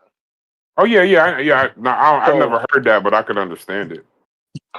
Yeah, so I mean, it'll give you more of a clear picture of the influence. You know what I'm saying, that the dude had over a large portion of the city. You know what's crazy about Bambatta is this is all alleged. I mean, if y'all got court cases where he was found guilty, that's one thing. That's different. I'm gonna just say alleged just for channel sake. But the crazy thing about it, when we was talking about the hip hop, C-Dot, we was having those hip hop conversations about who started hip hop, when it was started, this, that, and the other, right? The one thing I noticed, you know how people be talking to you about one subject, but you just keep catching information on a whole nother subject where it was kind of depressing me, right? So every time they start talking about the black spades and all these gang members and the Puerto Ricans and the blacks at the time and who started hip hop, right? The only thing I could notice is the guys that was talking to me, I just stopped. And it's like I was having a out of body moment and I'm listening to them talk. And the only thing I could look at, because they started showing pictures of themselves. And the only thing I could put together, I think I told Logic this when he was talking about it. I'm like, yo, these little niggas was kids. Like when you start listening to the shit they was doing, they was throwing parties in the park and out 3 days in a row. Niggas was like, I was promoting the parties for 3 days in a row, this, that, and the other. So then I asked this motherfucker, I said, how old were you, bro? This motherfucker said he was 13 years old. So you started doing the math on these, I think the gang was called the Black Spades, I think. I think that was the name of the gang at the time. And the way they was talking like, and I'm like, bro, these is children. These is young boys. Like, these is not like old people and they weren't 18, 19, this, that, and other. The dude, Ron Savage, was doing parties and promoting Zulu Nation parties when he was like 14 years old. See, that's why I just wanted to tell you something, bro. Like, is in that history that he gives, okay, that I can promise you that if I got other people on here right now that was in Zulu Nation that have left it, ain't none of us ever heard of Ronald Savage. Ain't none of us seen Ronald Savage. I never heard of a Ronald Savage that just came out in the New York paper.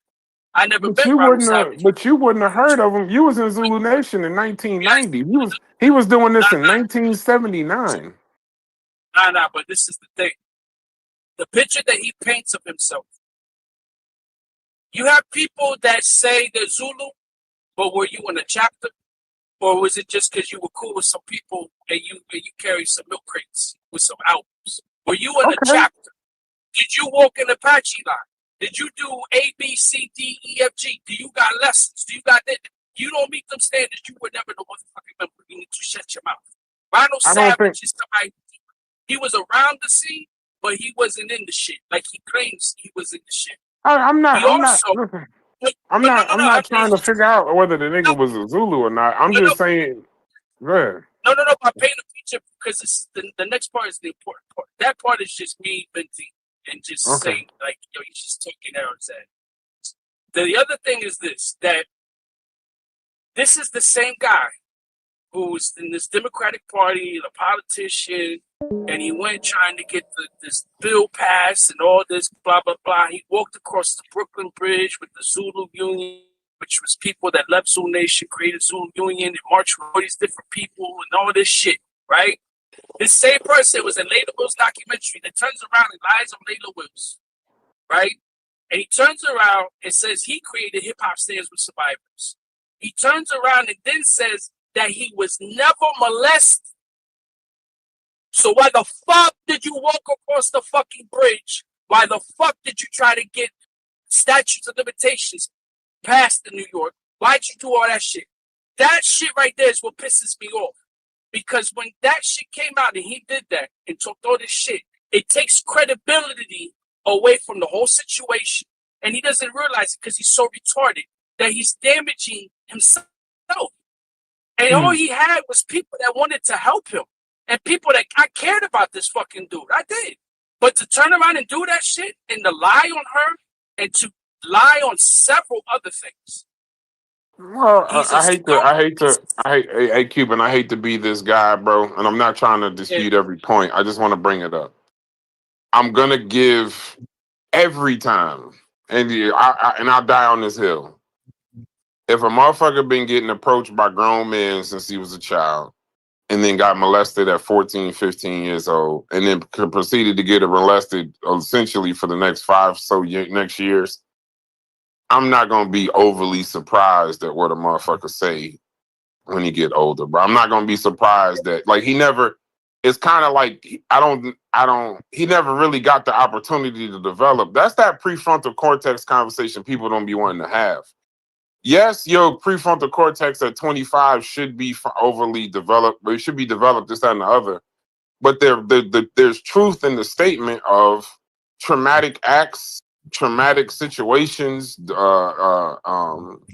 your history based as a youth. You can still be fucked up past that time. So I'm not doing that. That's all I'm gonna say. I'm just not going. I don't know what he did, that, and the other. I'm just glad that the brother didn't. Hopefully, you know what I mean, that we know of. I'm glad that keep it open. I'm glad that he didn't. Most times hurt people. Hopefully, he didn't end up hurting people, and I'm gonna take that as a win versus any story. Because I watched that Layla Wills documentary. Actually got vilified for the first part of the Layla Wills documentary, but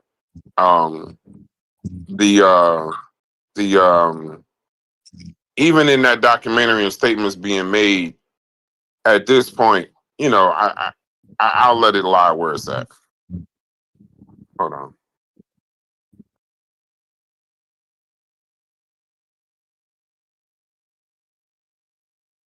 Took him back. No, Brad actually said it all when you said hurt people. And so if I seem overly passionate, that's why. Like a lot of this shit ain't making sense. Like there was I don't know. Y'all talking about a person who didn't get the fucking develop. Like there's a reason why he's fucked up to this day. I don't know. It's just weird enough. It is weird, small as it is, man. But see that that's a picture that's painted. You, when you had mentioned that Lance Taylor unified the gangs, right? That is an interesting mythology that I used to believe in. Now, what's the proof in the pudding? The proof in the pudding is that when you hear, like, you don't even have to meet these people. You can see them speak on it. These are spades. Lance Taylor wasn't old enough to be a spade. He was a baby spade. He also was not a warlord, just as Zulu Nation didn't come about in 73. It comes about 76. Some say 77 maybe, but I go with 76. Now,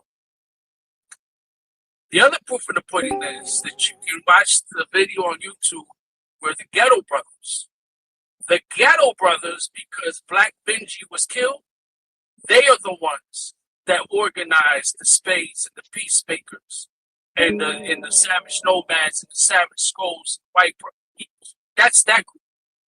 They did that. So there's footage of them on Poe Avenue in the Bronx in a facility, and you see Spades, but you don't see Lance Taylor in this thing. And so he's very much like his master teacher, Dr. Yo, because he takes scenarios of history and he makes it seem like he's the Forrest Gump, like he was there. He did this, he did that. And it's like, nah, you might have been alive during those times. You might have gone to a place where these people meet. Now you right, but I didn't get that story from him though. Like I got those, like everything I know about Bambatta from this is people. But There's people who, I mean, bro, I didn't stop believing that, I would say, until probably about 2016, 17. So it's not something like I knew, you know what I mean, we're only talking a few years, you know, but there's a lot of things. It's like I was telling Hits the other day, we were talking about that subject of who created hip hop and all that. So I used to believe that was Kool Herc, Lance Taylor, DJ Grandmaster Flash. Kool Herc was the godfather, and Lance and Flash were the fathers, and these are the three pioneers. This is the holy trinity of hip hop, right? But how could he be a founder of anything when you have other people that were DJing before him? Just because you had an eclectic collection of records, which he has, Just because he knows his music, which he does, just because you created an international hip hop organization, which he did, does not mean that you're a founder. Doesn't mean you're a father. It doesn't put you in that. So there's an exaggeration. You know, he's also known as the Amin Ra of hip hop. And Ra spelled the same way as the Nuwapians spell Ra. Like he really wants to, I honestly believe in my heart of hearts that he wants to be the hip hop Dr. York. I really truthfully believe that. He wanted to purchase land. He wanted to have, I really believe that, because if you ever hear him talk, all he does is he regurgitates a Dr. York video, a Dr. York book, and that's it. And then he'll throw non-Temple Moore concepts in his talk. That's it. Reptilians, Woolyites, Greys, Anunnaki spaceships, reptilian people, code breakers for movies, because the movies, Hollywood is putting the truth in the movies, and you got to decipher the movies. And then Dr. York talk shit. Or Moors, you know what I'm saying? All that. He wanted to be that. He wants to be that guy, man. Can't nobody change my mind on that. It's like clear as day. Clear as day. Except York, like that's like some New York shit, though. It's like all the New most. That's what I mean. It's just a part of. You know what I mean? Like, is that to have one type of everybody follow behind the program? So I agree that Bambatta in this mess with the kids, probably be one of the most powerful people in the world. But because he got caught, like it tore down the nation. Expected today, but it won't because of the fact that it's not.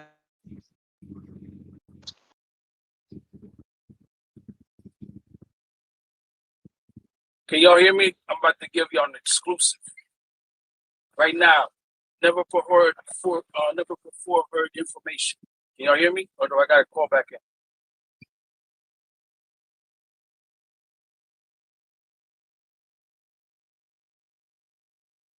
We're hearing you.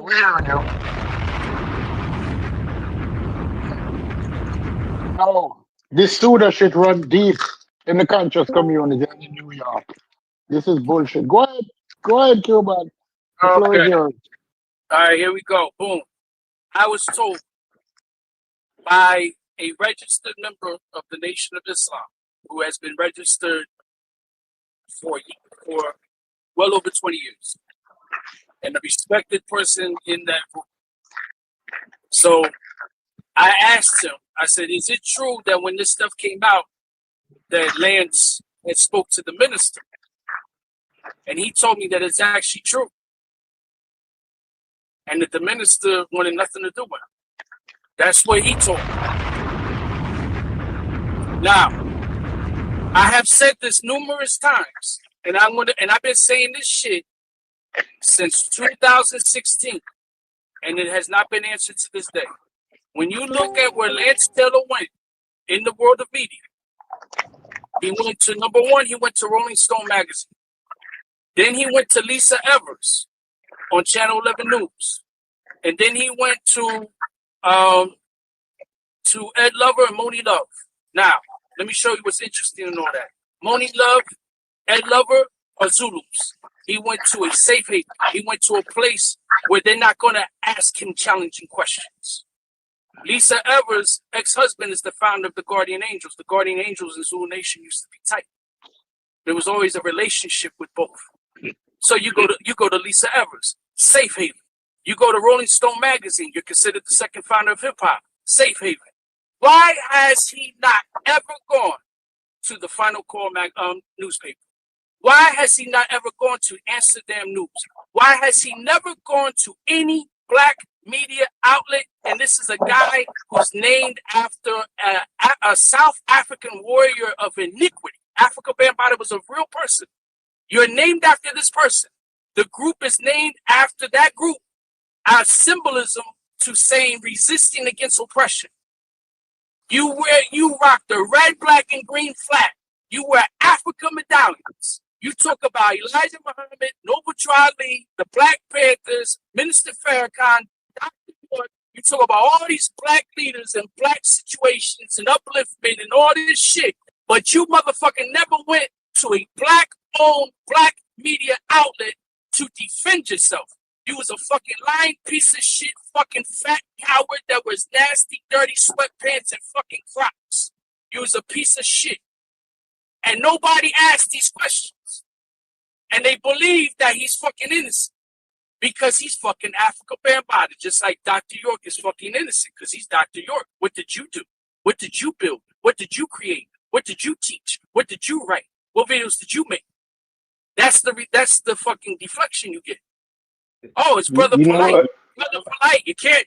Well, he's the young phenom. He's so intelligent. Listen to how he talks. You're just jealous because none of your women looks like his women, and he drives a Bugatti, and he lives in Miami, and he lives in Hollywood, and he lives here, and you're just jealous. Deflection. It's always deflection on these motherfuckers. Right. There cannot be no deflection. You cannot be swayed by personality. You cannot be swayed by words. Right. Because if you really look into what the fuck these people talk about, right? It's laid out, man. That's why I mentioned Polite earlier when Reggie mentioned Polite. I hope he comes in here. Because the last time I recall, I was the only person out there in Harlem that was going at Polite. And nobody else was. And I'm told to stand, like, just don't, because you're gonna, what, for what? You believe that women can bear children without a man? You believe he went on a spaceship and came down and learned 9 languages from an alien? You believe in the shit that he's scamming people out of his money for? You believe the shit that he actually fucking says? Like, have you ever read or listened to Dr. York? All he did was regurgitate Dr. York, and he added economics. That's what he added that York never taught was economics. He put economics in the equation, and then he called it New N-U Covenant. Just like New Wapian, N-U Wapian. And all he did was create a Nuwapian sect. And I was saying that for the longest, but I'm the crazy spick, and I'm jealous, and I'm an agent, and I'm a reptilian, and I don't know what the fuck I'm talking about. Lo and behold, look where the fuck we are right now with all these fucking people. And look. So that's why I get annoyed with shit I get annoyed about. And that's why I get annoyed when I hear people talk about certain retarded fucking concepts and ideologies. That's like, yo, did you know where the fuck you got them from? Like, the people talk about who's the founder of the conscious community. Look at a Madame Blavatsky. Look at a Aleister Crowley. Look at what they taught and see how people down the line, like a Drew Ali and a Dr. York and other people, implemented and took some of those esoteric concepts and brought them into the ideology of what they define as a religion that they twisted and molded into their own thing. Like the shit is the shit's fucking laid out, bro. Like it's laid out for everybody to look at and be like, yo, this is fuckery. Well, Cuban, you gotta recognize when people come off mute and like that's literally what I'm doing right now, bro. Like I appreciate what you're saying right now. I know a lot about what you're saying if nobody else does, and Cuban he's talking that shit. So, bro, like it's not that nobody doesn't appreciate you. It's just that when you tell your story amongst the certain people, like right on, bro. Because I know about. Man, Cuban real. Man, let me shut up. Okay, so I just came back on. This nigga is crazy. So I've been. Go ahead, Reggie. Okay, so I'm just coming back on. I'm just coming back on because somebody said that I was capping about. Yeah, C-Dot said you was capping, brother. Okay, okay, so C-Dot is I don't know too much about my brother C-Dot. Is he from the Bronx? I don't know. He's in here though. He's talking. Yeah, I don't know if they figured it out too, Reggie. Before you go off, I don't know if they came to some kind of understanding. But he started it off by saying You was capping because my question was, about what? and C dot, you can speak to it, but my question was, if the I remember the story about the van, I remember about the cookies on the bed, and this is 70s, But I 80s, I'm never assuming. said that. Hold I on, never said. Reggie, hold Yeah, on, real quick. because I Go heard ahead, all of that. clear it up. Go ahead, clear it up. Go ahead. Yeah. So look, right? When I do metaphor of cookies on the bed, that means if you take it from somebody, they're gonna ask you. I never said that. I never implied directly about some cookies on the bed with Bam. What I said was generally, if you take it from somebody, at some point they're gonna ask, right? So they're gonna ask for I don't what understand what that means. I don't understand what that means. No, I just don't. I mean, I don't know. I get. I don't get how you're saying that in a BAM conversation and not talking about BAM is what I'm saying. Yeah, And like a 15-year-old supposed to know jail rules. I'm talking. If you generally, if you know what I mean, Reggie? No, I don't know what you mean. I mean, like we was having a larger conversation, right? And Sheffrey? Yeah. That's Chef. Oh, That's Chef. Yeah, okay, so I understand that concept, right? But we're saying a 15, 16-year-old might don't understand those penitentiary concepts. Yeah. So because my position was that in most communities, 16-year-olds have responsibility. And in most situations that they get themselves into, from I always thought that 16-year-olds are definitely ain't just some innocent children who don't bear responsibility in the situations they get themselves into. So that went off into, because I didn't hear your story about him being actually 15 and African Bambaataa was picking him up, and the dude might be a little bit like have might be a little slow. Mental. I never You know what I'm saying? I didn't say anything about that being about Ron having any mental problems at that No, time. they're not saying you said that. He's not saying that you said. No, that's what was implied. That's what we afterwards That's we why- read a I'm couple coming back excerpts. on, 'cause see, some of this talk can get people slashed and stabbed and killed, right? Who? Don't have a conversation then, Reggie. I live in these neighborhoods, Right, right? then you don't got to talk about it. I don't want to put you in that kind of situation. Right. But see, when people are going, and then I hear stuff that I did not say, and I largely said there was bigger problems in the Bronx than Bam. Bam was just somebody that you know of, right? There's so many more that you don't know of, right? And there's some people that you will never talk about, like Preacher and them. You will never talk about. Hey, Reggie. The black hand. But hey, Reggie, what year was this? That you're talking about. You had the encounters with the brother Ron, and knowing that he was hanging out with Bambatta. What year was this around? This could have been when I was maybe 10th, 11th grade.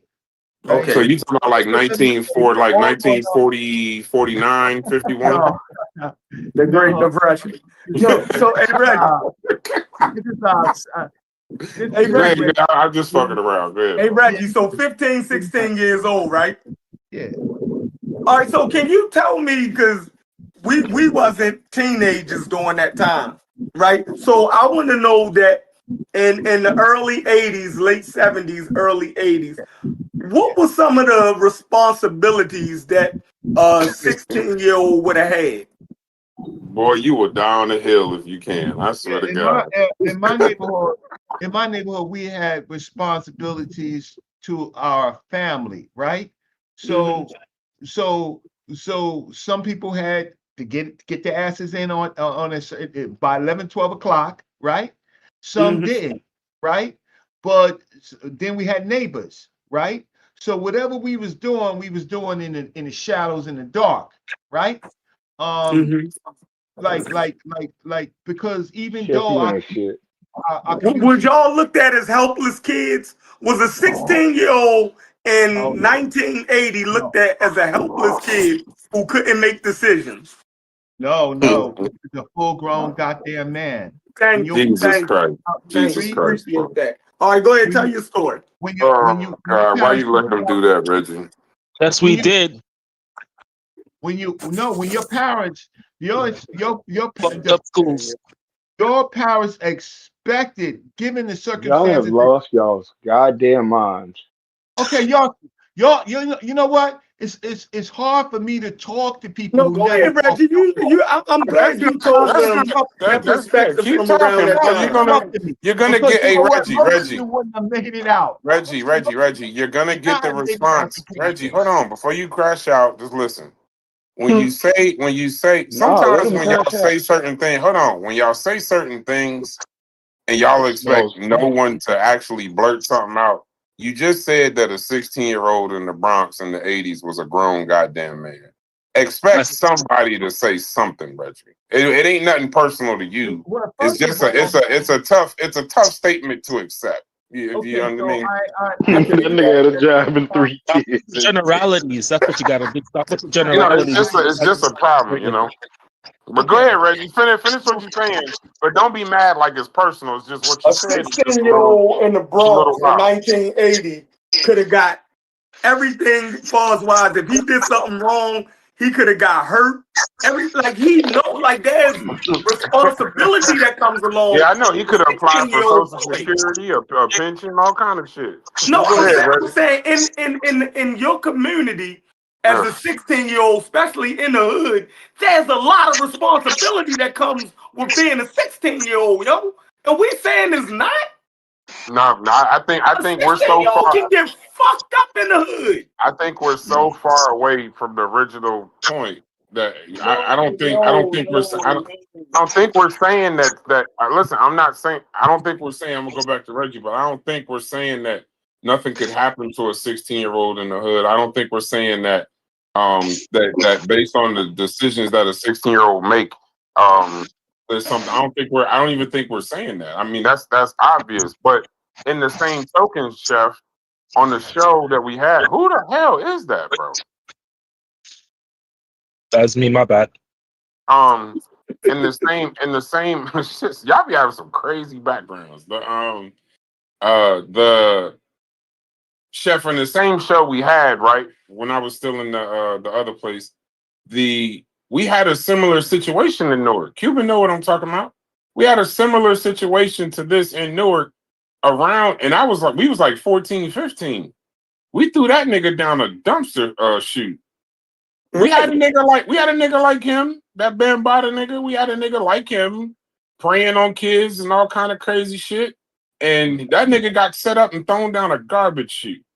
So in the same token of like that wasn't a responsible thing to do. We should have called the police, or we should have done something. But we enacted that community that Reggie know about, Castle Hill, Brick City. In those projects, there's a communal kind of I don't know the word to use, a communal kind of like that in the Bronx. a communal kind of no, I'm just saying Communal weirdness. like a communal kind of justice, right? Where it's like we'll solve Communal it, weirdness. we'll take care of that. I'm just saying in that particular case, everything y'all saying about the young man is true. But if Bambaataa sent a cab for that young man at 15 when he was cutting school, and then he goes in and he takes him to his house and this, that, and the other. It's a classic predatory. What's the name? It's classic. That's a classic predatory story. Matter of fact, you know what I watched the other day because of you old ass niggas in here? You remember y'all was talking about Different Strokes, right? So I started YouTubing Different Strokes. There's an episode. That shit traumatizing with Dudley and Arnold.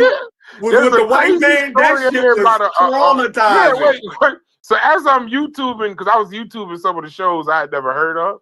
So my brother was like, YouTube. I still can't Arnold. watch that episode. My brother said YouTube Arnold, a bike store or some shit like that. Oh my God.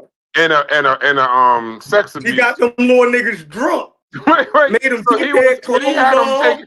And what's the friend's name? Dudley. So he had in a and now I'm listening to what we talk about. Yeah. And it was crazy. It was just kind of crazy. But go ahead, Reggie. You go ahead. And just so we're clear, the person that said you was capping is in here. You just on mute. So I don't know if he came to like an understanding. I don't think y'all got the same argument. I think him and Cuban kind of made it clear before you got in here. I don't know if he still thinks you capping per se. That's all I'm gonna say. All right. And later on. He explained everything. The difference is, listen. That's him right there, Reggie. C. Dot. He was just talking to you. That's him. In my community, people do know me, right? I'm a real person, real live person, right? And so when I have to be very cautious, though you think I'm not being cautious, I am very cautious about what I say, right? Mm-hmm. You may not think I am. What I've always said, this is worse problems in these communities than BAM.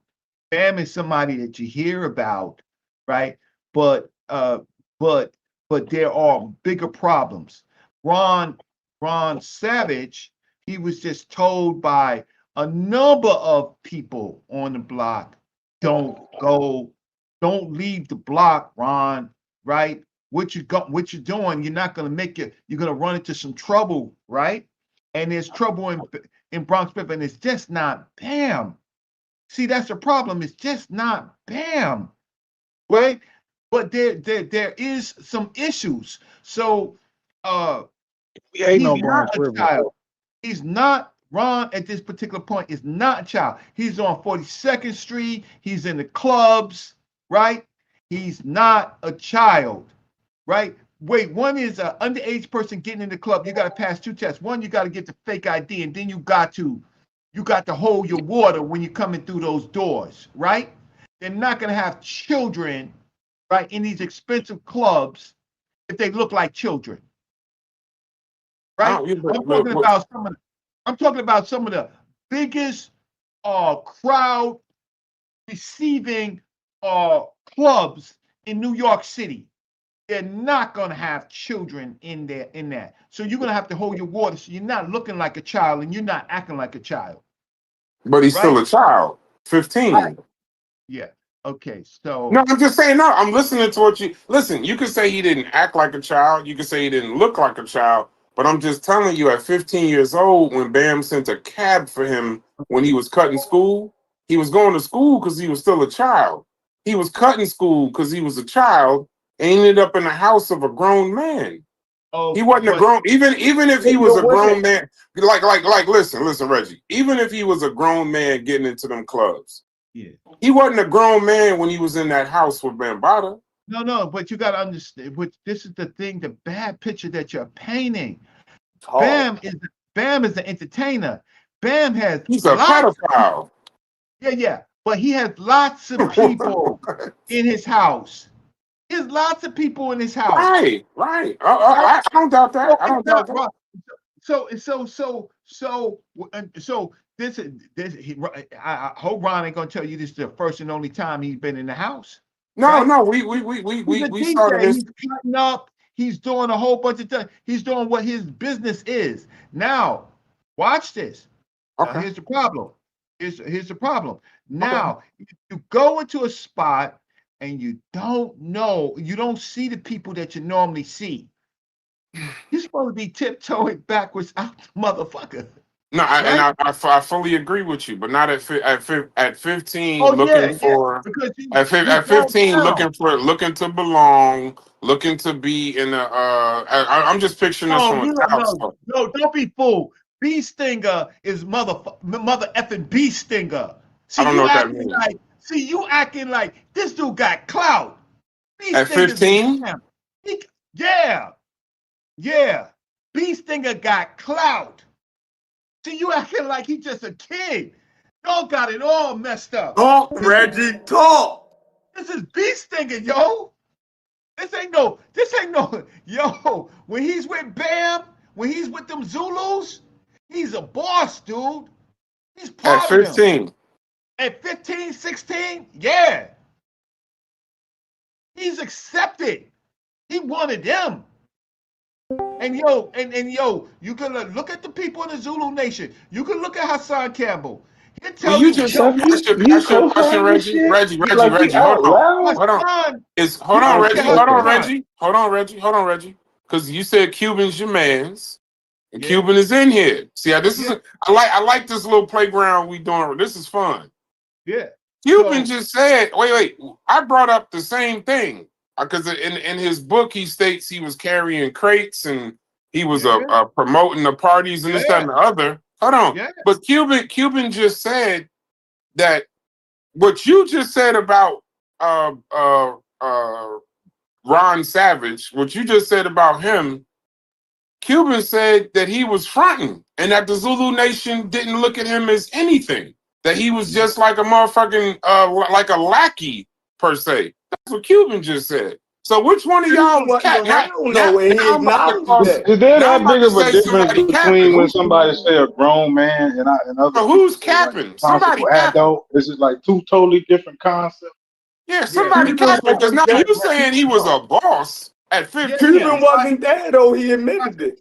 Grown man talk y'all got it all messed up. No, it ain't us, Reggie. Even if we got it all messed up, at least we're trying to figure it out. Cuban told us he wasn't shit in the Zulu Nation from people when he was in the Zulu Nation that was there during that time that Ron Savage was in there.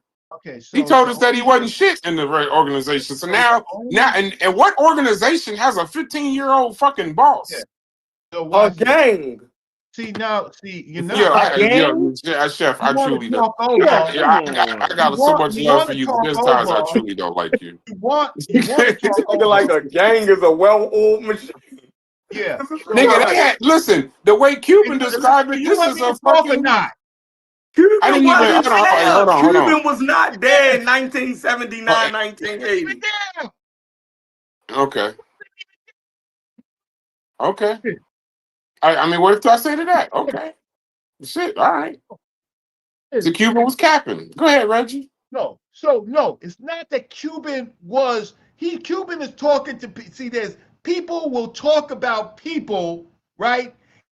Later, right? No, did they respect him in there? They have their own internal ranks. In the Zulu Nation, you better know how to fight, right? There was no punks there.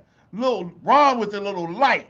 However, outside of their internal pecking order, right? When he came back to my block, right? He was a motherfucking beast stinger, right? When he came out, now what they did inside and what they said about him, that's another story. Because there's pecking orders within groups, right? But when he came back to our block, that's another story. We knew he was protected, right? We knew he was protected. We knew he had Bronx River stats. We knew that if we went to the wrong place and had problems with somebody like the Zulu Nation, we get stomped out. Now, so what Malik is saying, I'm not going to cross him. It's just that I lived during that time period. I knew these people. Okay. So I got to put some respect on Beast Finger, right? Because he was part of that group. He was being protected. He was their people. Now, internally on my block, you're going to have a couple of people that say something about me. What's the old boy shit? I don't know, bro. Don't get distracted, bro. Don't get distracted. Bro. A lot of people in here know you. They know you're easily ready to go the fuck off. Just don't get distracted. No, I just think that I gotta ask you. I want to ask you about your Bronx River experience, bro. You know what I'm saying, Reggie? You know what I'm saying? I want to ask you a little bit. That's the person that said you was capping right there. There you go. Yeah. But the reason I said I felt like what you were saying was capping is because obviously you actually reiterated and cleared it up a little. Because I thought that I heard you say earlier that talking about Bronx River and everything and how everybody already knew. So that's what the thing was. It was like everybody already knew about Bam and we had to. So that's the reason why. Third. And I was like, hold on. What part of Go you? ahead. So one, you asked me a legitimate question. I respond. What is my history around Bronx River? Right? None. I stayed in my own projects, Monroe projects, Sackworms, right? I stayed there. Bronx River for me, that was a no travel zone. Monroe High School, no travel zone over there, right? Why? Right. If we had some problems, we meet each other in Parkchester, right? But you don't go to their projects and get stomped out. You don't do that. That That's was real. the army. So that was a no travel zone. But did I go to what's the authors round table? Yeah, I've been there. Right? That's their coke spot, right? Like in Soundview, there is Cozy Corner, right? So did I go to those spots? Yeah, just a cab ride and a cab ride there and a cab ride back. But I did not. I can take the word for it, especially talking about you couldn't go to Bronx River because most people couldn't go to. I couldn't go to Bronx. Like I got checked as soon as I stepped through the gate. It was already niggas at me like, "Yo, who is you? Who coming to? Y'all make What New building you York going sound to?" like a place not to go to, bro. No, that's what I'm saying. I don't want to get it twisted because like it's so much like it don't sound like a safe place. it's close knit. That's what it is. It's close knit. So if they see somebody over there that they ain't used to or not familiar with, then automatically they gonna see what you over there. A lot of come on to get off. Campbell. When I say little dude, in those days he was young. He a soldier. He'll run right up onto you, man. Say, yo, who you? Yo, who sent you? Right? And then and it be the littlest dudes, right? Who are soldiers. So look at Hassan Campbell, bonafide soldier, Bronx River. Right? Any age, 14, 15, 16, he's a shooter. Right? So bonafide cat having problems with other big dudes in other projects. And I mean big dudes, I mean killers. So he had problems with people in Bronx River. Like Hassan wasn't no. I mean, like I said, I don't like Hassan personally. Didn't he get molested too? Yeah, he did. So why all these big ass gangster bosses, all these big shooters and killers and all this, that, and the other, how they all end up molested by Bambatta with all this gangster shit? Because their prefrontal cortex wasn't developed, bro. No. Oh my God. Well, Bambatta groomed Hassan. He didn't just. You got to keep in mind that there was a black book, and in the black book, he That's took what I'm pictures. noticing. Nah, you Cuban, you was capping, bro. There's a lot of undeveloped prefrontal cortex. Cuban, you was capping. You said I'm glad you Baltimore. I listen. You Baltimore dudes. Yeah, I got to give you all some respect, right? I got to give you some respect, B-More, right? Right. Y'all got great carrot cakes. That's it. But the soldiers that came from New York to B-More in them early days, they were our soldiers, right? And they ran all through B-More. B-More changed now. Did they die? Did they die? Eventually, did they die? Niggas said they ran all through you, niggas. Right. Only stories you hear about New York niggas here is getting their motherfucking wigs twisted. It sound like New Yorkers grabbing crab cakes and sunning you Baltimore niggas. No, and they was grabbing crab cakes and getting their asses back up 95. Them niggas was eating crab cakes, laughing at you niggas all the way down 95. Grabbing crab cakes and kids. That's niggas that get some pit beef with a Yankee fans and laugh at you niggas going down the highway. Listen, we can't do nothing with a bunch of hyper-violent pedophiles. Like that's a little bit too much. Hey, Chef, a bunch of thug pedophiles. That shit is weird. Thug pedophiles. What the fuck? I'm trying to figure out when Bam was fucking with these niggas. Those niggas different.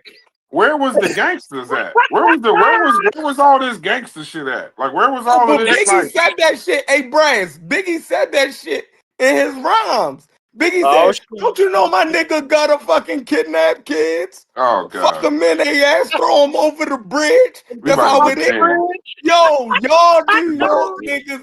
Hey, I hate to say it, I'm from Ohio, man. Fuck all that. I said earlier. I just gave up all East Coast Hey, credibility. you know what, nigga? I'm You from the know what, Midwest. nigga gonna kidnap kids, fuck them in their ass, throw them over the bridge. Yo, y'all New York niggas, wow, that's It was a crazy. little, it was a little wild. It was a little wild. It was a little wild. Brass, I said earlier, I gave 3 reasons why things like this happen, but I give you 4, and the 4th reason is also the black book. Yeah, but you was capping. About what? You said, and Reggie's here now. You said that Stinger B, whatever the fuck his name is, that nigga, he was not even like, I told you, I said he had some kind of stain. He was working with the Zulu Nation, this, that, and the other. You said the people in the Zulu Nation that you knew said that nigga was capping, that he wasn't really doing all the shit he said he was doing, and that this, that, and the other. Reggie came in this motherfucker and said now that even at 15 years old, that nigga was a boss in the goddamn organization. So which one of y'all is telling? Which one of y'all is telling the truth? That's what I want to know. So this is what my question would be to Reggie. What chapter? What do you mean? What chapter was he? It's in the 80s. There was chapters back in those days. You had chapter 3, chapter 13. You had chapter 1. There was chapter 2. It was an organized pedophile. Cuban, don't fall for what they think. What I said internally is however they felt. Right? Here go Brass. What I do? Wait, what did I just do? Hey, watch this. Don't fall for a Cuban. Internally, right? They have their own structure. Externally, when he stepped out the Zulu Nation and went to other places, he was a Zulu. He had protection, right? From the top. Now, I mean, I guess, but he was affiliated. I wouldn't say he was in a. He was a boss. No, he used the words that B Stinger, that's his name. That B Stinger was a boss. Those was his exact words. And you said he was a lackey. Y'all so far on the side. Y'all so far on different spectrums. It don't make sense. Y'all saying this, it's so far on different spectrums. Somebody got to be incorrect. So who's incorrect? That's all I want to know. I think that he was used, and he was like, yeah, you Zulu, yeah. But he wasn't officially a Zulu. Like this, he was a boss. Cuban, what are you talking about? A boss of what? Easy. He was a boss in Zulu Nation. That's what Reggie just said. We didn't know. Look, watch this. External. Watch this. External. When people are external, when they come from an internal organization, external, right? We knew that when he came on the block, he had BAM's support, right? Yeah, because he was. Now, internally, he may have been all that you said, and I don't doubt that because he was always light. He was always small, right? He wasn't the monsters that I knew in the Zulu Nation, right? Right? Monk and all of them, right? Daryl, all of them, right? He wasn't that. Reggie's saying that he was a boss in his hood. See, Bronx River is a boss maker. So when he came back from Bronx River, going to Reggie hood, Reggie was like, all the folks over there was like, damn, bro, boss, because he kicking it with the Zulus. I get what he's saying. So when he would pop up on places, they were like, okay, he's Zulu. Like they viewed him as Zulu, though he wasn't Zulu. Though he was tight with certain people. And he was given like a respect. Like I know people like that. I understand. But now that y'all got your story together, explain to me how just like I tell him right to their face. I tell them right to their face. Now that y'all got your story together. Okay, the story's together now. Please explain to me how this boss, all these bosses and shooters and killers, was still ending up having sex with a man. Yes, it's because one is different reasons. They were victims themselves, and this is something they did. Then you have people that were enablers that knew about it, and Belly Mel's one of them. He said it on flight. Everybody knew. But this is the same guy we see all the time, shaking hands and smiling with Bam, but wasn't telling us nothing. All these dudes that are looked at as pioneers from the group, they're scumbags. Because they all fucking knew. So you have the enablers, you have the people that partook in it, and then you had the people that partook in it because they were scared, they were forced, they didn't have the balls, they didn't have the courage to stand up, to fight back, to resist, right? Brother T did. Brother T talked about that publicly. He was on the bed in Bam's room, they were watching TV, and fucking Bam is jerking off, and he attacked Bam and whooped Bam's ass, and a man had to pull him off of fucking Bam. So you got people that did fuck Bam up. Don't think that didn't happen. But you have that, and then you got the black book. He's taking pictures of the person, and their dick is in the picture, and I'm not even driving. I'm not even driving through the Bronx no more. I'm skipping the Bronx. I'm telling my GPS tomorrow morning. Don't ever take me through the Bronx.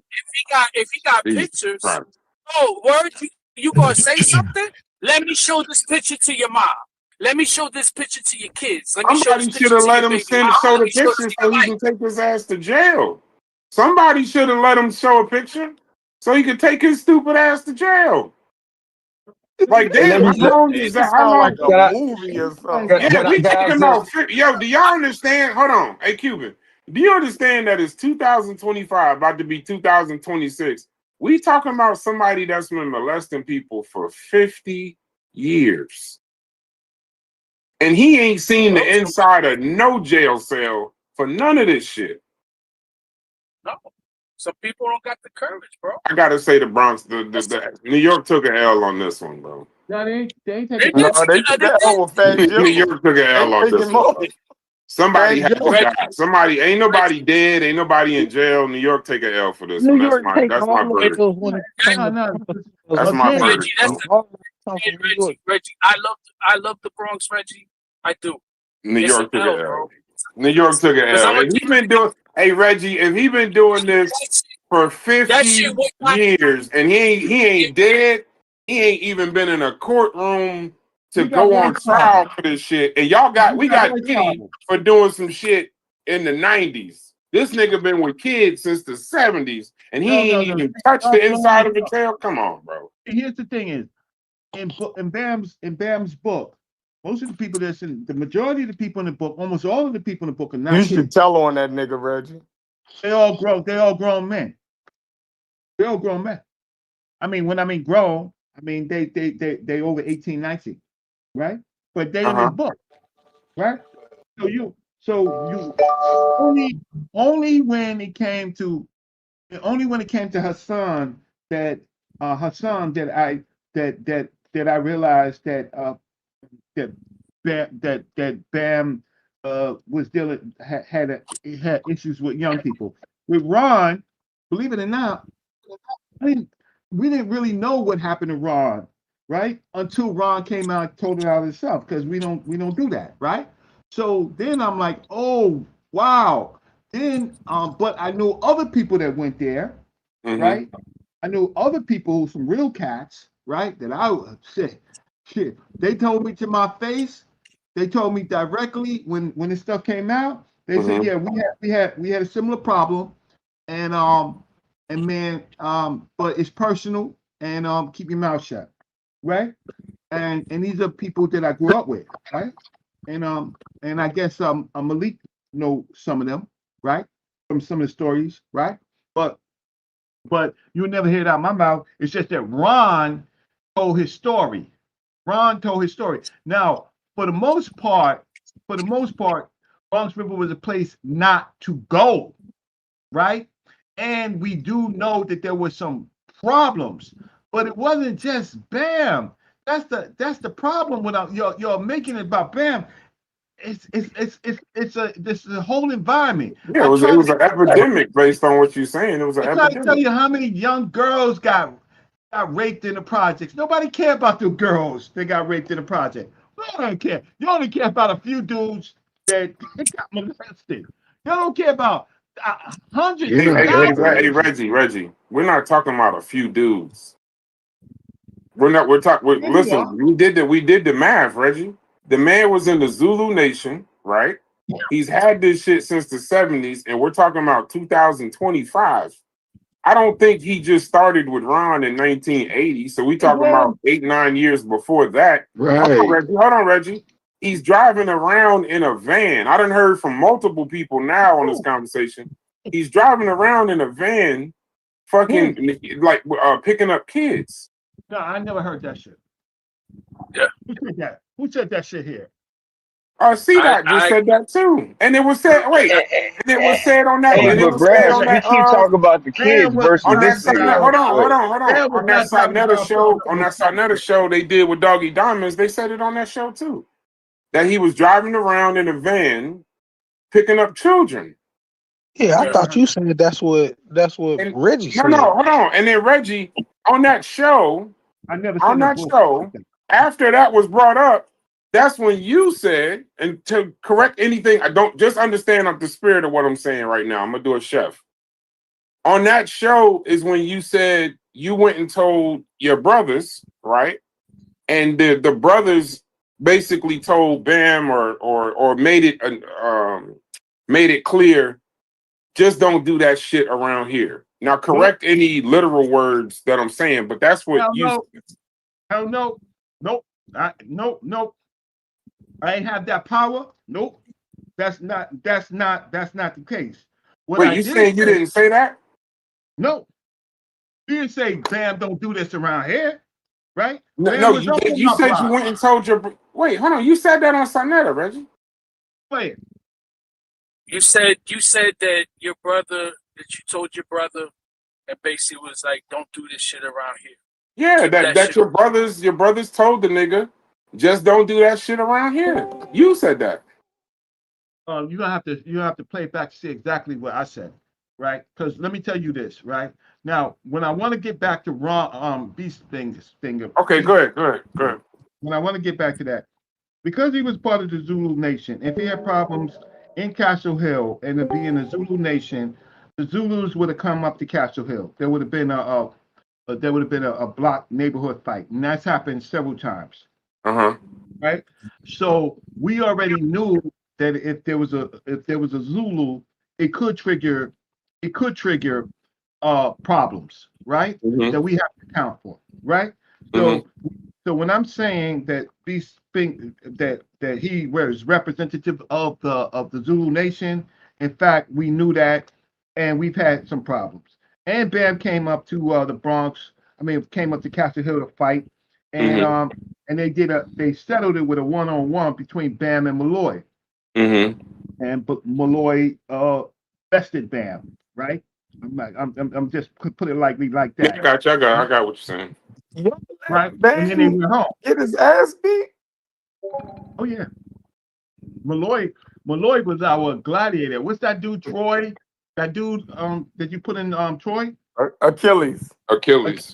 Oh, Malloy, he would go to any project and he would settle, like there would be like everybody's gonna fight, but then it turned out to be okay, your best against our best. And Malloy was our champion. He fought in Bronx Dale, he fought in Bronx River, he fought in Castle Hill. And Malloy, me and Malloy, we were good friends. We dated two sisters. Me and Malloy, we dated two sisters. Right? You sound like you was lucky to make it out, brother. You was lucky to make it out. Gang wars. Yeah, you was lucky. You might have been lucky to make it out of there, brother. Yeah, You watched Bambatta take his first L. But this is the thing. This is the thing about Reggie, and like I'm just saying that this is a fact about Reggie is that people, geek on Reggie, but Reggie's family and who Reggie was affiliated with, you know what I'm saying? It wouldn't be wise to put your hands on Reggie. Just wouldn't. I was just, but first of all, in the early days, I settled it myself, right? In the early days, I settled myself. It wasn't a problem. I'm a different type of person. I'm amazed at myself. I'm a different person. I wasn't passive. I fought everybody on the block. You had to fight. So that's the other thing is, when did Ron ever say he fought somebody on our block? He didn't have to fight. I fought everybody. Right? Everybody on my block, right? Of the age group, because that's what we did. We fought. We find stupid reasons to fight. Throw up your hands. You eating a chopped cheese, Reggie? No. Why you ain't never fight Sayonara? I knew you was about to say something stupid, bro. Good boy. Good boy. Ain't no reason. No reason. Chef is a fucking mess. We're grown people. I'm trying to find that video. Hey, Cuban, remember that video? What was the video about? What was that the time you got that dude that he got shot or some shit? Didn't he get shot? He got stabbed. No. I'm talking about when he was doing that stupid ass video, and he got shot. And they did a video on House of Consciousness. I'm trying to. It was Doggy Diamonds. There's another guy, man. I forget who this guy is. Like, he's not somebody who goes on there. I think he has like a channel. I forget who it is. But it was a few people. Reggie was on there because I believe. Because that's where I heard the cookies on the bed. That conversation, Reggie. When you said, that's where I heard that shit from. Doggy Diamonds got pissed at Reggie on that live. Right, when they was yelling at each other. Y'all remember the conversation? But I don't want to misquote him, but that's when that whole cookie shit, that was something Reggie said on that show. Maybe I don't understand what he meant by it, but that's that show. Yeah, but, like how you framed the cookie analogy, Reggie. It came off like, well, put your hands in the cookie jar, so you get what you get. Like that's how. Like it was just that's like, oh, metaphor. well, You take it. But it was very. It didn't seem like you was making a metaphorical conversation. It made the way you were saying it. It made it seem like you were saying that's like he was doing it. Like he was doing that. Like if like Bam would put cookies on the bed and shit. And then like a motherfucker would take the cookies and what do you think? What do you think is supposed to happen? But no, I get what you're saying now. Bam is a businessman and consensual person. He paid. He was a pedophile. He was paying a jail metaphor. No, I mean, maybe he's all the things you said. As long as you finish with, he was also a pedophile. Here's the thing: is Hassan made the case and Ron made the case. Outside of that, I didn't know about Ron. I didn't know about Hassan growing up. He just one of the soldiers. I didn't know about him. He was younger than me. But if he said that and he makes the case, then okay, fine. And Ron Savage. But I can't say directly, right? Besides him, I didn't know anything else. No, I got you. I know most of the people is consensual. Hassan is somebody. But if they kids, it's not consensual. That's still the same. Now we going back to that point. I don't know. Well, maybe there's Reggie. Just look. I get it. When you grow up there, or you grow up someplace like North Jersey, right, or Philly. Please don't bring up North Jersey. You grow up very fast. You're confronted with the realities of life, and you see a lot of shit that you should not be seeing and probably never see in your life. So it changes the mentality of a child. And they grow up faster. However, they're a child. And there's no justification that at 14, 15, 16, 17 years old, a grown man is having sex with them. Even if the child says, you know what? Yeah, I want to do that. It don't make it right. It's like if a 15, 14-year-old goes and says to the guy selling crack, and the crack, yeah, I'll sell you the crack. Okay, I want to smoke crack. It's just amazing. Because he wanted to do it, don't mean you do it. It's not right. 60% of black men in the Bronx who are sexually active call them pedophiles because the majority of the people that I knew, they dated women all ranges, right? If you could get an older chick and sugar lake, or you bad, but primarily it was always younger girls. It was always younger girls. Like you in the 9th grade, 10th grade, right? Right. It was almost always younger girls. And then the funny thing is the younger girls was getting paid. Right. So look, that's why I'm just trying to say, I'm trying to be real about this, right? That in like let's say 80 to 86.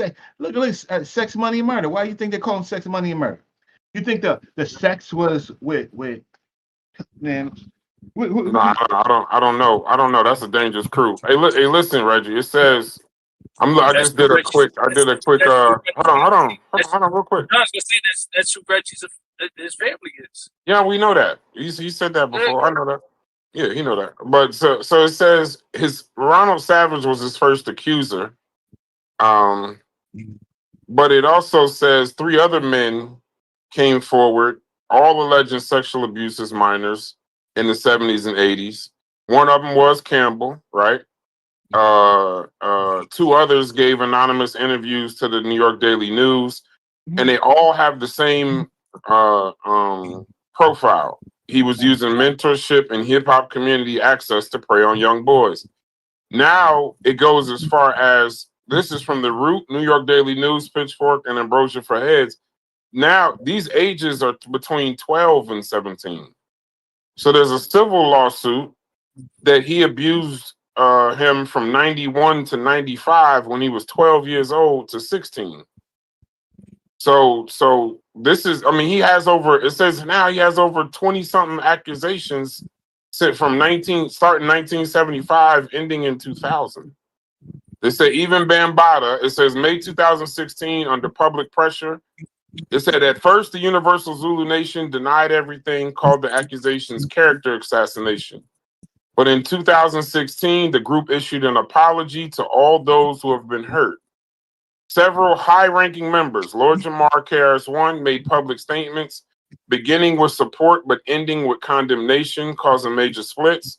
And eventually he was quietly removed from leadership, and he remained associated informally for a while. And they're trying to get a case now. They're working on a case now. Who stepped down from membership? It doesn't. It says in 2019 he was quietly removed from leadership, and he has remained associated. He has remained associated informally for a while. Yeah, they're talking about Lance Taylor. That's not true. He is still the head. Like that video where you see them sitting down on the couch and shit, and officially, right? Nah, he owns the logo. You can trace his information back to taxes and all this. He owns the logo. He owns the name, right? So even if he's not visible, he's there. You understand? Like they have hierarchy. You have Supreme World Council, and that has to run through Bambatta. You have World Council, that has to run through Supreme World Council, which then has to run through Bambatta. Like he's not some obsolete dude. And if you go on their website, you can clearly see that they've updated their website. He's still on the website. It's still the nonsense they talk about on the website. So no, he didn't go nowhere. That's Cuban. Can I ask you a question? Yes, sir. For $24.95. Does Bambatta, does he have a lot of money? According to his net worth, when you look it up, he's at $6 million. Right now, I don't know what he has. Those are never correct. I'll tell you this much: he got money. Right now, is he Jay-Z money? Is he not? Is he like no? Okay, but he got money, and I know somebody that is a victim. And this person, after I left, and I've seen him personally have Bambatta's debit card, and I've seen Bambatta give it to him and other people. And this person was stealing. He was using it, but then also taking money. So you got a lot going on, Cuban. He admitted to me some shit and to somebody else that is true. He was like, yeah, he's like, I took 60,000. And but they cool. They cool. Did he still live in the hood, in the project? Why are y'all so fixated? I can't understand. No, it's just that was just so we're not fixated on that. That was they're cleaning up something from a previous conversation. Also, we could definitely move on. Listen, they're trying to sort something. The Bronx has some serious problems, right? But we don't know. But and also, Reggie, we don't know these. We don't. Yeah, but we don't know all these people. I would dare y'all to talk about Preacher Crew like y'all talk about. You talking about the black? You talking about the Black Hand? Yeah, the Black Hand. I would love for y'all to talk about them and I bet you get quiet too. Well, I don't know anything about them, but I Yeah, wouldn't be. yeah, I wouldn't yeah. be concerned. I wouldn't be concerned about. Hold on, just so we clear. A bunch of old I ass wouldn't. I wouldn't pedophiles. be. Yeah, I wouldn't be concerned. Like I know you would be concerned. I'm not doubting Senior what you would citizen be. ass But pedophiles. yeah, but me from where I am, I wouldn't give a damn. The nigga was on BET talking about bank robberies and shit. So if he's upset with me, tell him to get off TV talking about the black hand and what the fuck they was doing. Yeah, what I would say is, see, you know what? How can I say? But Reggie, let me ask you something. And this is my issue within the conscious community when it comes on this subject. I'm not in the conscious community, but go ahead. Reggie, you're definitely in the conscious. You house of consciousness. Oh, shit. You're not in the conscious community. You in the conscious house. I have to say this.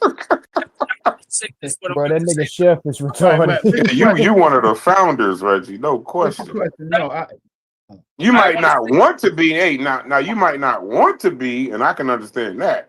But for you to try to tell us that you ain't in the conscious community, I don't even think you believe the words coming out your own mouth right now. Reggie, Ain't no way. Reggie, you own the land, Reggie. Like you got the land deed. You got the land deed. Brother, you passed out membership cards to the conscious community based off what I know. Right. Niggas gotta You go can't through even you. get in the conscious community without Niggas gotta talking to go Reggie through you to first. get through the conscious community. You the gatekeeper.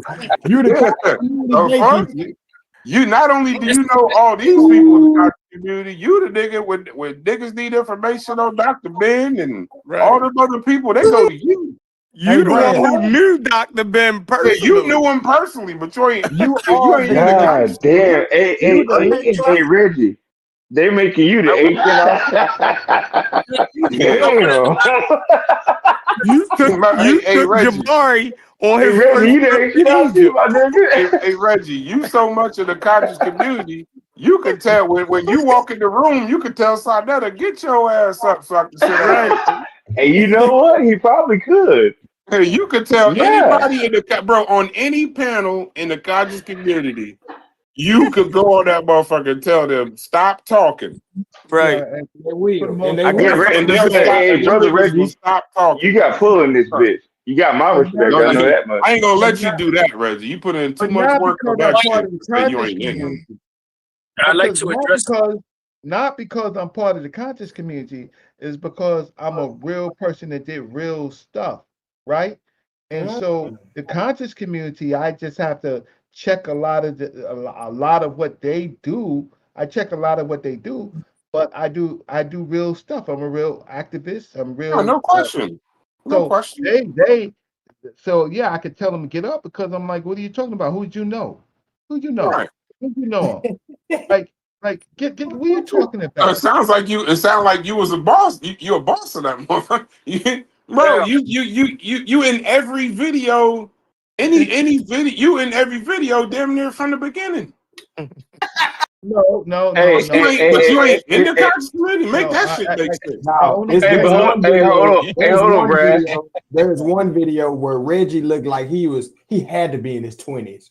It was an old video. I promise with the suit? Reggie with the was suit? looking nice, boy. Nah, Reggie like Morgan Freeman. Reggie on 125th. When Reggie was 16, he looked exactly how he look right now.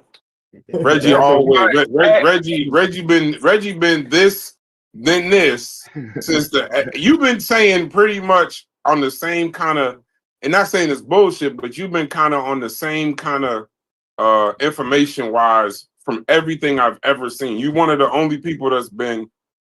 Well, there's been some people that's been consistently ignorant, but you are at least one of the people that's been consistent as far as your spiel per se or your stance. So I give you that much credit. I definitely will.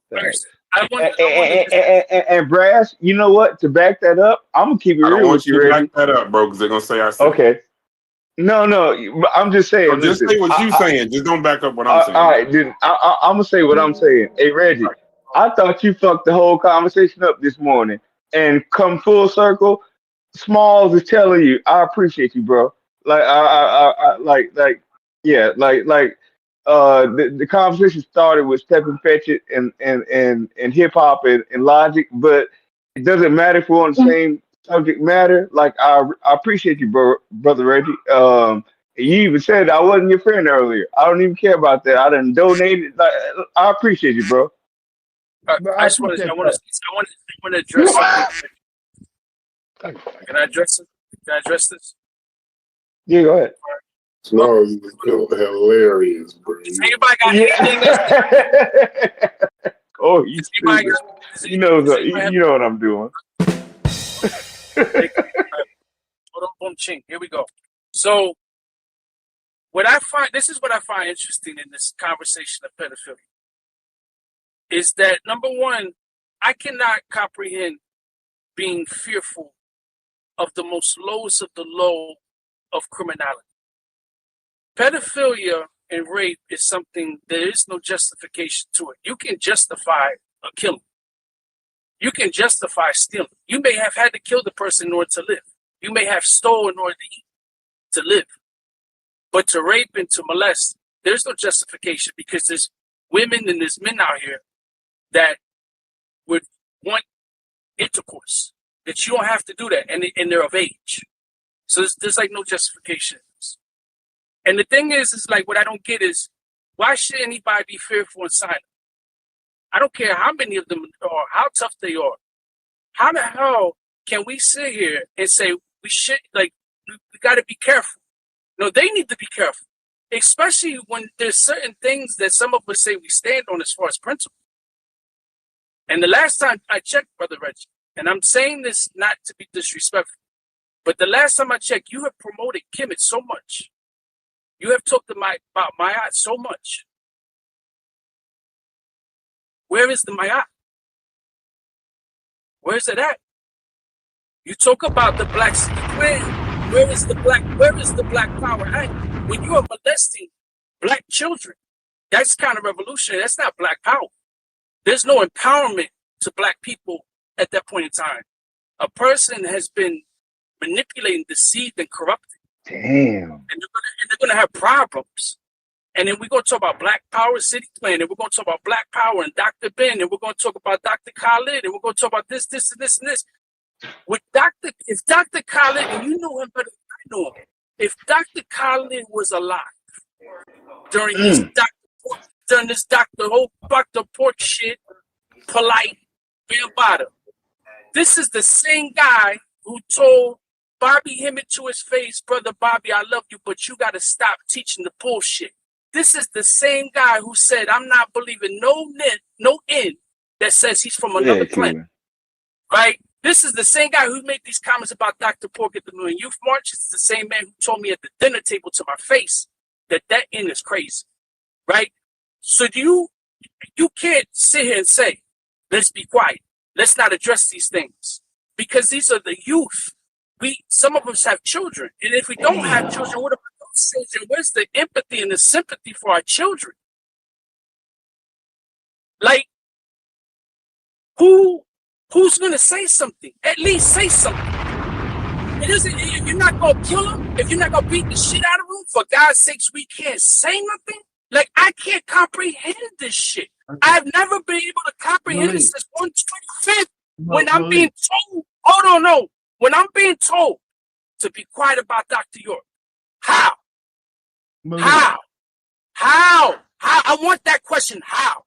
How do you stay quiet about that? How do you stay quiet about a polite? How do you stay quiet when these are individuals that are supposed to be teaching Black people in particular and the upliftment of Black people? But then we have counter-revolutionary action that is contrary to the cause. How? It is oxymoron. It is destructive. It's wrong. I'm not going to be motherfucking science today. I die about Dr. Port, Mikey, Bambatta, and this is my finishing point. When you make these addresses, these statements, it's then said, well, what about the Catholic Church? The Catholic Church isn't the conversation, but we could talk about the Catholic Church just like we could talk about the Jehovah's Witnesses, who has more child molestation than the Catholic Church. We could talk about the Hare Krishnas. I have I'm limited to the conversation, but what was instilled in me was our youth is important. Wherever I look at, whether it's religious, whether it's spiritual, or whether it's political, children are always important. because they are the future. We don't have sound right children. What are they going to be when they grow? How are they going to trust us? I want to be old knowing that this person's not going to kill me because they're like, man, you didn't help me when Mr. Thomas did such and such to me. You stayed quiet. I'm not staying quiet about that shit. That shit's wrong. Let that shit be known, man. Now, I'm not saying go and name drop victims, because that I won't do. But I damn sure have no problem name dropping enablers that I knew that these fucking scumbags were doing this shit. And there's a lot of them. There's a fucking plethora of these scumbags. Hey, Cuban. That's all I gotta say. Part of the reason why people got to be quiet about it, and now I got to quote my brother Corey. I don't even think Corey in here, but I got to quote brother Corey. Is how else you think the grift and the snake oil gonna get sold? You got to stay quiet. If you really actually took a fine tooth comb or a microscope and put it to the conscious community, your ass will run away. So you wouldn't be buying dumbass debates and listening to motherfuckers fuck up shit and all this, that, and the other. When you actually look at it and you're like, wait a minute, Dr. York got a big ass hand on the whole conscious community. And then you look a little further, now you're like, wait a minute, Bambatta, look a little further. Fucking Bobby Hemmett, look a little further. Nature Boy, look a little further. Brother Polite, look a little further. Dr. York. Like, you just, if you actually, you can't, it has to be something that can't be talked about in order for the shit to continue 50 years. In order for the stuff to go from 1970 to now 2026, and you got motherfuckers that's teaching you shit that got direct connections to Dr. York, teaching you shit that got direct connections to Bobby Hemmett and all of that. Like, it is a reason why, I understood when Reggie would say shit like the Polite, and Polite was the superstar of the community at one time. He was like a direct child of fucking Dr. York, damn near. And then turned around and did the same shit, and everybody act like they were surprised. Right. The only way you can get away with some shit like that is if every time you bring up Dr. York or you bring up the video or a Polite saying fucking, I don't care if you molested 100 kids, you still be my teacher. You gotta act like that shit don't exist in order to go buy the debate from the nigga later on. You gotta ignore motherfuckers telling you about Polite fucking with kids, then booking a nigga for a debate in the same year. Like, it gotta be, that's how abuse and shit happens. They don't talk about it. How you think it happens in the black community or any of these communities? That uncle. We talking about fucking Bambatta. What about the uncles in the black community that's been fucking with everybody in their own family? The family still be inviting this motherfucker to Thanksgiving and Christmas and family reunions and shit. They don't say a fucking word till somebody say when they say, hey, where's Mark? No, I don't want to say because niggas know Mark. So a name that don't nobody know. Where's Billy? And motherfuckers be like, oh yeah, he over there with Uncle Purdy. Motherfuckers start scrambling. Hell no, go get no, hell no. Yeah. Everybody start running and freaking out and shit. Oh no. We can't leave that motherfucker. Hell no. But there's still, niggas know better than. So that's how that kind of abuse happens. That's why you got to speak for the victims rather than saying shit like they knew better. You know what I mean? You got to like. At 16. At 16 though, Brad. I ain't even talking about this conversation. I'm saying that kind of shit happens. You got baby mothers. You see these stories, right? And I ain't talking about just black people, just people in general. You see the stories of, the baby mother with the boyfriend. And he fucking with the daughter, and then the daughter tell the baby mother, and she telling the daughter, like, you walking around here in shorts and all kind of wild shit. Right. Yeah, you got to those kinds of conversations. You can't talk about, or not. You can't. That's how they're allowed to exist. That's how the shit's able to go on. That's why you get a Ron Savage, I don't doubt that the Zulu Nation was fearful or gangster or whatever the fuck, some kind of criminal organization that was to be feared. Because you look at Ron Savage's story, the nigga didn't say nothing for 39 fucking years. He didn't say a word. That's why when he actually came out and said it, I'm assuming people attacked him because he didn't say nothing for 39 plus years. But what takes is, one, you get that, like y'all said in the Catholicism with the preachers and shit. The Catholic Church was paying motherfuckers off, keeping that shit quiet, so the shit would continue. Yeah. You didn't have a pope until recently in the past 10, 15 years that would actually even speak about the atrocities these priests was doing to children. And then finally you get a pope that said, fuck that, let's lay this shit out so we can move forward. And they damn near ostracized him. Got him out of there just because he was bringing. They like, don't you know you ain't supposed to be talking about this shit? Essentially, so get him the fuck out of there. Yeah. So but good conversation. I don't went to the Bronx. Keep on. I need to go take a shower or something. Cause the way the way y'all describe the Bronx, brother. Sheesh. Y'all lucky to make it out of there, bro. Y'all lucky. I definitely need a shower after this conversation, Brass. I feel you. It was a good conversation. I hate that the Bronx was like that. Because y'all say Bronx is on planet Earth. I think Logic said that and Chef said that. But based off some of these motherfucking I'm gonna be honest with y'all for real. I grew up, I spent some time in the projects, and I think some of y'all all spent time in the projects. This was not my project experience, so I gotta believe that the Bronx is a little different. Did you ever? As a matter of fact, hey, brother Reggie. So I spent 2 years on Boynton Ave. What part of the Bronx? I love that. Okay, what part of the Bronx is that? Oh, that's kind of like Story Avenue, Soundview section. Okay, I lived there for 2 years. I hated it, brother Reggie. I lived on the 12th floor. Robin Gibbons because Robin Gibbons I was on the 12th floor, bro. Brother Reggie, I was like 4 years old. I couldn't go outside and play. That's right. You're damn right about that, because you had the lots right there. You had that big old. It was now it's a baseball field. Oh shit! You know what I'm talking? Okay, right. Go ahead. There's a lot of bodies buried there. A lot of bodies buried there. So that was one of the graveyards right outside Okay, well, hey, I didn't even know. That's and brother Reggie, I was not arguing with you earlier.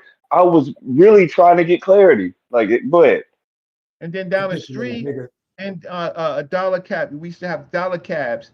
So you take a dollar cab from Boynton, right, from Story Avenue, and then you wind up in Hunts Point, right? Story Avenue. I know about. Yeah, go ahead. Yeah, right there. Story Avenue is the main drive that goes right through Boynton and stuff. Then you take a dollar cab, and then you be in Hunts Point, and then Hunts Point is Hooker's Point, right? So that's why I was trying to ask you, did you know about that? Because no, I didn't. Well, we had Hunts Point, Hookers on the Point, right? Yeah. So, hey, brother Reggie, I was 4 years old. I didn't. I wasn't allowed to even go downstairs. Majority, the rites of passage was when you was in the crew. When you was in the crew, them old dudes get you in a car, because you were part of them now. They take you down to Hunts Point, right? And they call the broads, right? And they serve you up. That you couldn't be with them and didn't deal with a woman, not a girl, a grown ass woman, right? So that would be shit. What do you So well, Bronx, hey, brother Reggie, I was right around the corner from that shit, and I didn't even know it. Just to let you know. Watch Hookers on the Point. I think there was I don't know if it's still on it was an HBO thing where they did Hunts Point, right? But we used to see some of our childhood girlfriends and girls that we knew working on the block. We used to get in a car, about 8 of us in a Volkswagen or something, go down there and politic with people that we knew. Girls that we went to high school working on a block, full time, professional hookers. So it's just it all came together. That's why I'm saying it's bigger problems. If y'all talked about the pushing rapes, the staircase rapes in the Bronx, yeah, there's other things to be talking about than be centralized on a few unfortunate men. I hate to say it like that. That made some bad decisions when they was told like this could happen, right? This could happen with this crowd. You're not from there, and I don't, I find it funny focusing on those people who at least were told than the people who didn't have no choice, no chance. You taking out your daughter's taking out the garbage, right? It's her turn to take out the garbage, and and as soon as she gets down there where the incinerator is, she gets pushed into a goddamn staircase and gets raped, right? And what took you so long, right? Like that. This stuff happens. They would wait on your floor for people, right? In the project. Go. I mean, it's Sex, Money, and Murder. I mean, prequel to Sex, Money, and Murder. I don't know if y'all ever watched my little YouTube video on it and read the comments and see if I'm wrong. It's just a hard. It's just a. It was no different than Brooklyn and some other places, but a little bit different.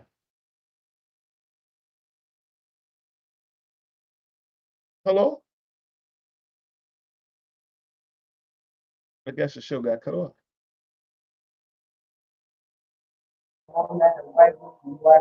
No, you cooking, Red. Yeah, but I do have a real video. I show you. I talk about, man. Here's the thing. You live on the 12th floor of the project, right? Right. Yeah, you couldn't, brother Reggie. My phone was away from me. Like I literally live there, and I'm not aware of what you're telling me. So that's Yeah, why you when live on the 12th floor I of the don't mean to project. give New York a bad rep. Like No, you can I'm give them a trying to bad rep. understand. But Yeah, man. You can live on the 12th floor of the project, right? Watch this. 2 elevators, one not working, right? Now check this out. You live on the 12th floor. You got to go to school. You got to go shopping. You got to go to you got to do it. You Bro, got to do a whole. we'll talk about Soundview. You know, I was born in the Bronx, right? Let me tell you where I was born at. You know where Washington and Tremont is?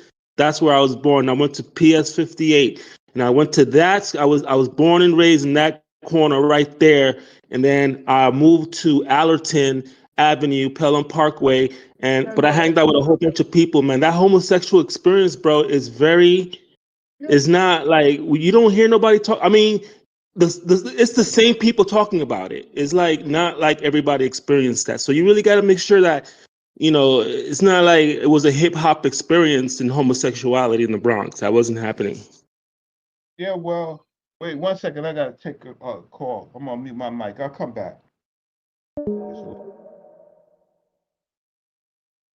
Who's this?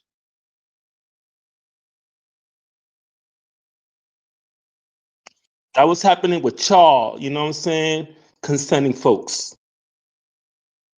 I'm here. That would I'm not here. exist with the people that I How old was are you? chilling with. First of That all, should how not old are even you? exist, bro. So that's a good point, Tony. My community, we would not be down with that shit. It would not be down. We would not Yes, be you down So with would. that. so that's a good How old point, are you? Tony. So my entire point, brother Reggie.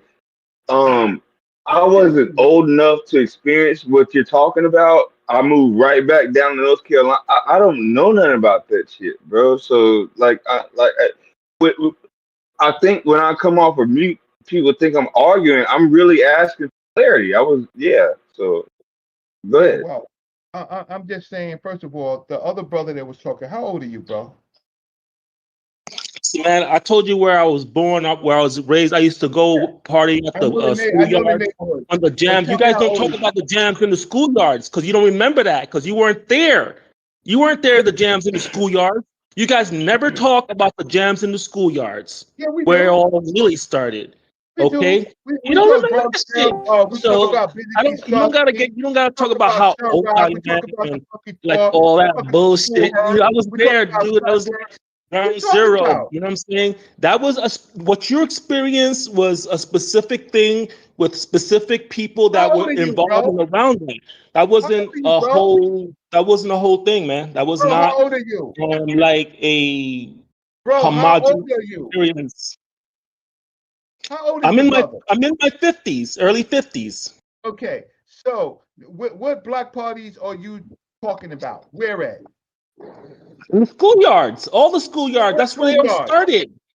What All the schoolyard? schoolyards. It All don't the, matter all what school. I'm just telling you what schoolyard. We're not gonna ask. We're So not they, gonna go down the questioning road. so they had Yeah. jams in Catholic school park. They had they In were the specific. schoolyard, listen. In They the were schoolyard, specific. remember, like in the schoolyard at night on weekends, they used to bring all their speakers and all the Yeah, rappers used to come out, and all the MCs used to come out he's asking you what location, in the Bronx. Where? What part? Park, like Echo Park, like you know what I'm saying, like all over. What are you talking about? Every fucking park. No, wasn't every. Where Wasn't. were you at that time? What are you talking about? I'm in Castlewood Project. Oh, I'm living in Castlewood Projects at 88. When What are you the talking schools. about? Look. See, this is the problem. I'm gonna put a song. I'm gonna put a hip hop. Oh shit! I'm gonna put a song in the chat. It's gonna talk about exactly what I'm talking about. It talked about when we used to throw parties in the schoolyards, and then it got so crazy that they had to close it down and throw them into fucking clubs and make money, and that had to close down because we need to shoot that place up too. Okay. Look. You know what I'm talking about now? Wait. MC Shan. Yeah. Wait, hold on. First bunch of thugs, bunch of hoodlums. I think a little bit. We started going to the parks. Me, myself, roughly 78, 79, right? 78, 79. You couldn't go to all places because the Bronx wasn't open like that, right? It's very neighborhood based. It's who you knew, right? Because after the party ends, if you don't know nobody, you're gonna get robbed. It's just that. It wasn't really like that. No, it wasn't. Everybody, when the parties was happening in the schoolyards and the house parties, you don't remember none of that period? The period was when they were taking the high schools at night and taking the schoolyards and putting in all the speakers, and that's when rapping and hip hop really started to get like big. They used to stick up. They used to stick the DJs up if you ain't have protection. But that wasn't but they would time. That was a they would take all percentage. your speakers, right? They would and donate it to the Zulu Nation or Herc and all of them. No. It wasn't free These for were all, independent like my brother's people telling just you. putting us. Malik, You're am I wrong? Malik, am I wrong? you're right because it did happen, but it wasn't all. It wasn't hip hop. Wasn't a Bambatta production in New York. It was they had their little piece, big piece, but the schoolyards they would. It was illegal. They would take the speakers and go over there and DJ, and then it got too crazy. Shootouts started happening. They needed to stop that shit, and then they started going into clubs, and you got to start paying for it. And then that started getting crazy. I'm gonna put a song in the chat where it tells you the story of how it all began. The cops don't show up. What do you mean they had to stop it? Who stops it? Who stops the robbery? Who stops the murders? The schoolyard jams? Yeah, who stops it? The police, the gangs, all kinds of shit would stop it eventually. See, look, I like to really talk like factual, right? I really do. You think that didn't happen? I really. The cops would come to break it up, or gangs would come and speed it up. You don't know what I'm thinking about. Stay away until there's violence where they have to act, right? They would rather not come into a melee of people with sawed-off shotguns and stuff like that who can get them in the dark. No, I'm not talking about you off on some other thing. I'm trying to tell you, like in the beginning, when they were jamming and starting, it was started in the schoolyards. And then when people, we would go to other neighborhoods and other people's communities to the schoolyards and party. Let's go over here. Yo, they have a jam over here, yo. They have a jam over here, yo. It wasn't like you could just stay in your own fucking neighborhood. Like it wasn't you. I mean, nah, bro. Like, I don't know when. That's crazy. You're obviously 10 years younger than me, right? And so, so when you started where you started, you told me the area that you were from, right? Did you ever go to a party in Castle Hill Projects? Of course I have. Right. So you went. Okay. So I you went to a didn't party. there. Right in Castle Hill Projects. Who was the DJ? Who was doing it? There was a bunch of DJs up there, different times, No. different. There was a bunch of DJs. There was high school DJs. There were famous DJs. There was all. We're not going to go down question. No, we You all know, gonna go you down know what I'm talking. We're not going to go down question. Because if you're going You're to not going to really question Castle where, Hill, like for if you're real, going like to you're not Castle going to Hill, question. there's only one group of people that was doing parties in Castle Hill. Castle Hill wasn't open like that. So you had to be accepted. So you saying they had a monopoly on all the parties in Castle Hill? Castle Hill, yeah. Like if somebody had a house party or somebody rented out a little like a little cafe to throw a party. Man, that's bullshit, bro. Like maybe they have of course, you know, they always have like major producers, but you can't say that people can, you know, that's not true. Yeah, but I'm telling you it's true. All right. Well, okay. That's not my experience. That's what I'm saying. Well, you know, I'm not saying you're wrong. I'm saying that's not my experience. I'm saying because I remember when I was out there, I was going to different communities, different people. Even if you're down with Rocksteady, cool. We were still going to other people's places and other people. It was cool. It was not like that, bro. It was not like that. Okay. So there was violence. There was all that shit. Yeah, but it wasn't like that. Like you you ever go to a saying. Bronx River party? Because I Like, didn't go to Bronx River bro. party. Yeah, we went to a Bronx River You party. don't even remember the jams. I'm gonna put. Matter of fact, I'm gonna back out here. I'm gonna look for the song because I play it to this day because it reminds me of where it all started. It's Saquon. I mean, I'm Sedgwick Avenue, right? Nah, But then there's also just listen to it. There's also Bronx Hill, but we don't need to hear a song. I'm just trying to You figure do out. need to hear it. This utopia view. What if you don't? That's where it cut. That's. You have this utopia view, and I'm trying to get you qualified. If I'm trying to find out the history of hip hop, I'd rather hear from a song than hear from you or me. Hey yo, I come on this show. I don't have to come. Get this, honest. This dude right here that's talking. Y'all know this dude? Y'all know this dude? I got you. Y'all know this dude that's talking? True though, like come on, like you gotta go to the music to go to the talking. I knows. After all the shit that we've been talking about, all the violence and stuff, he want to come around and make it a Wonderama. No, I'm just trying to make sure you're not trying to make it look like the Bronx hip hop that whole sphere had to do with like Africa Bambaataa. He was a part of it, but he wasn't like I didn't you know what I'm say saying? that.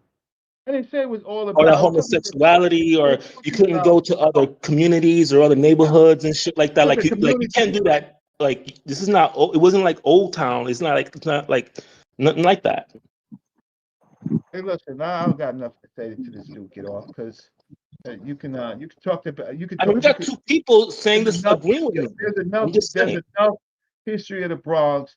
I could get Morpheus on. I could get a whole bunch of people. I talk to old heads, right? And I lived through it too. I talk to people with much more experience from the Spades days, right? From the gang days, right? To the truce, and then after that, then the baby Spades and all of that. Like you trying to say it's on utopia, right? At first, Bronx was just gang city, right?